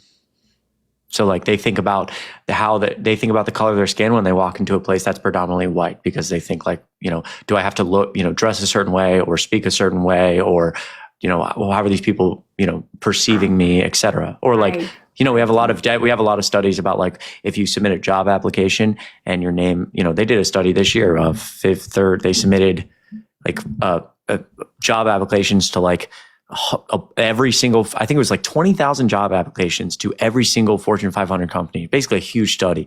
And they would make fake applications, one with like a white sounding name. And the only reason I say like this is how the study phrased it. I don't like this, but an ethnic sounding name, and both both the resumes were identical. What happened to people or just people on this planet? But I agree. Well, I agree. But then like in that study, I don't understand. Hold on. In that study, this is ridiculous. In that study, can I finish? In that study, the resumes with the white sounding names got a call back like, I don't know what the exact, like 20% more. So I think that's like a good example of like, you and I have never had to like walk into a job application and think about like, will they reject me because of my name? It's called white privilege. Like your point of like, you've never walked in the grocery store and thought about your race. That's because you're white.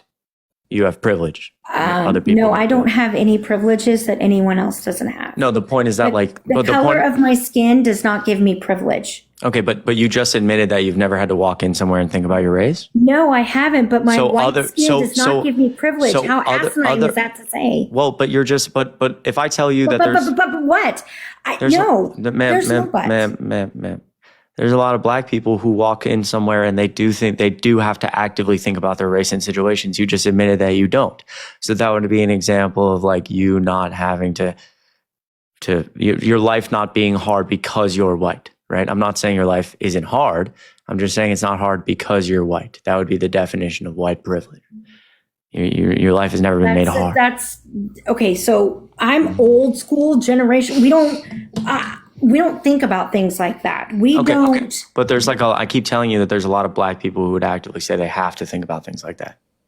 I think that's pushing an agenda, and that's pushing an agenda. How old are you again? How old are you again? Plenty of people from different races that don't have to think about who they are when they walk into a job. They fill out, they and they apply. I'm almost 50, but okay. So you understand that like if you're older than 60, you were watching people drink from different water fountains. So like there is a lot of people, like you talk about like the old school. So you're trying to say that because I'm white, I have privilege because I don't have to think about who I am when I go into a grocery store? That's correct. That's bullshit. Okay, and I think that because I'm 22 and I have like more emotional maturity than you because I can admit up here that like I have privilege being white, especially being a straight white man. But see, that's where you and I differ. I don't see things in a privileged light like you do. No, I think how you and I differ. I think how you and I differ is that I'm not like it doesn't like what the feeling you get when you have to admit that you have white privilege is an anxiety inside that makes you believe that like maybe you're not valid where you are, or you didn't work hard, or is this me actively saying that I'm not enough? And it causes you anxiety and you shove it down and you don't know how to handle it. And so you project it as anger. That's called being like emotionally immature. Right? I'm 22 and I can sit here with 3.2 thousand people. If we were having the exact same conversation, word for word, the exact same, and I was black or I was a black woman, A, I'd have less viewers. B, I'd have a lot of people talking a lot more shit in the comments. And C, I just have way less followers if I did the exact same thing on TikTok. That's okay to admit. It doesn't mean I didn't work hard for where I am. It doesn't mean that life isn't hard for me sometimes. Life's hard for me. I go through hard shit. I just don't go through hard shit because I'm white. And it's very easy to like admit that because it's like I'm not emotionally, I don't have like the emotional maturity of like a 4-year-old. That's the difference. Well, I don't have the emotional maturity of a 4-year-old. And the things that you're saying, this is the problem where we're not coming together because of all we have to depict and Ma'am, I think the reason we're not coming together is you're telling me Michelle Obama got sent to Guantanamo Bay. Oh, well, you just read it for yourself. So that's fine. You do what you want to do. But when it all comes to life. Guys, I can't do it anymore. I really like, bro. That is the greatest. Oh, man, dude. Jen, I was trying to ask her I literally listened to a whole podcast about how to like get people out of like cults and conspiracy theories. I was trying to engage with her on that, but I think when I like exploded her on the beginning, it was too far gone. I just didn't expect it to go the Q route. Like I knew that she was going to be like MAGA, obviously, but when she was like, look up Michelle Obama getting sent to Guantanamo Bay for crimes against humanity. Holy shit, brother.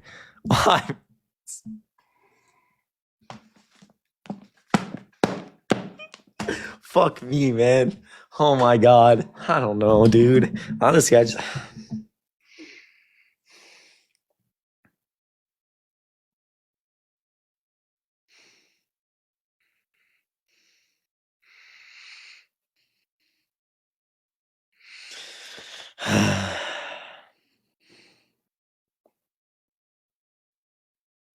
Chat. I just texted Harry. I'm like, dude, where are you at, bro? Megan, thanks so much for $1 on Venmo for doing therapy with this lady for 45 minutes from a trauma therapist. Lol. Yo, huge W's, Megan. By the way, thanks for being a therapist. It's really amazing work. Truly, I appreciate you. Huge W's. Jessica, thank you so much for $5. W kick because we definitely lost brain cells here. That was Not ideal. Thanks for the gifts. By the way, 3.2 thousand people here is insane. I never take any of this for granted, and there's never any pressure to donate monetarily. The fact that I can sit here and talk about what I love at 1:30 Central to 3.2 thousand people is a blessing. I appreciate you guys. Trisha, thank you so much for $2. Should I make a Hope Core edit of that? Please, bro. I would repost the fuck out of a Hope Core edit. I don't know what my initial reaction was when she told me that Michelle Obama was getting sent to Gitmo, but holy shit. Please read DM from Wheat. Okay. $15. I appreciate you so much. Ethan, is that on TikTok? Yo, Olive, I appreciate you a lot. I appreciate you a lot.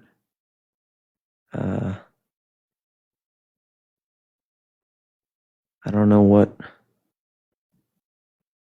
am I looking at? Dude, I just got a DM from All right, Ethan, can you tell me can you go on Venmo and tell me where I'm supposed to see, like where I'm looking for that Venmo or that DM? Appreciate you so much. Adontis, thank you so much. I hope I'm pronouncing that right. $20. I appreciate you so much from the bottom of my heart. We live in a fucking society. I don't know how you continue to do this. My mental health would be so done for a little. Adontis, I believe. That's a dope name. We do live in a fucking society. We do. I appreciate you, man. Seriously. Thank you so much for $20. It means a lot. Jamie, $10. So good to see you. Free Michelle from Gitmo Fund. We need to start a fucking GoFundMe, dude. Jesus, I appreciate you so much. Goddamn you. What? Jackie, thank you so much for this. Lady might be the craziest person you've talked to. Someone asked me in person who's the craziest person you've talked to. God, what did this person say? I missed it. It's all right. That lady might be the craziest person you talked to. I'm losing so many brain cells. I can't believe people exist. It's so sad. It is sad. Honestly, I like people less crazy because at least I just feel sad at that point, man. Jackie, thanks so much for $5. Clara, $40 on Venmo. It goes a really long way. Your nuanced understanding of the conservative mindset and the way you compassionately try to educate is a huge testament to your integrity. I appreciate all you do immensely. Holy shit. That was really, really, really, really, really, really fucking kind. Thank you so much, Clara. I appreciate you. Clara, thank you so much. Huge W's. $40 goes a really long way. Michelle's Gitmo funding. Jesus. Hold on, chat. Trying to make sense of everything that happened today, and then I remembered someone once told me we live in a society. Thanks for all the smiles, Kay. Appreciate $2 so much. Good to see you. Why was the last guest speed running bad twigs like he was going to post on a Twitch stream? I know, Justin. Is it one after another after free Michelle, bro? Yo, Justin, I appreciate you so much. I sent you a funny voiceover football montage on TikTok that reminded me of you and Harry. Watch it for a giggle. $5 by Maze. I'll go check it out. I appreciate you. W's for Maze. You're always so supportive. I love you. Can you do a Harry impression? What does that? What did you quiet? That's how he talks like Trump. He talks like that to me on the phone. If I called him right now, like within 2 minutes, he'd be like, well, wow. That's what he always does. Azelle, thank you so much for $1, brother. I appreciate you. Jennifer, thanks for $5. I have, but I haven't bought one, and I think I'm going to. Jennifer, huge W's. I appreciate you so fucking much. Jessica, good to see you. Paid by the DNC. Okay, well, Jessica, you didn't have to tell people it was you giving me the money, but I guess it's out now. It's out in the open. Thank you so much. I appreciate you. For putting up with this insufferable lady, Grace, $5. I appreciate you so much. Oh my God, Maze, $50 on Venmo. Incredible. You're an exquisite example of refined and educated, a class act. Thank you. Holy shit. Huge fucking W's for Maze. That is so kind.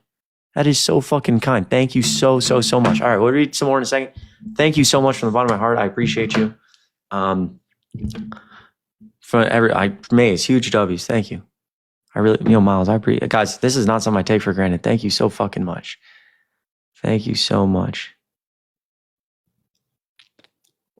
Yeah,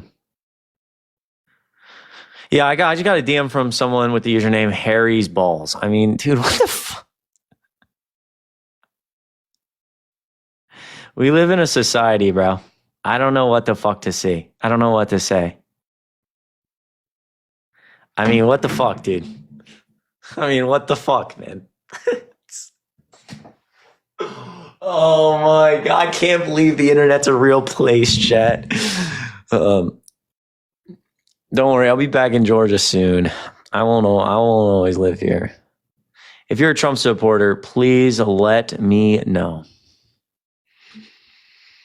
Yeah, I do need to go to the gym like really soon.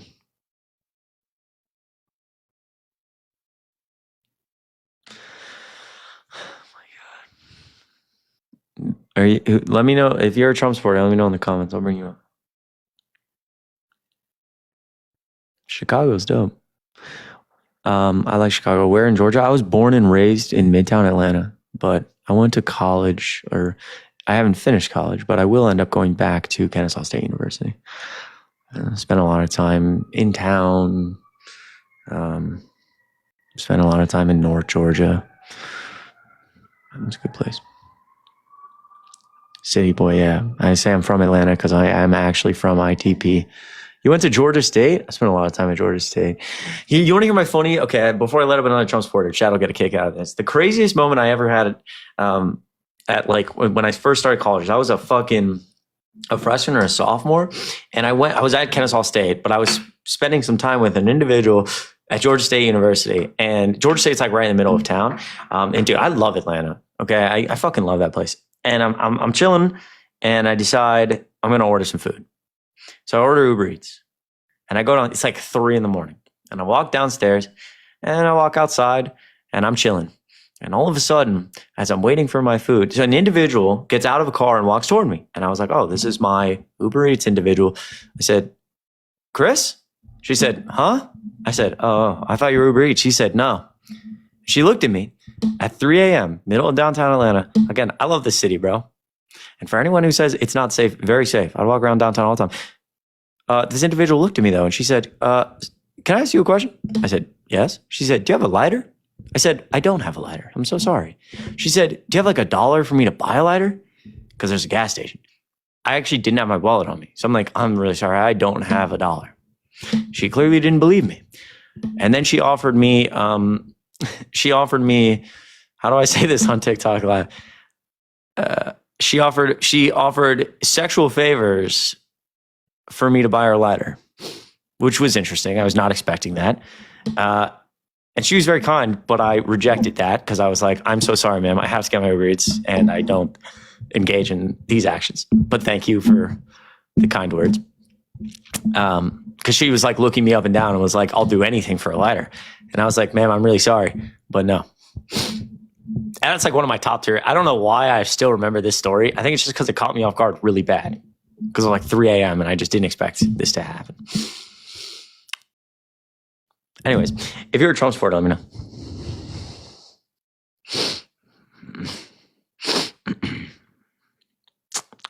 If I had, for the record, if I had my wallet on her, I would have absolutely given her $1 for a lighter. But I didn't have my wallet. So couldn't do that.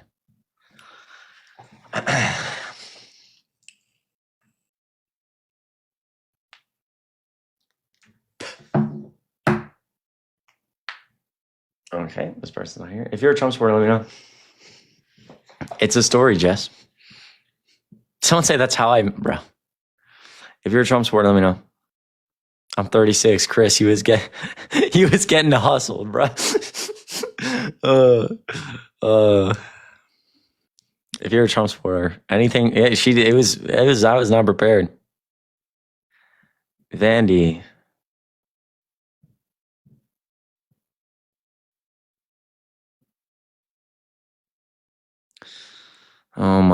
Oh, there you are. Hello? Hello. Okay. So starting off. How old are you? I'm 18. I mean, wait, no, 19, sorry. What year were you born? 2005, sorry. Just turned 18 in December. I mean, Jesus, 19 in December, my God. Okay. Why'd you vote for Trump? I actually didn't vote.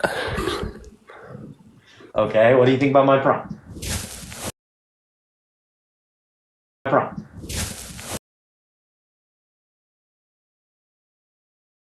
Being held civilly liable for assaulting a woman. Yeah, but not criminally, because I think he definitely did it, but yeah, he did. I was just wondering, why wouldn't they hold him criminally accountable? Oh, because the statute of limitations for criminal had passed, so they could not. Oh, okay, got it. Yep. But I do agree that he definitely sexually abused that woman. Okay, yeah, because I was confused about that. Yeah. So I'm not very politically. No, you're good. Yeah. So it was just because the statute of limitations had passed criminally. Got it. Yep. Love what you do. But thanks, man. Vandy, I appreciate you a lot, man. Yeah. W's in the chat for Vandy. Appreciate that. Thanks for being on the right side of history as a young male. Appreciate that. If you're a Trump supporter. JW, good to see you. Give me a little bit of time. Let me try to find, what time is it? Oh. Dude, how is it already 1:40 in the fucking morning, man?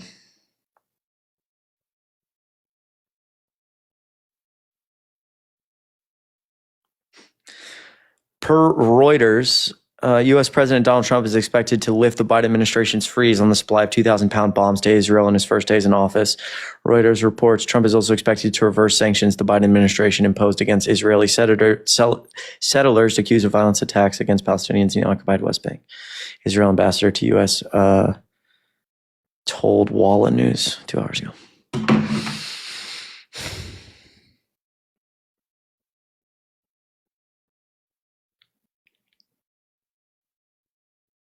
I need to go to the gym, Charlie. I really need to go to the gym.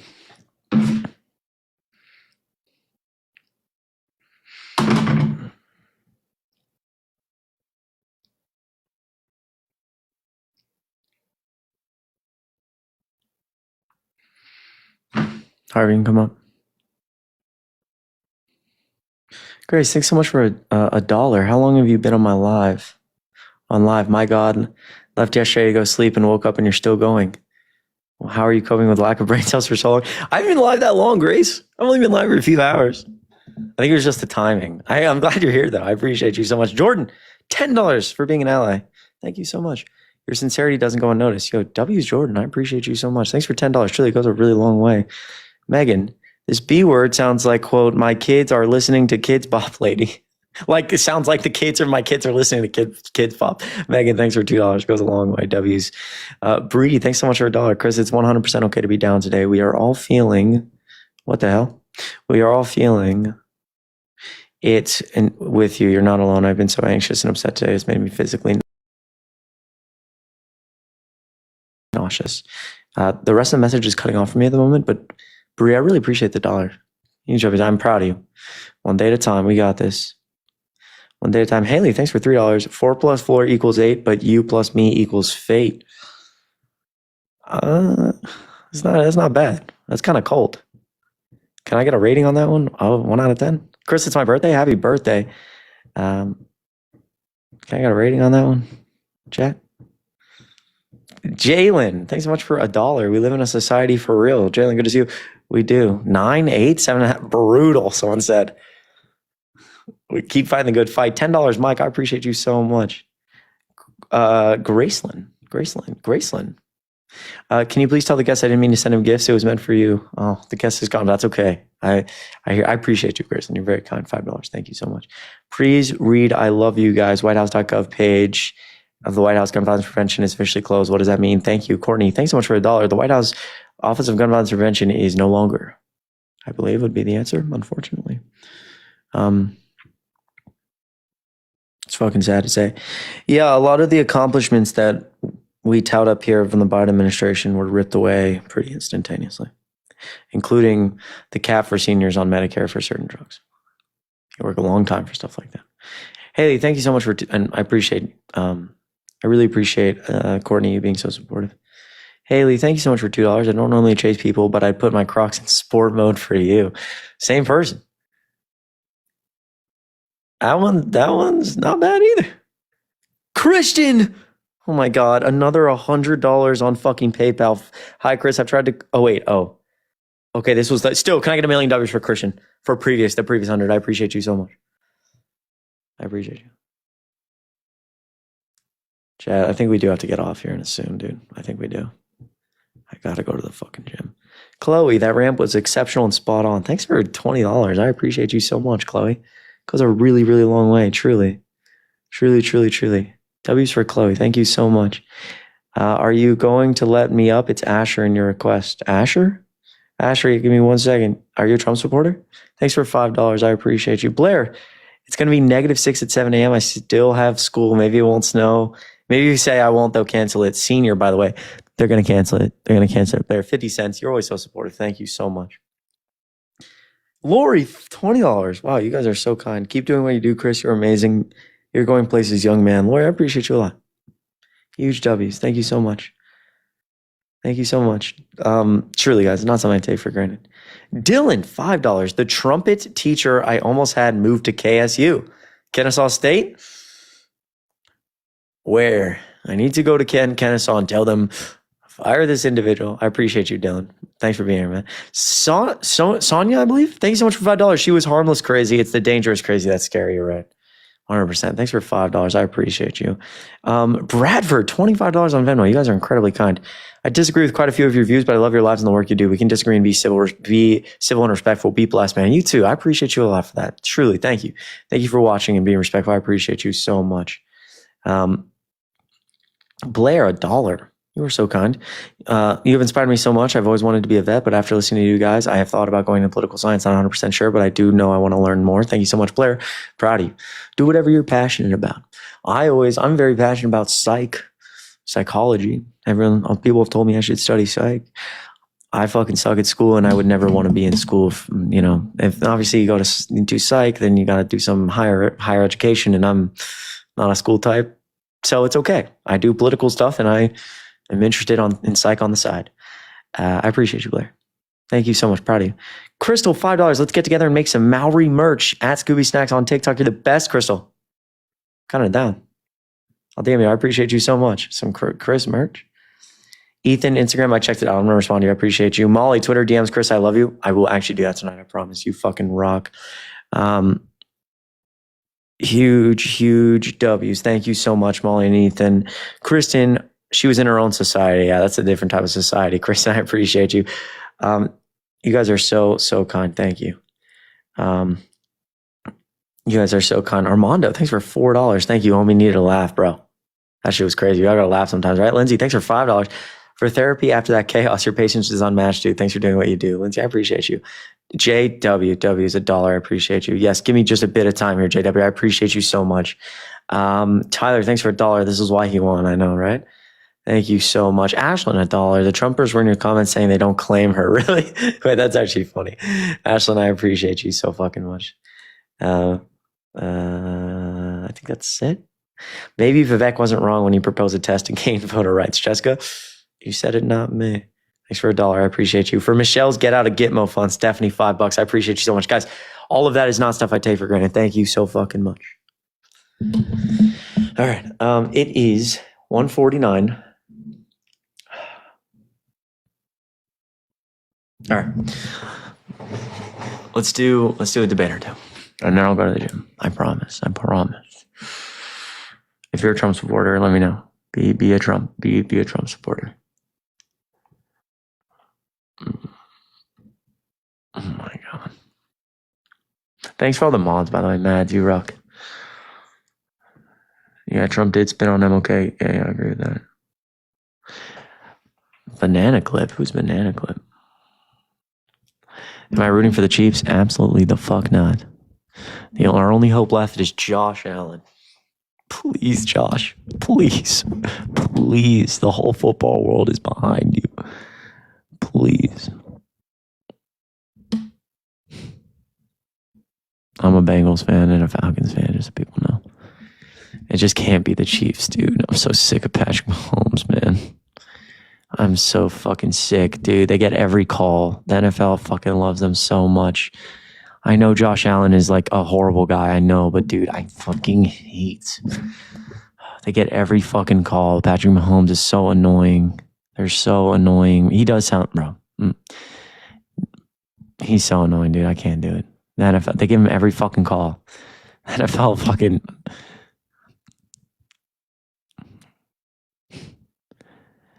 Golden boy? What? If you're a Trump supporter, please let me know. You gotta let me know in the comments so I can bring you up.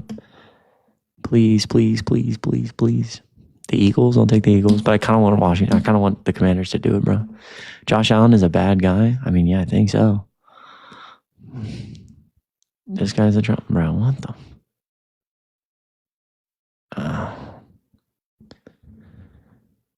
Instagram is censoring. What the fuck just happened to my lighting? Josh Allen loves Trump. I actually don't know if that's true. I just know he was sending some crazy ass racist tweets when he was like 15. Please, 5-bit booms on him. Dude, what the fuck happened to my lighting? Jesus Christ.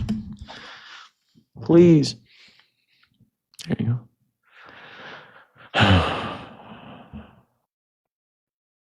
Thank you, Olive. I appreciate you a lot. Trump is your president? Yeah, no fucking shit. I invited you up. Yeah, my Cash App got banned, unfortunately. But I appreciate you being kind enough to look. Who's Harry rooting for? Not fucking the Chiefs, dude. I guarantee it. Ready to Go is definitely a fucking troll. Trump supporters, where are you? I feel so bad for Lamar Jackson, bro.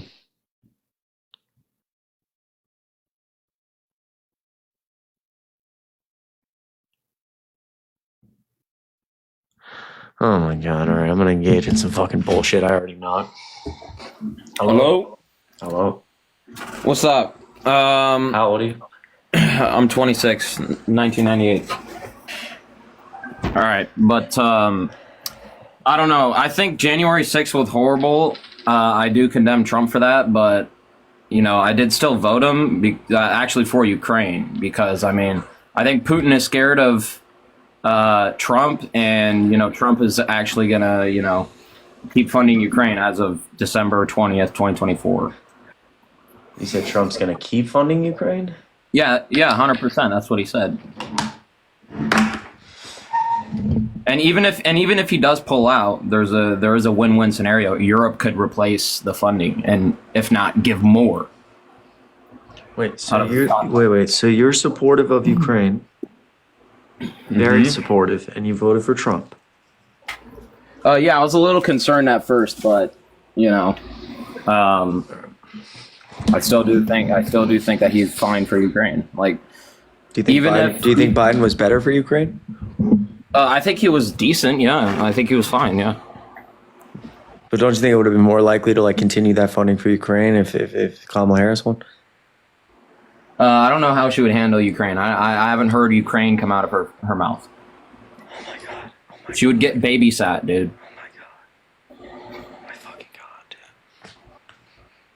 So it's like, is that all you're gonna say or what?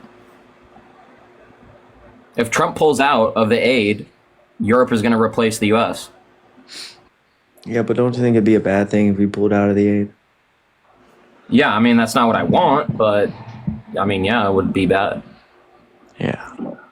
So, like, was that your main reason for voting? Was that my main reason? What? Is that your main reason for voting?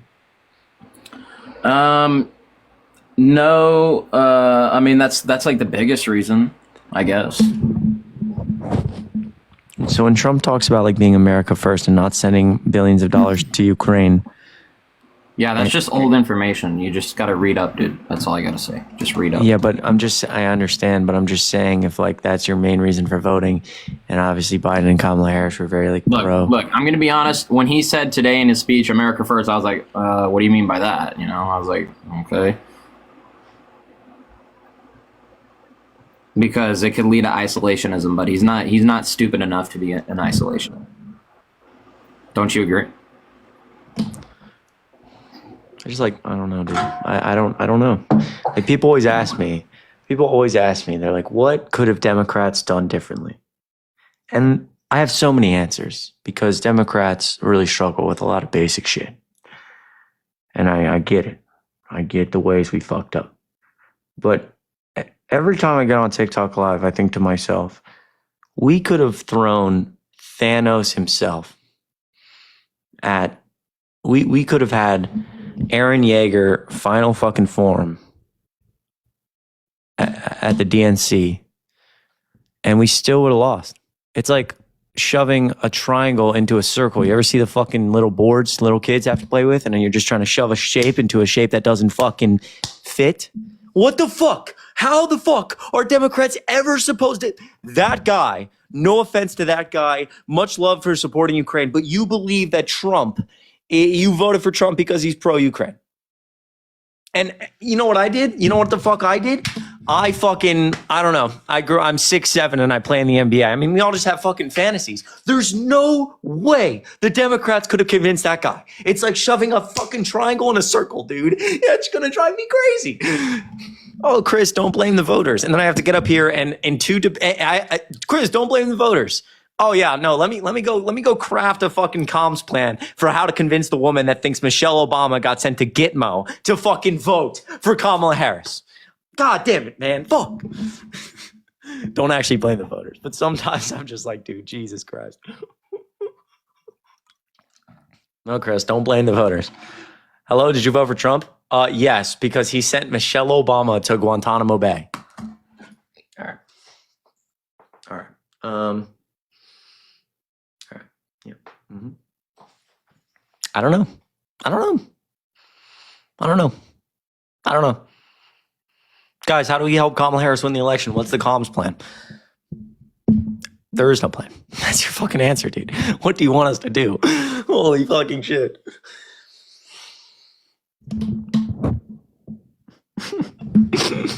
Yeah, I'm gonna fucking lose. I swear to God, in like 2 months, you guys are gonna see me go live on TikTok. I'll just be like scribbling on the walls. Like just losing it, dude. Yeah, we do have to freeze Michelle.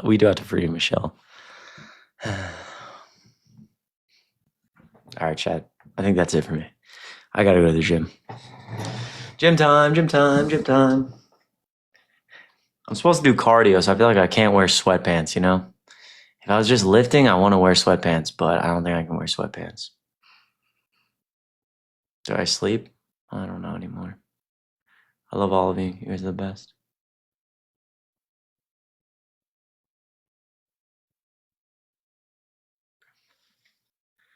You guys are amazing. Thank you for all the kind words and all the support, truly. By the way, Skims. Sweatpants, Skims. If the Kardashians ever decide they want to support democracy, hey there, you could pay me money. I love Skims. Why'd Kim get canceled? Like, I can't keep up, bro. Please don't advertise. Like, why? What'd they do? Huh, I can't fucking win, dude. I do need to go to sleep. She posted Melania? No, she didn't. No. Stage just gets worse and worse. What's next? What, dude? Well, you know, what if I go to the gym? There's like TVs in the gym, and I look up at the TV, and it's like breaking news CNN. Michelle Obama sent to Gitmo for crimes against humanity. Emergency broadcast sent out. What if that happens in like 5 minutes? What's everyone's reaction? Like, you get off this live, you're just scrolling Twitter. Breaking news confirmed. Like, what do you do? Dude. I'd be like, you know what? It's been good, man. I'm out. I'm gonna get in my car and I'm gonna just start driving. Yep, y'all be safe. I'm leaving. I don't know where I'm going, but I'm out. If I saw that when I walked downstairs, you ever seen Harry and I send back and forth this meme of a Skyrim character just staring? No reaction, bro.